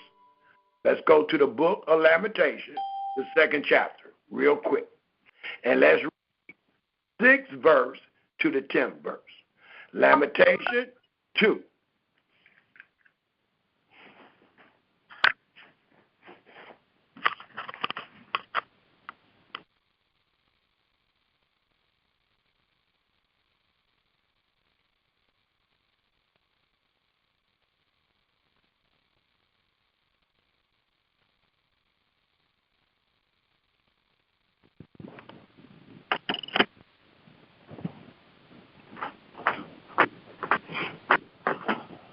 And it tells us in the book of Lamentation, the 2nd chapter, and let's pick up at the 6th verse. And it reads, I'll start at the 5th, because this denotes what happened to the tabernacle. This denotes why the people find themselves coming out of captivity and reestablishing the Feast of Tabernacles. For it tells us in the 5th verse, and Yahweh was an enemy. He has swallowed up Israel. He has swallowed up all her palaces. He has destroyed his strongholds. He has increased in the daughter of Yehuda mourning and lamentation. Note the 6th verse. He hath violently taken away his what? Tabernacle. As if it were of a garden. He hath destroyed his place of the assembly. Yahweh hath caused the solemn feasts and Sabbaths to be forgotten in Zion, and have despised in the indignation of his anger the king and the priest. Yahweh has cast off his altar. He have abhorred his sanctuary. He have given up into the hand of the enemy the walls of her palaces, which Nehemiah and them had to reestablish.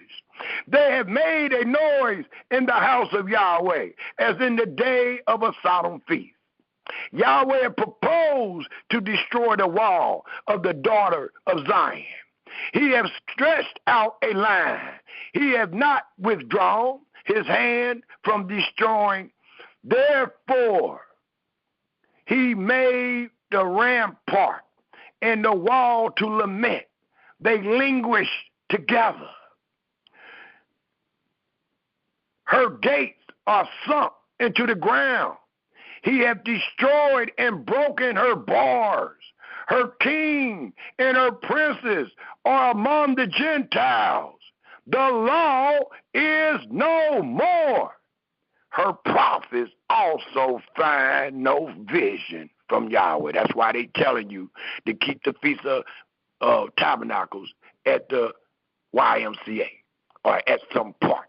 It says in the last verse that I will read, the 10th verse, the elders of the daughters of Zion sit upon the ground and keep silent, because they should be ashamed.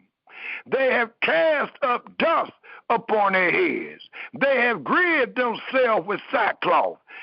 The virgin of Jerusalem hang down their heads to the ground. But all is not lost, for Yahweh mercy endures forever. Thus let us find ourselves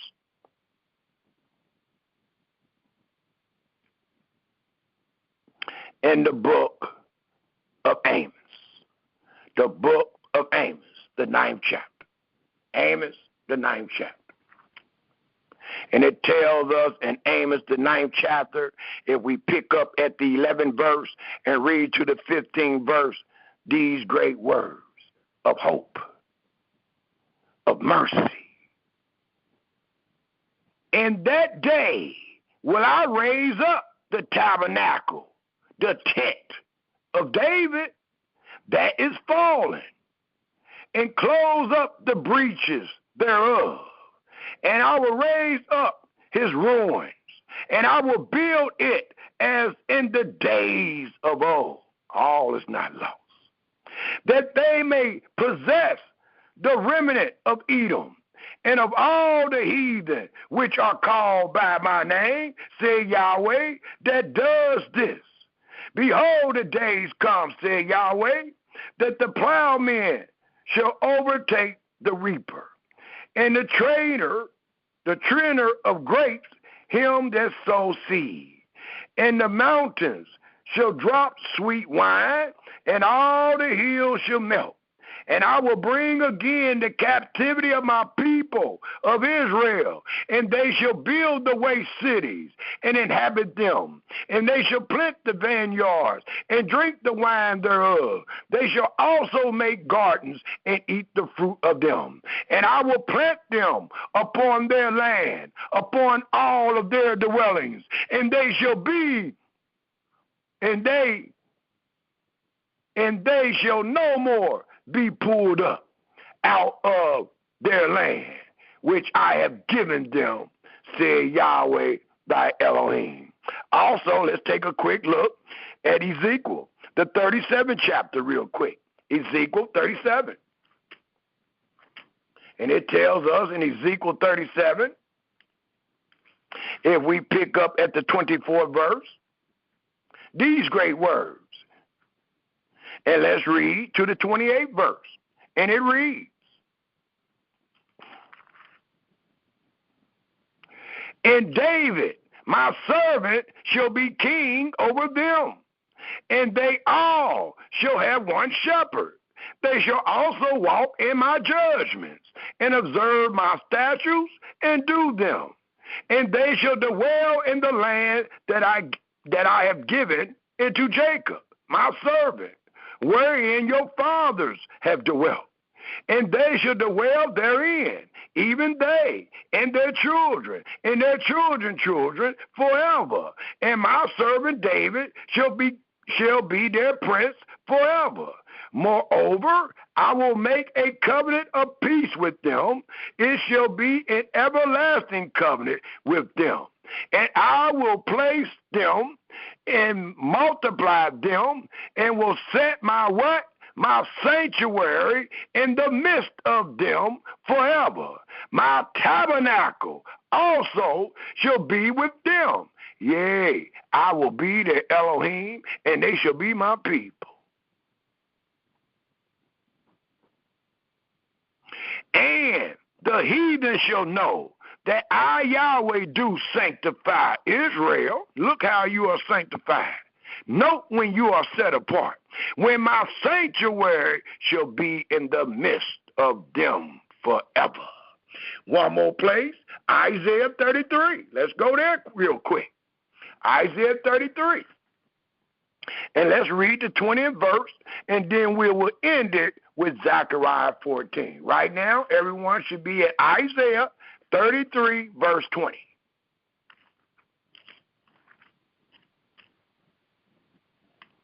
And it reads, look upon Zion, the city of our sovereignties. Thy eyes shall see Jerusalem, a quiet habitation, a tabernacle that shall not be taken down. Not one of the stakes thereof shall ever be removed, neither shall any of the cords thereof be broken. And in closing, Zechariah, the 14th chapter. And let's pick up at the 16th verse. Zechariah, the 14th chapter, the 16th verse, and it reads,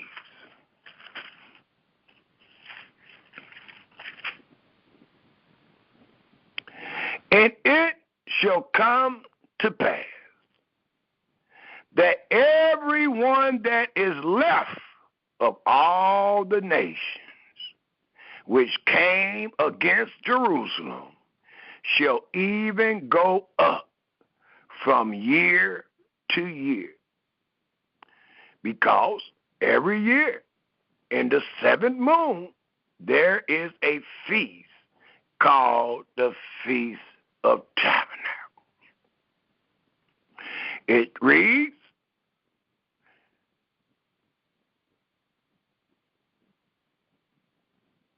go up from year to year to worship the King, Yahweh of hosts, and to keep the Feast of Tabernacles.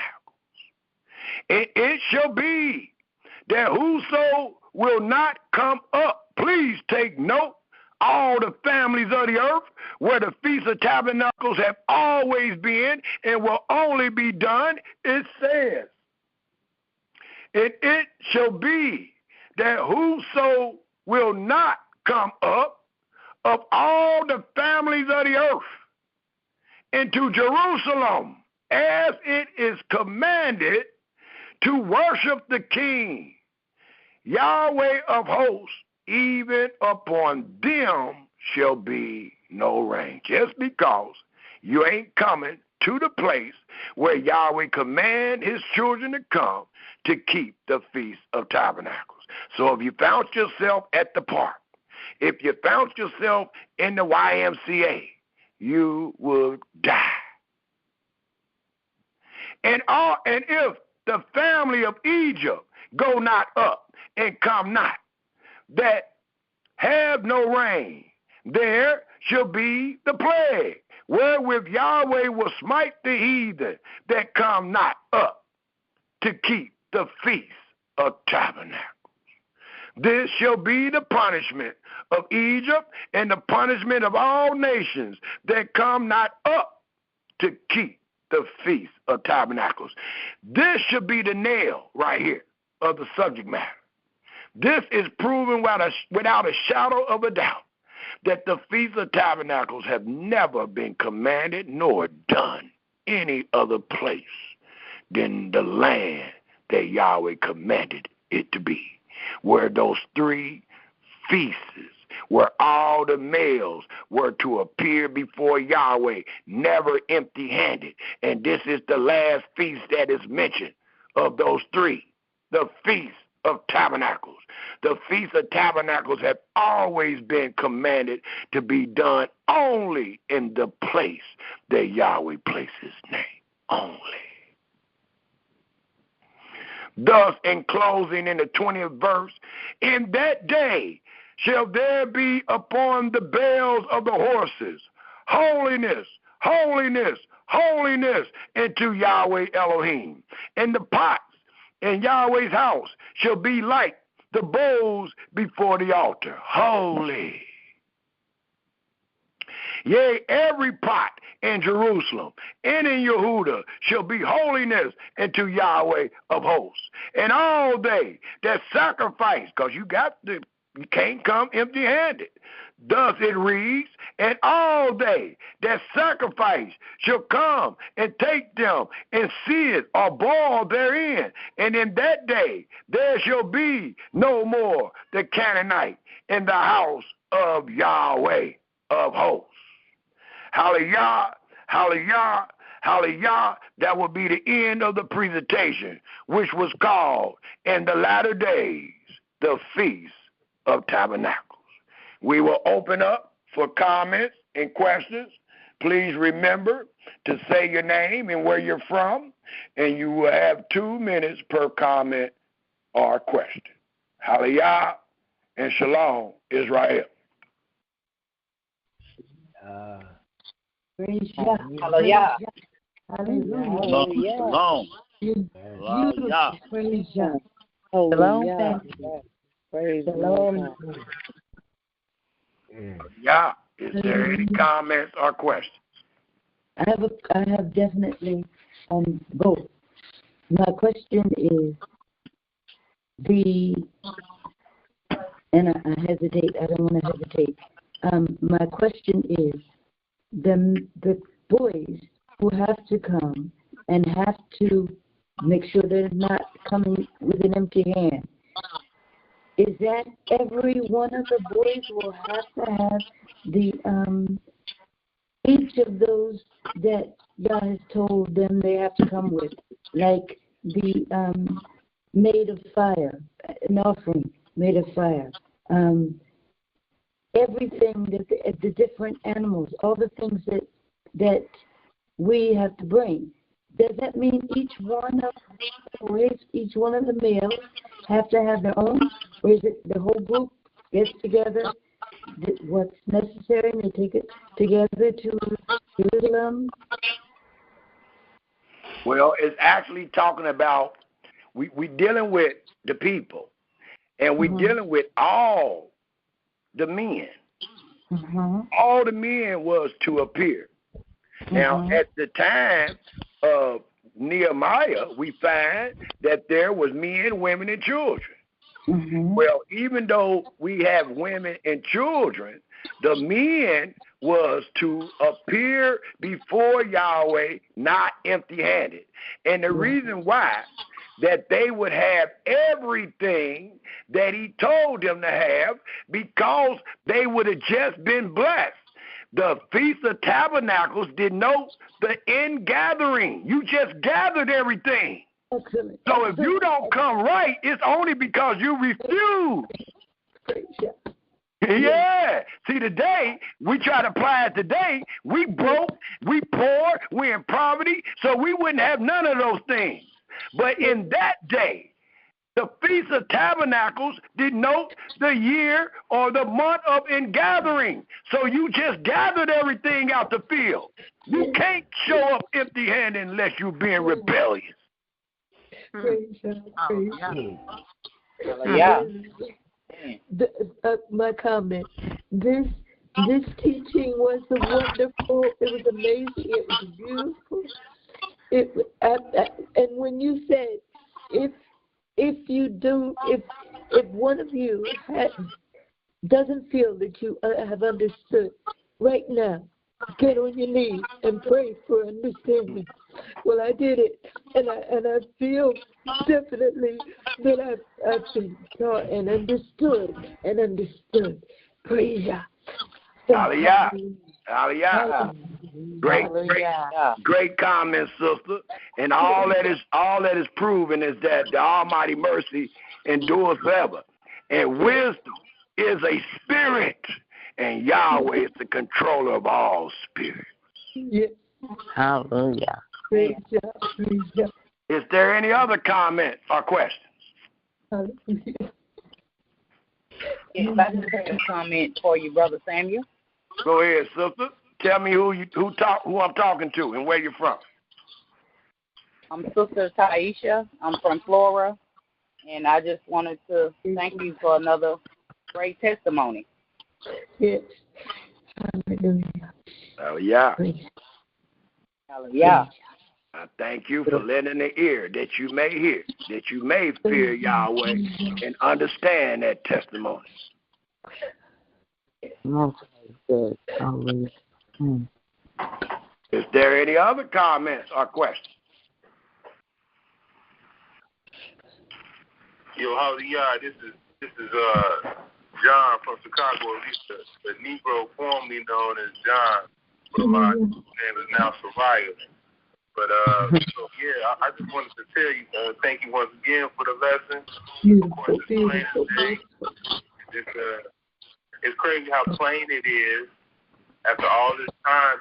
People being they different faiths and they different religions, whatever, looking at the same page over and over again, and you will point out something simple as all. It's a little word like all. And all just take you down a whole rabbit hole. But in your dwelling, in your land. Man, Brother Tim, man, just keep it up, man. I thank you, brother. I thank you, brother. Thank you for lending the ears that you may hear, that you may fear Yahweh and depart from evil. And tell the people your new name again. For the scripture tells us a good name is rather to be chosen than silver than gold. And let the listening audience find out the name you have chosen. All right, I'm going to say that again. So, yeah, I once was John from Chicago, but now my name is Soraya. I would appreciate if everyone just let me be known as Soraya, which is, it means Yahweh is the governor, and it also has to do with being a warrior and a rider for Yah, which these things they align up perfectly with my character. And I asked Brother Shem to pray to come up with a name, and that's what he came up with, something that hit it right on the head. And I'm telling you, I'm a warrior and I'm a rider, and I'm gonna make all those things come to pass for our Most High Spirit, man. Hallelujah. Thank you, brother, and hallelujah. And we will all call you by that name from now on. Yes. Shariah? Brother Shariah? Brother Shariah. Did he say Brother Shariah? Okay. Brother Shariah. Shariah was known as the last high priest of the first temple. So when the first temple got destroyed, Solomon's temple got destroyed, Shariah was the last high priest before it got destroyed. Hallelujah. Hallelujah. Hallelujah. Is there any other comments or questions? Very wisely spoken, my brother. Is there any other comments or questions?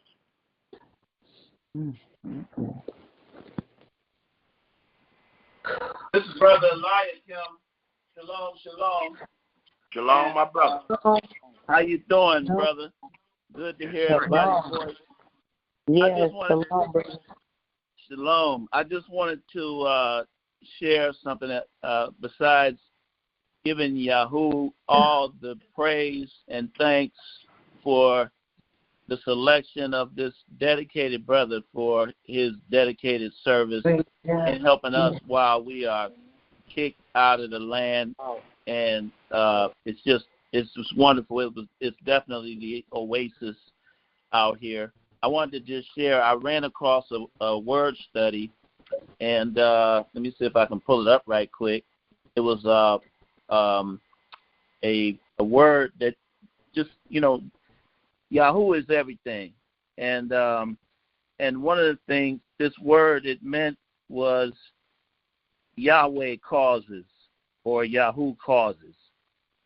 And that is amazing because, it shows you it's out of our hands. It's all in his will. It's going to happen. And many of us worry about whether we get it or we don't get it. Right. He got you. He got us. That was what I wanted to say. And I thank you. I thank you, brother, and I thank all the family listening members that comes and continues to support you with their hearing and their comments. So that's all I wanted to say, my brother. But I enjoyed the message. I'm glad to come in, and right when I came in, you were speaking to me. You know, Yahweh is always on time. Always. Always. Just wanted to say that. Halal Yah. Hallelujah. It's very wisely spoken, my brother. Praise you. Is there any other comments or questions or rebuttals? Because a lot of these things that I have taught, that is not what's been taught to y'all. That's not what y'all been hearing among these marays. Right. Nope. I had a quick another question about, it's supposed to be the tabernacle.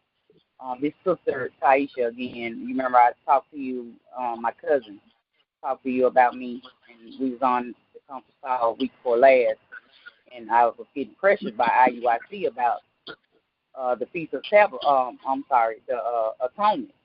And yes, ma'am. I just been feeling in my soul, because I've been reading Leviticus and everything, that you're such a good teacher of the word, and it hadn't fazed me because they've been trying to pressure me, and I just been brushing them off because nothing they're teaching is correct. The words of Yahweh is the right way, and I fear Yahweh more than I fear man. Hallelujah. Yeah. Hallelujah. Yes. And you talking about Brother Cephas, right?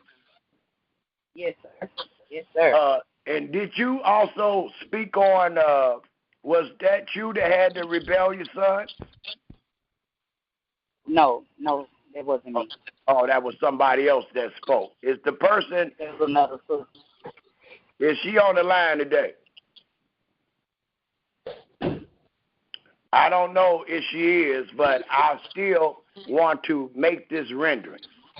It tells us, dealing with her matter, and I thank you for your wise comments, sister, and I thank you for your zealousness, and I thank you for your virtuality. The scripture tells us the woman that fear Yahweh, she should be praised. It talks about many women should do virtuously, but she that fear Yahweh shall exceed them all. So continue, sister. Continue in your integrity to fear Yahweh, no matter what they are telling you. But for our sister that reported that her son had been taught the teachings of Elisha, to where he was taught to disrespect his mama, it tells us by way of the law in Exodus 21. I didn't bring this up. That's why I wanted to bring it up today and have it recorded. It tells us in Exodus, the 21st chapter, if we take a quick look, or at least lend an ear, and it says in Exodus, the 21st chapter, the 15th verse, and it deals with disrespect of your parents. It says, and he that he that smite his father or his mother shall be surely put to death.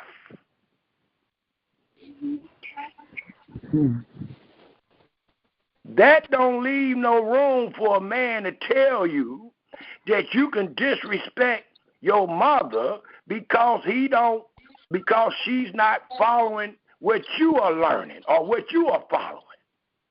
The Almighty gives no man nor woman the honor, the privilege to disrespect their father or their mother. The book tells us in Leviticus, the 19th chapter, I think it's the 2nd verse, that that you are to fear your mother and your father. You can't fear them and disrespect them at the same time. That's impossible. Hallelujah. Oh, yeah. I just wanted to say those few words dealing with that. Is there any other comments or questions?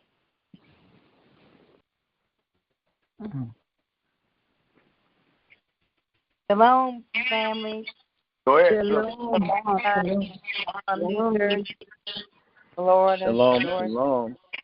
Shalom.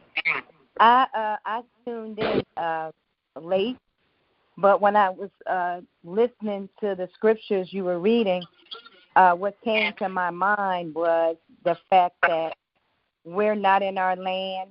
We, a lot of us don't have our own homes.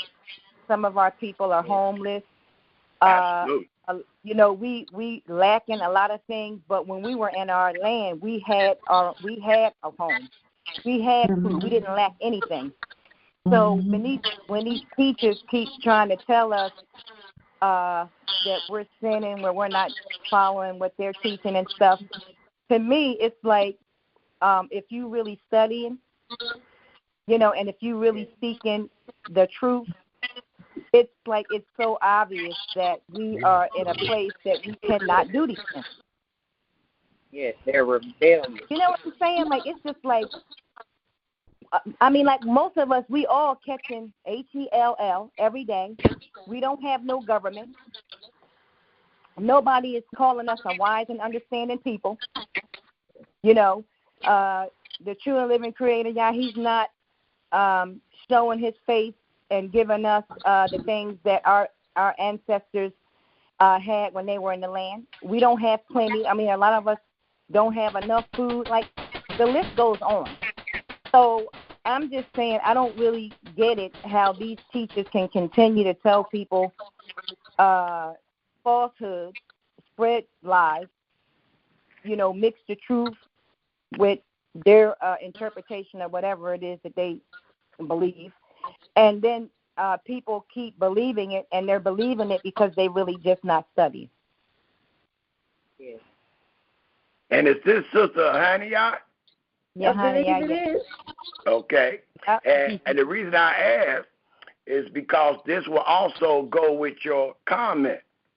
We know we find ourselves in captivity, but our brothers say no. Yeah, we might be in captivity, but we still supposed to do the best we can. We still supposed to be giving Yahweh the benefit of the doubt and do the best we can.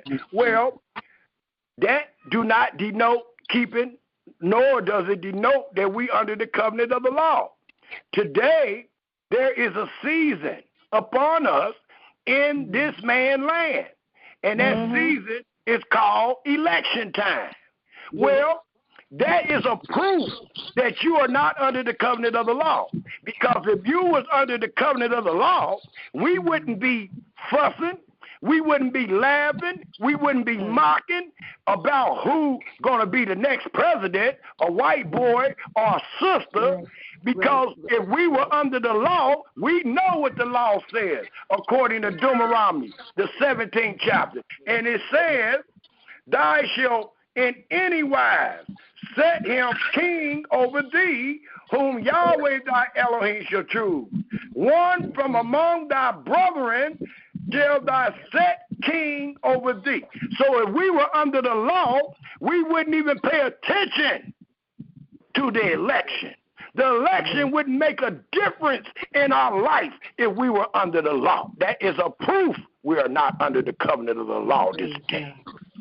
Right. Yeah. And another thing is proof too, is that some people say the Sabbath starts on Friday night. Some say it starts soon as the crack of dawn. Some say it starts in the afternoon. Some say you could do this. Some say you can do that. Some say they the priest. They got a right to collect the like it's just like all over the place. If we truly were in the land and we were able to do these things, everybody would be on one accord. And it would not be a bunch of confusion, bickering, ostracizing, mocking each other, criticizing, and showing disdain and hate for one another.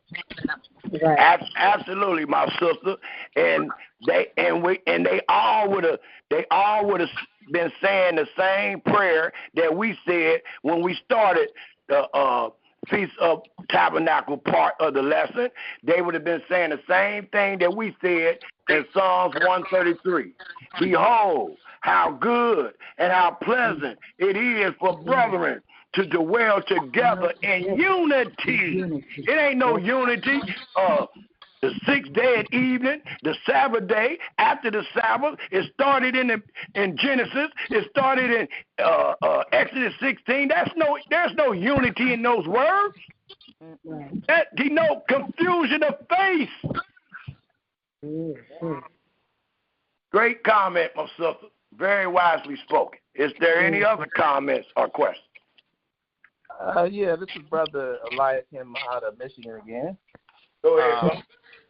I'm glad you brought that up about being in the stranger's land, not being under the law. And to me, my opinion, although I know that it's 1 in a million in the drop of the big sea, but nevertheless, a drop is a drop. And I believe it's important while you're in whatever land you're in, while you are kicked out of the land, is to abide by the laws of the land. That's in the will of our Creator, I believe. And so that means taking advantage of everything that you can put your wisdom into, including voting. And I have a lot of brothers and sisters that I've talked to. Like I say, I'm new to the whole Israelite thing, and I've been in it now since 2007, so I consider myself still new. But my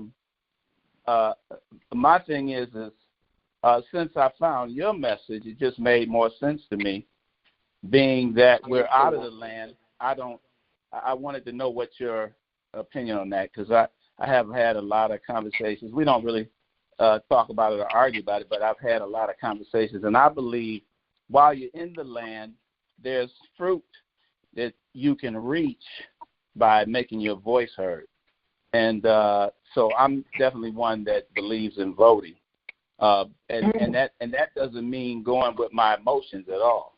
That means researching. That means digging up as much as I can on everybody, and then going with what I think is going to be the best for me. Because I feel that when you're in a land, our ancestors did not have the right to participate in certain things, and then once we get the right and we say we don't want to take advantage of it, to me that doesn't make sense. Whether you can see, whether you can see behind the Iron Curtain or not. That I think when people start talking about, well, it ain't going to be no good whether you vote or not anyway, I think that's self-defeating. And if you don't really have faith, I guess you would feel that way. But when you have faith and you live righteously, because remember, righteousness is not unto Israel only. There's righteous men in every nation. So that being said, meaning that you can participate and put in your 2 cents based on the wisdom that is in you through the directing spirit of our Creator to guide you into making it better for your people. You say you pray for your people, but you can also vote for your people. And it ain't based on color. Don't fall for that. It's based on what you can see and what's being represented in what would be things of righteousness. We know we can't say who's righteous and who ain't righteous when it comes to these politicians, but we can say what's going to work best for me and my children, what's going to work best for me and my family, what's going to work best for me and my community. And, I just wanted to say, share that part, because I think it's absolutely irresponsible to be in a country, to be blessed in a land. We could be in China right now.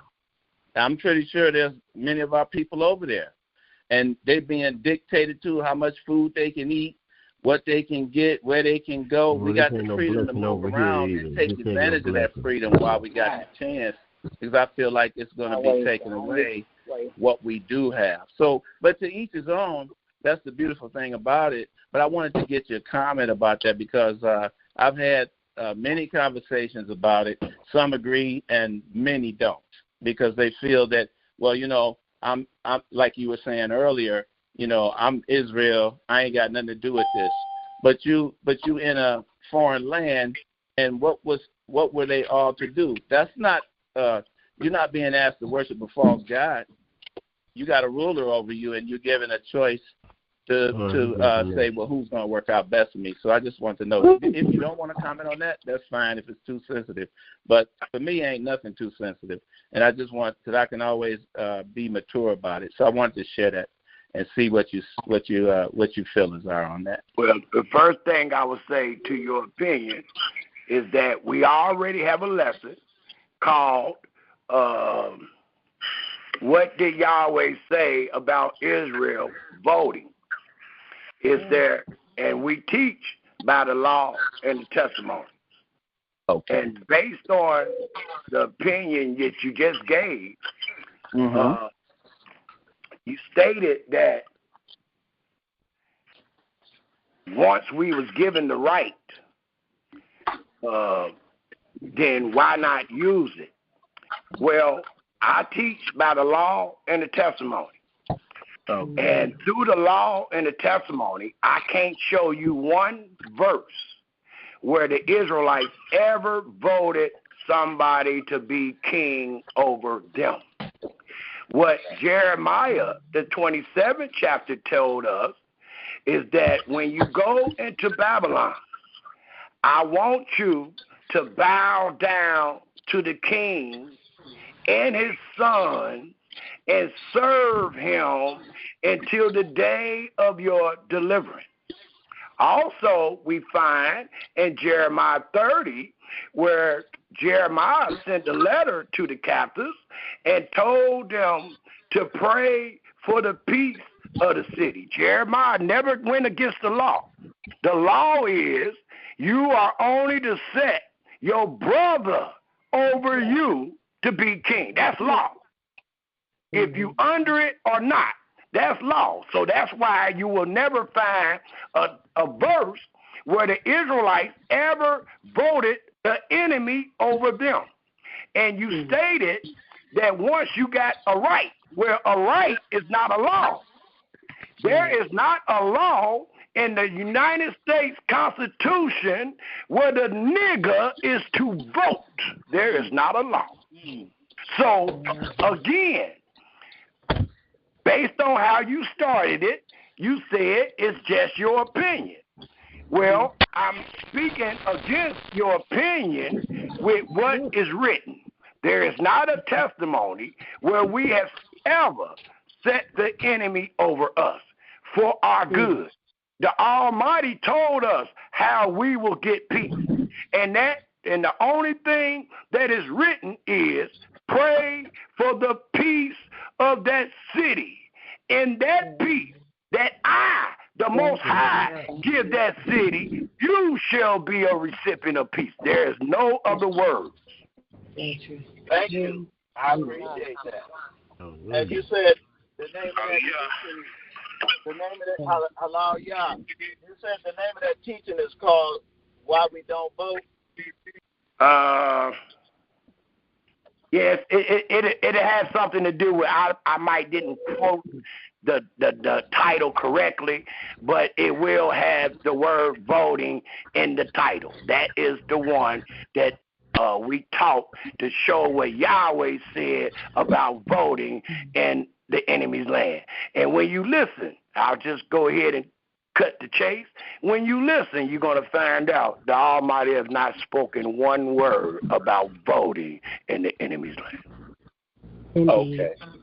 And that would include the service, because the only thing that came up in my mind was that, so being born and hearing Yahweh's word, and then the confusion of faces, not knowing if you're really his chosen people or not, since Deuteronomy 28 doesn't really apply to us, then all the mixing that's been going on, how he said, regardless of what you're involved in, it's your righteousness. You ain't under the law, so you can't worry about keeping that.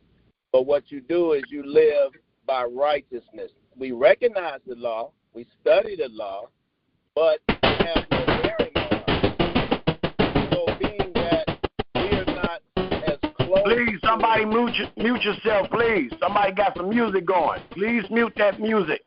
Please. Go ahead, brother. Hello?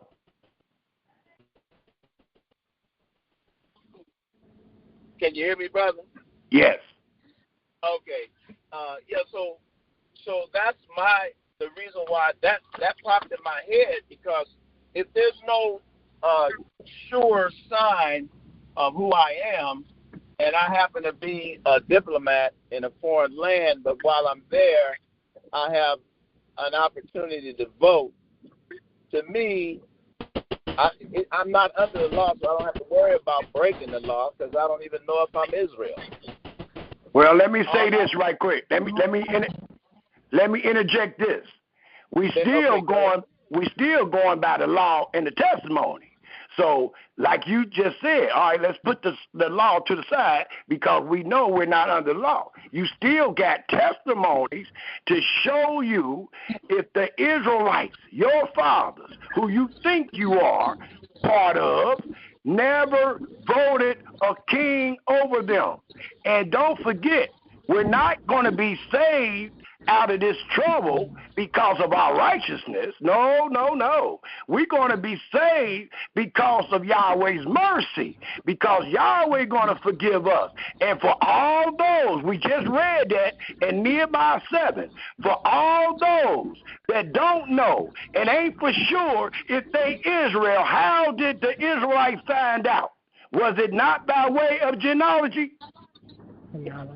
So we don't have to worry about if we know for sure if we Israel. All we want to be is part of that remnant, saved. The Almighty at that time will let us know who we are, even by tribe, brother, by the genealogy. Right. And we don't need to lean upon our own understanding. We don't need to lean upon our own opinion, because the opinion of what Yahweh said he's going to do is already written. We just hope we are part of it.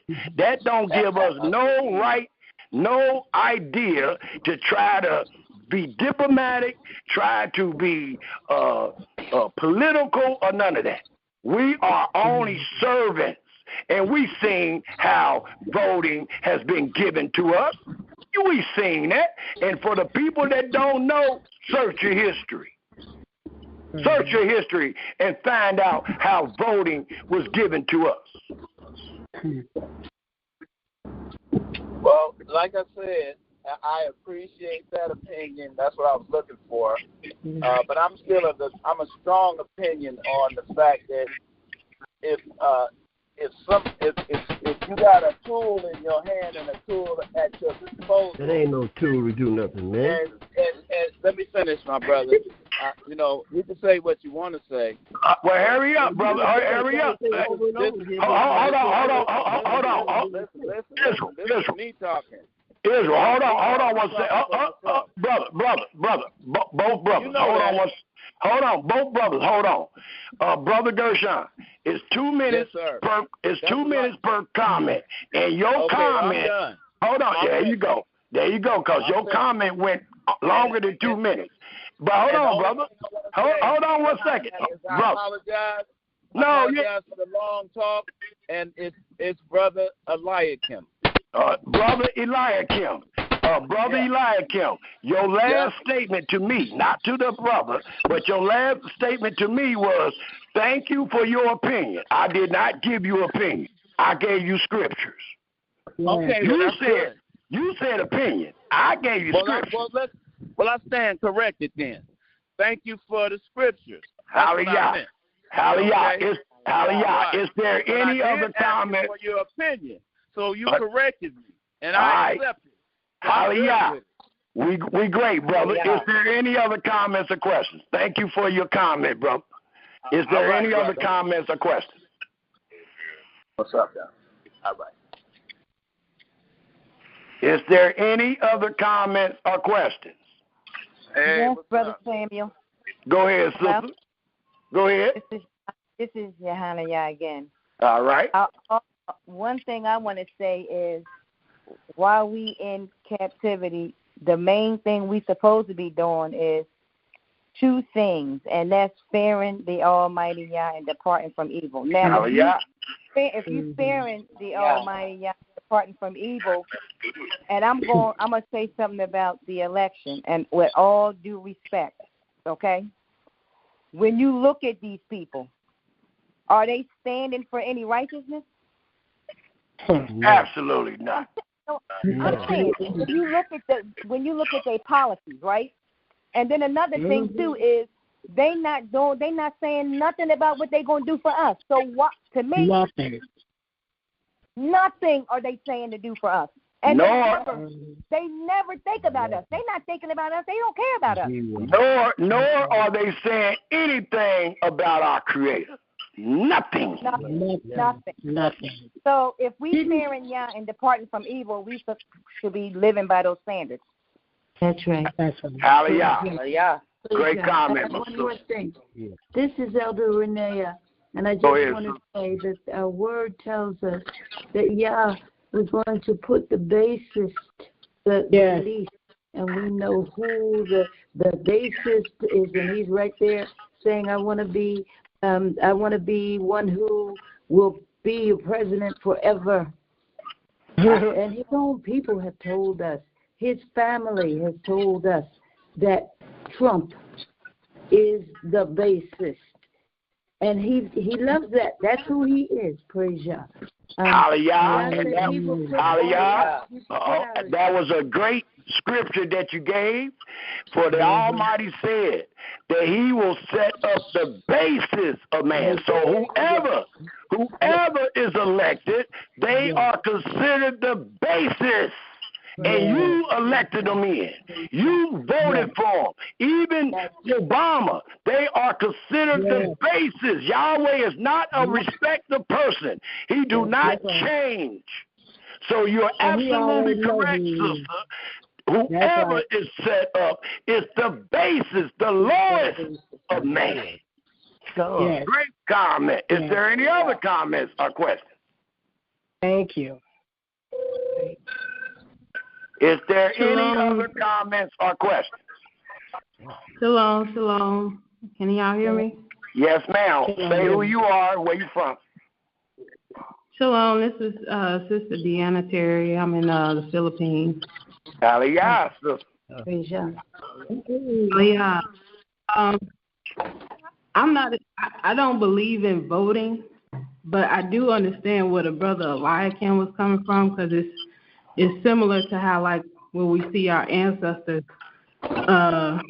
during the 60s and whatever, pushing for certain rights, just to kind of make our life easier in this captivity. So I do understand where he, got the thought where, you could kind of use that as he said, a tool to, help in, whatever we can try to fight for. But I do want to ask, so is it that Yahweh is because the things that we do, like, have for privileges, right? We do see that there's a difference between 1940 and 2024. As far as, like, certain privileges we have that were more than our ancestors had in this captivity. So is it Yahweh putting that mercy on them to give us that little leeway, or is it, us putting our, voices together to, try to get some type of leniency or help from these government? Based on the letter that Jeremiah sent to the captives, it is nothing but the Almighty mercy. Oh, yeah. Yeah. and remind yourself a lot. I think they even saying something now, like one of the privileges that we might say that we got, and I know a little bit about politics. I just don't speak on it a lot. But I do know that there has not been one law passed for the nigger. Did you hear me, Israel? There has not been one law passed for the black man. Every law that has been passed that we think is a privilege came by way of the minority. They have never made a law just for us. Obama stood before all of us. He never said, I'm the black man's president. He never said that. He know his job, he know who he worked for, and he know the laws that was made under his administration. Again, Israel, the United States have never made a law just because of the black man and woman. It has always been because of the minority. It was a bunch of other people included. Yep. Right. Is there any other comments or questions? Great comment, my sister from way over in Philippines. You better get your butt back over here. I'm trying. And I appreciate that comment, sister. Oh, no problem, brother. Great comments and questions from all the listening audience. Very great. I love them all. Is there any other comments or questions? Brother Samuel, I want to ask a question. I would like to know, what has this country done for us? That's what I want to know. Nothing but been our master. Nothing but been our master. That's it. Okay, because when they say minority, I think that we really not understanding. It's not about us at all. At all. Because if it was about us, where is the laws in place to protect our lives? Well, the woman is a minority, and the white woman is a minority also. When they talk about minorities, they include them in that too. They include the Hispanics. They include all of the minorities over here. Same way with the women talking about today. Well, we can vote today, and we can this, that, and another. Well, where did that come from? Where did women live come from?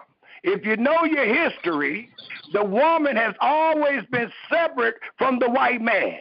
So it was the white woman that started women live. Right. They just used your vote. Yep. That what women live ain't got nothing to do with the black woman until the white woman solicited you. Exactly. She fighting against her man. She fighting against her husband. The white woman was fighting against her husband to have rule to vote. And you know how long the white woman been voting? Not you, but how long the white woman been voting? Only been about 100 years. It's only been about 100 years, y'all, for the white woman to vote. And she was able to vote way before us. Mm-hmm. That's right. Is there any other comments or questions? Great comment, my sister. Is there any other? Yes. Yes, Brother Sam. Yes, this is Brother Bernard. It's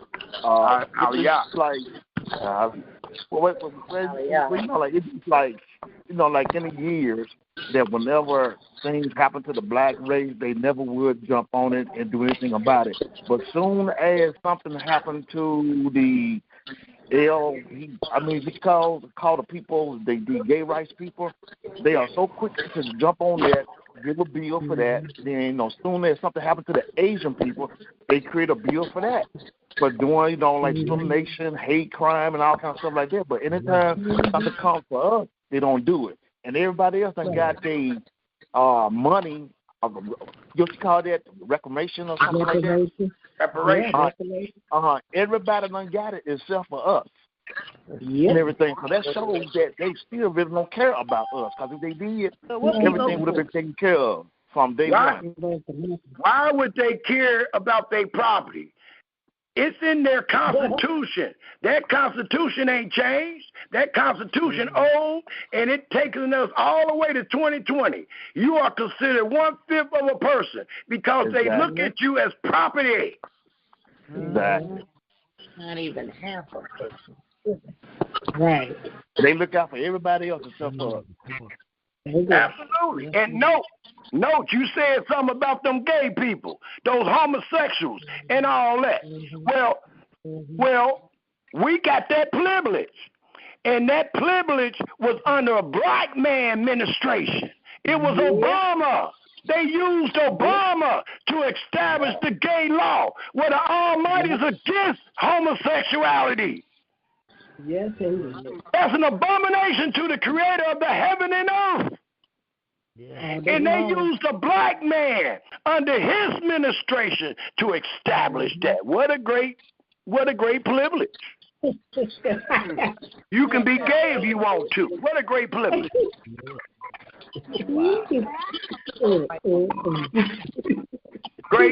Great comment, Brother Benaniah. Is there any other comments or questions? This is Brother Eliakim again. Hallelujah. May I thank you. And respectfully, I hear everything everybody's saying, but I think you're missing my bigger points. And I don't know if you want to hear it. But sure, you got 2 minutes. Sure, bro. Okay, thank you. Well, first of all, I can't rush. I'm gonna get it out, and if I get cut off, that'll be it. That's so be it. But yeah, 2 minutes. I had a stroke. I told you that, so it's a little slow for me. But here's the deal. You keep talking about the past. So do many people many of the people I talk to, they always talking about the past. What about the future? You don't know what the Creator getting ready to do, and you don't know who He's gonna use. Example: how He used Cyrus, how He used Darius. And He's going to do the same thing. So it ain't about somebody being base, because ain't nobody trying to say they righteous. And for people to think that, somebody's supposed to like you, I don't think nobody's supposed to like me. I ain't looking for nobody to like me. I just want you to set me up equal like everybody else and get the hell out of my way. That's how I am. So treat me like you treat everybody else. Give me the rights, because that's what I'm going to ask for. I ain't gonna ask for no shaking on the stage and all that old goofy stuff.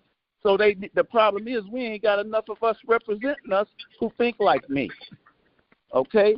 And if you feel like you ain't supposed to have a vote, it's no wonder you feel the way you do. That don't nobody like you, because you ain't enough of somebody out there representing like I do. When I talk to whoever, I talk to them about Yah. They tell me I'm a Christian. I say, no, I'm not. So that's your responsibility. I'm taking mine, and I'm not going to give it up. That's all I wanted to say. Hallelujah. Thank you for your comment, brother. Is there any other comments or questions? Fear Yah and depart from evil. Yes. Hallelujah for your comment. Is there any other comments or questions? This is from the Philippines.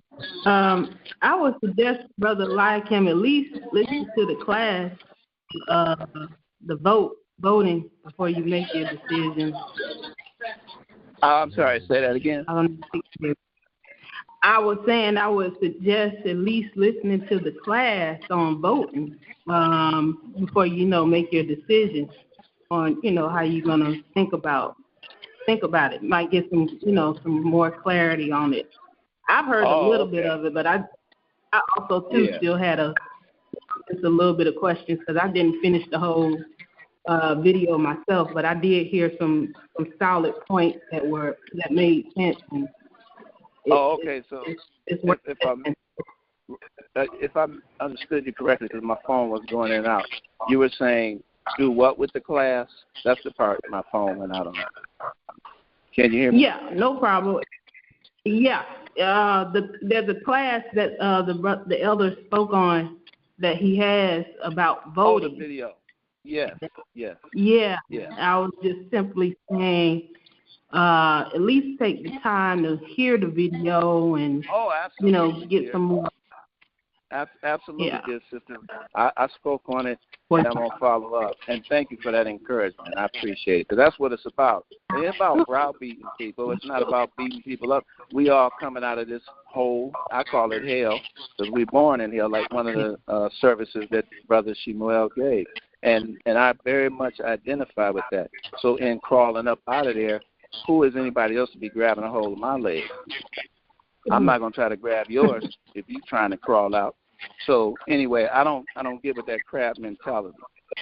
I fight against that.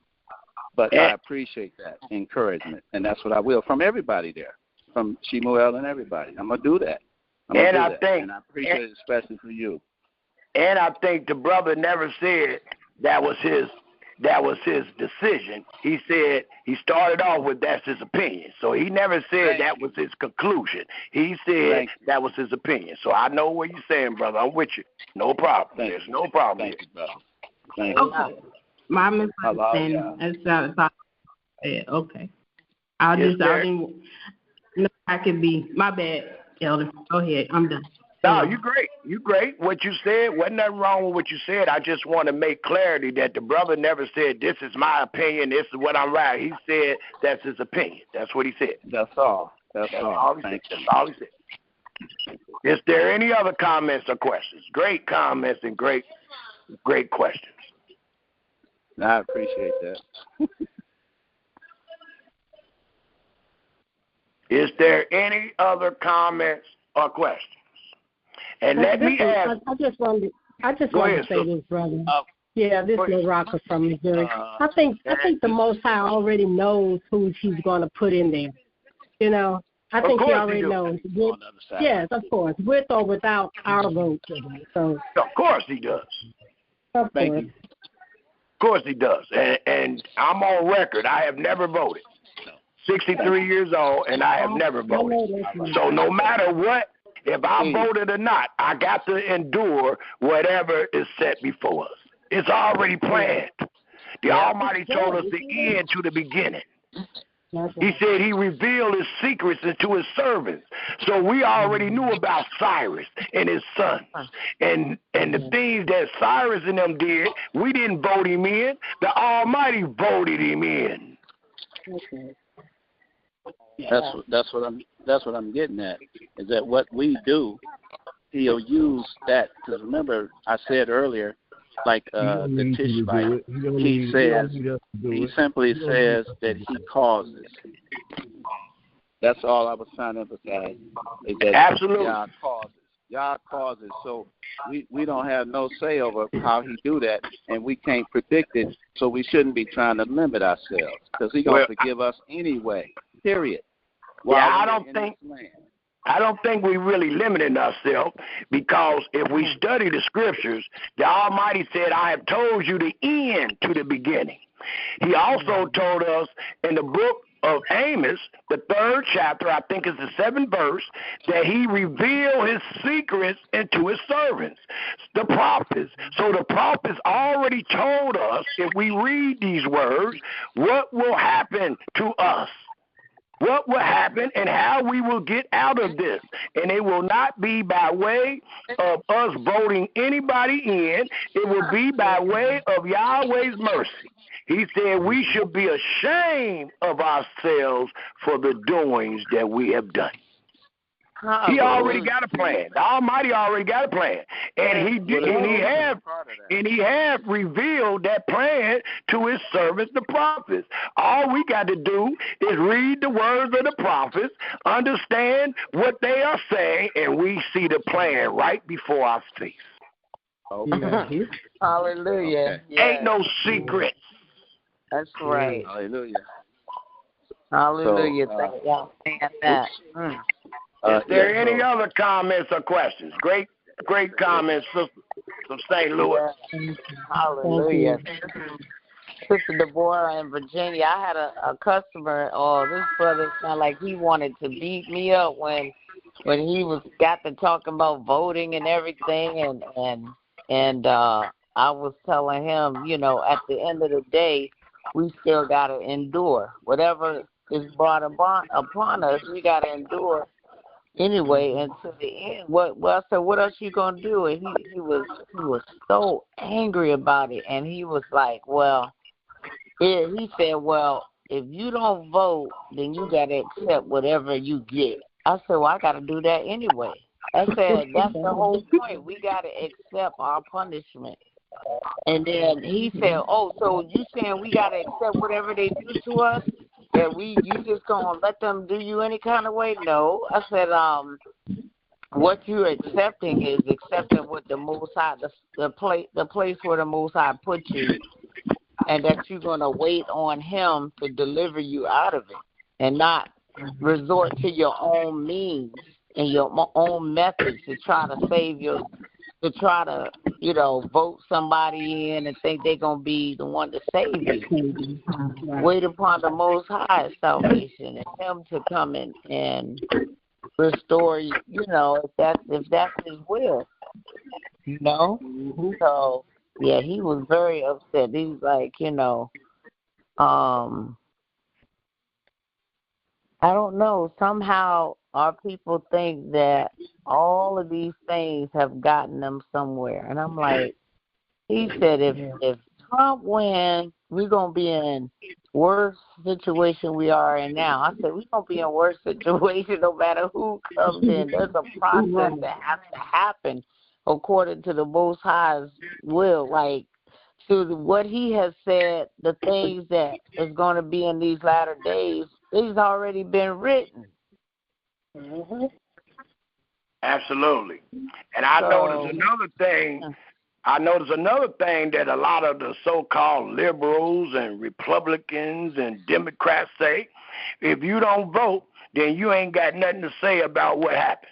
And that's foolishness. It's foolishness. I have never voted. But I had to endure whatever I went through. My vote wasn't going to make no difference. These people be cheating. They be cheating in the vote. I might have voted, and they threw my vote in the garbage can. My vote don't make no difference. Yeah, so a whole system, a whole agenda. Yep. Trying to get us to put our faith and trust in man instead of the Most High. Right. Yes. Great comment, my sister. Great comment. Is there any other comments or questions? I just want to say one thing. Yah said, cursed is the man that put his trust in man and make flesh his arm. When we vote, when our people vote, they put in their trust in a man or a woman that don't care nothing about you, and they making that flesh their armor, their protection. Yep, and even more important, they don't care nothing about the Most High. Yes, ma'am. And then those people do their terms, 4 years or 8 years, and they gone by their business. And then the next man up. Damn. Still in the same condition with no protection, no, all the things that they're doing. They don't care. When are we going to get that? How we have to turn to the Creator, turn to our Father in heaven. He's our only hope. He's our only help. That's it. That's it, sis. How are we voting for someone who don't even fear the Creator? So the instruction to the wise was, pray for the peace of the city, and the peace thereof shall ye receive peace. So it lets us know, wherever you at, it's going to be a lot of turmoil. It's going to be a lot of lying and plotting and smear campaigning and all that. The Almighty said, pray for that city. Pray to me for that city. And if I answer your prayer, if I choose to be merciful and show that city some peace, that's where your peace will come from. No other places, no other source. So when our brothers and sisters had caravans and they went to different lands, did they not obey the land in themselves? I'm not talking about the voting part, but in what I'm referring to is where Yah says, seek peace with all men. That's regardless of what you call yourself. What chapter and verse is that, brother? I don't have it for you, but you know it's I need it. I need that verse. I definitely need that verse. I'll get it for you. I'll get it for you. No, that'll be my homework. Please get it, because I have searched. Seek peace with all men. Now, you know, I'm reading from the Septuagint, so it may be the version that I'm reading for, but yes, I read it. Okay, just give me that verse whenever you get it, brother, and then I can respond to it.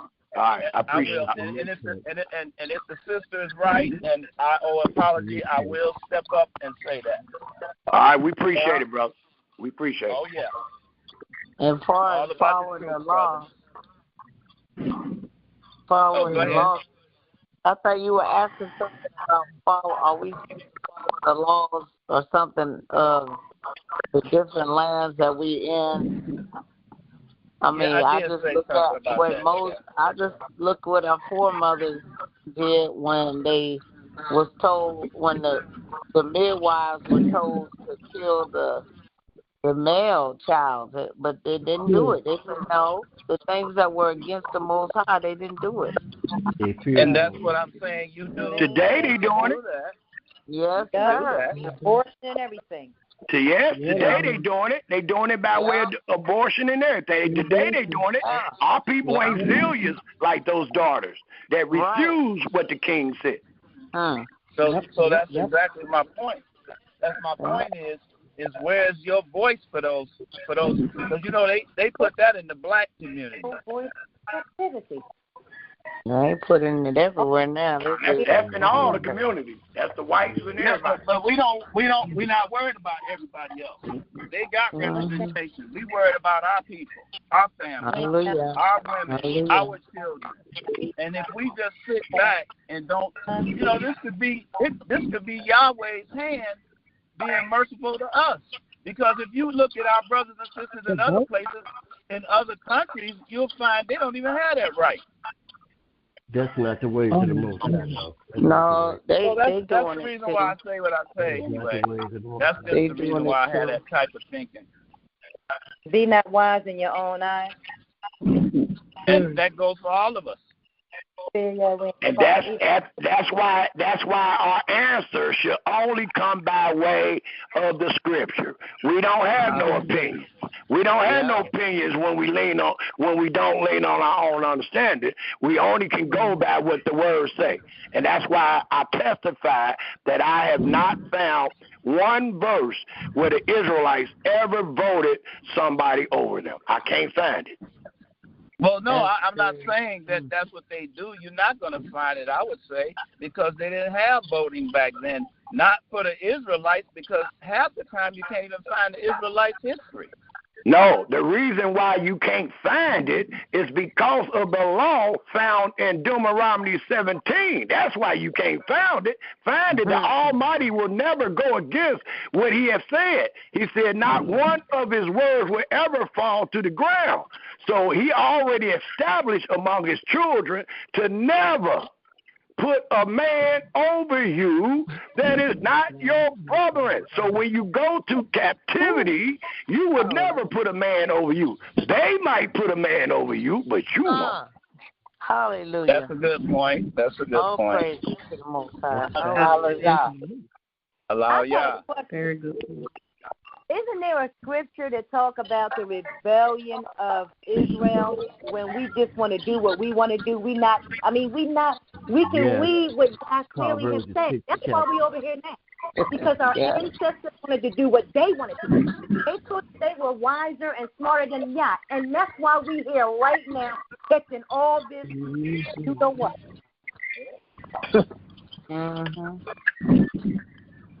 Well, again, one of the things that I notice in our community is that we tend to try to villainize people for wanting to know things, and that's wrong.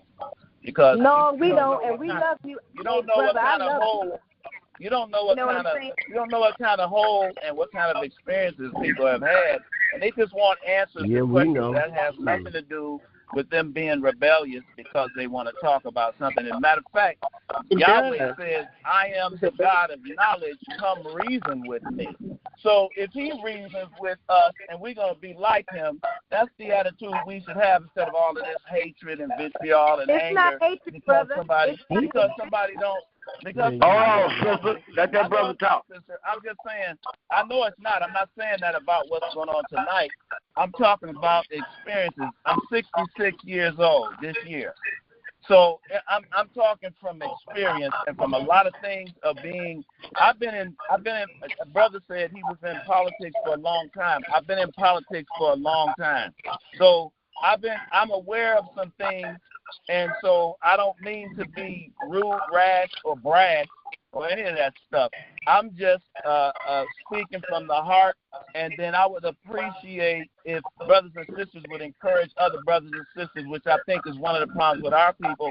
I see our people go to council meetings where a bunch of white folks want to help solve problems in their town, and they come with anger because they want somebody to massage whatever they had going on with those people didn't have nothing to do with. Because the shit that we went through, man. Because the shit that we go through. Hold on, brother. Let the brother talk. Don't even have an opportunity to have a conversation and finish it. And I've seen a lot how that has hurt our people, and so that's the reason why I stand up like I do about it. Hallelujah. And I hate that I even brought up the conversation about voting, because the last half an hour we ain't said nothing about this Feast of Tabernacles.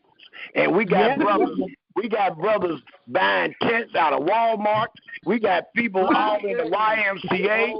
We got people in the park keeping the Day of Atonement, lying to us, and we ain't even talking about that.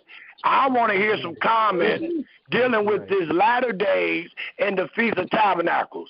Are we wrong for telling people that they are in error for trying to keep this holy feast called the Feast of Tabernacles in the captivity? Are we wrong? No.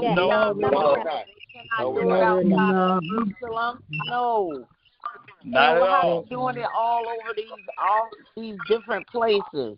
Oh, everywhere but where the Most High says to do it. That is what we need to keep commenting on. For when the people hear this video, they would know that they are in error. They would know that we have truly made a distinction between the holy and the unholy, and between those that are right and those that are wrong. That is the subject matter today. Like I said, I hate that I even brought up the voting, but it is a subject matter. It is concerns to many of us, so we spoke on it. But I would love to end this presentation dealing with the Feast of Tabernacles. Is there any other comments or questions dealing with the Feast of Tabernacles and what we know our brothers and sisters are doing this day? Is there any comments? I think you're right. I do. Right on point. From the Philippines, just from Louisiana. Go ahead. Something that I've been contemplating is how, hearing your teachings, how, the scriptures say in the land, and then, because I did the camps for a while too, and from my experience with the contrast I'm seeing is that they're trying to take my time to say this correctly. Being that the scriptures say in the land and they're doing it out of the land, it's like, to me, just something I've been contemplating on. Like, they're not being that they're trying to do it outside of the land, and I, like I said, I've been to the camps for a while where I've been a part of certain of the so-called holy days that they're celebrating, and it'd be drinking going on and partying and celebrating, and it takes away from the fact that we lost that privilege. We no longer have that privilege to party it up and be happy and celebrate that we have Yahweh close to us. We don't have that.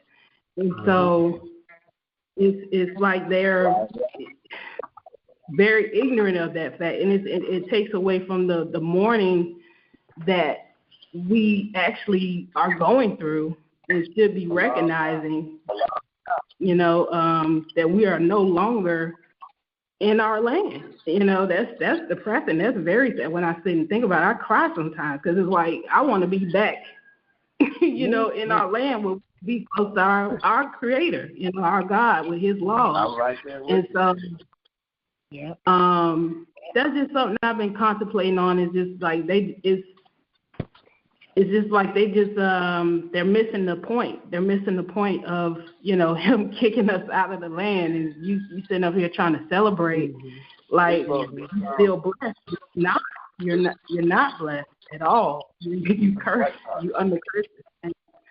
So, but yeah, that's my comment. Absolutely, sister, and that was wisely spoken. And I'm like you. I mourn every time I see our brothers and sisters perpetrate such a wicked act. And I understand why they drunk. I would be drunk too if I'm teaching my children, my wives, my friends, my brothers and sisters, my mama, that we can keep something somewhere other than where Yahweh said. I think I'm going to get drunk too. That's why they doing all they drinking, because they know they ain't in the place that He commanded. That's why you're drunk. That's their feast. They doing their feast, not the Most High feast. That's why they drinking. That's why they drinking, and that's why they eating and everything else, because they know they is not in the place that Yahweh commands all to be done. And Elder, you know what else they do? Another thing that I've seen a lot of Israel be doing for the so-called the Feast of Tabernacles that they supposedly keeping. They say, well, we just put up a little tent in our yard, and I said, oh, so like that, you stay in that for the whole week? Oh no, we just, we go inside for a little bit, and then we go back in the house and stuff. And I'm like, where that at? That's blasphemy, sister. Oh man, that is blasphemy. That is blasphemy against the word of Yahweh. That is blasphemy against the holy feasts of Yahweh. That is blasphemy. Yes, it is. And don't forget, they under the notion of doing the best you can. So, the brother will hurry up and say, I set a tent outside. No, I wasn't out there for no 7 days. I only was out there for a minute, and I came on back in the house. Don't forget, sister, we doing the best we can. So it lets us know that they in error from the beginning to the end. They say, at least I tried. Foolishness. They say favorite word, best you can. And Brother Samuel. Yes, sir. Yes, sir, Brother Stephen. Yes, and what gives me, a lot of our brothers keep the Day of Atonement, and I saw a sister post one time, I got a brand new start, and how you keep the Day of Atonement, as soon as you get through fasting, as soon as the Day of Atonement, your so-called Day of Atonement over with, you find yourself in the same predicament you were before you got started. A captive, you're filthy, and ain't did nothing before the Creator. You just whistling in the wind. That's right. Well, you absolutely correct, Brother Stevens from Mississippi, and that's how they should be. That's how they should be, because they're not following the order. The Almighty never said that you will be clean, that you will be forgiven before my tabernacle is clean. So if the tabernacle is never clean, you can never be clean. Absolutely. You're not following instructions. That's right. And for the offering, the most times they bring an offering made by fire, and what they do is a long time ago, I used to be with a camp. They just, instead of bringing an offering made by fire, they tell them to bring a monetary donation. Now, how you gonna burn up money? They bring a monetary donation. So I knew right then this was pure foolishness. And just like you just said, brother, you ain't never see them burn that money up because they're not going to burn it up. Offering made by fire, I tell you. Wicked. Wicked. So it's just foolishness, you know. So I'm so glad that the Most High opened my eyes up, met a brother like you and many others who teach like this. You know, it's just a blessing. If I could say blessings, it's such a good thing to hear these type of words, and they coming straight from the book, you know. Hallelujah. Amen. Very wisely spoken, brother. Mm-hmm. Is there any other comments or questions? I know a lot of the women be saying, I ain't going to camp. I ain't staying in no tent. Can anybody tell me what was it I was supposed to look up in the scriptures? I was driving when I didn't get to write it down. My hands was full. You said something about we are to love or respect all people or something like that? To seek peace with all men. Yeah, there you go. Okay.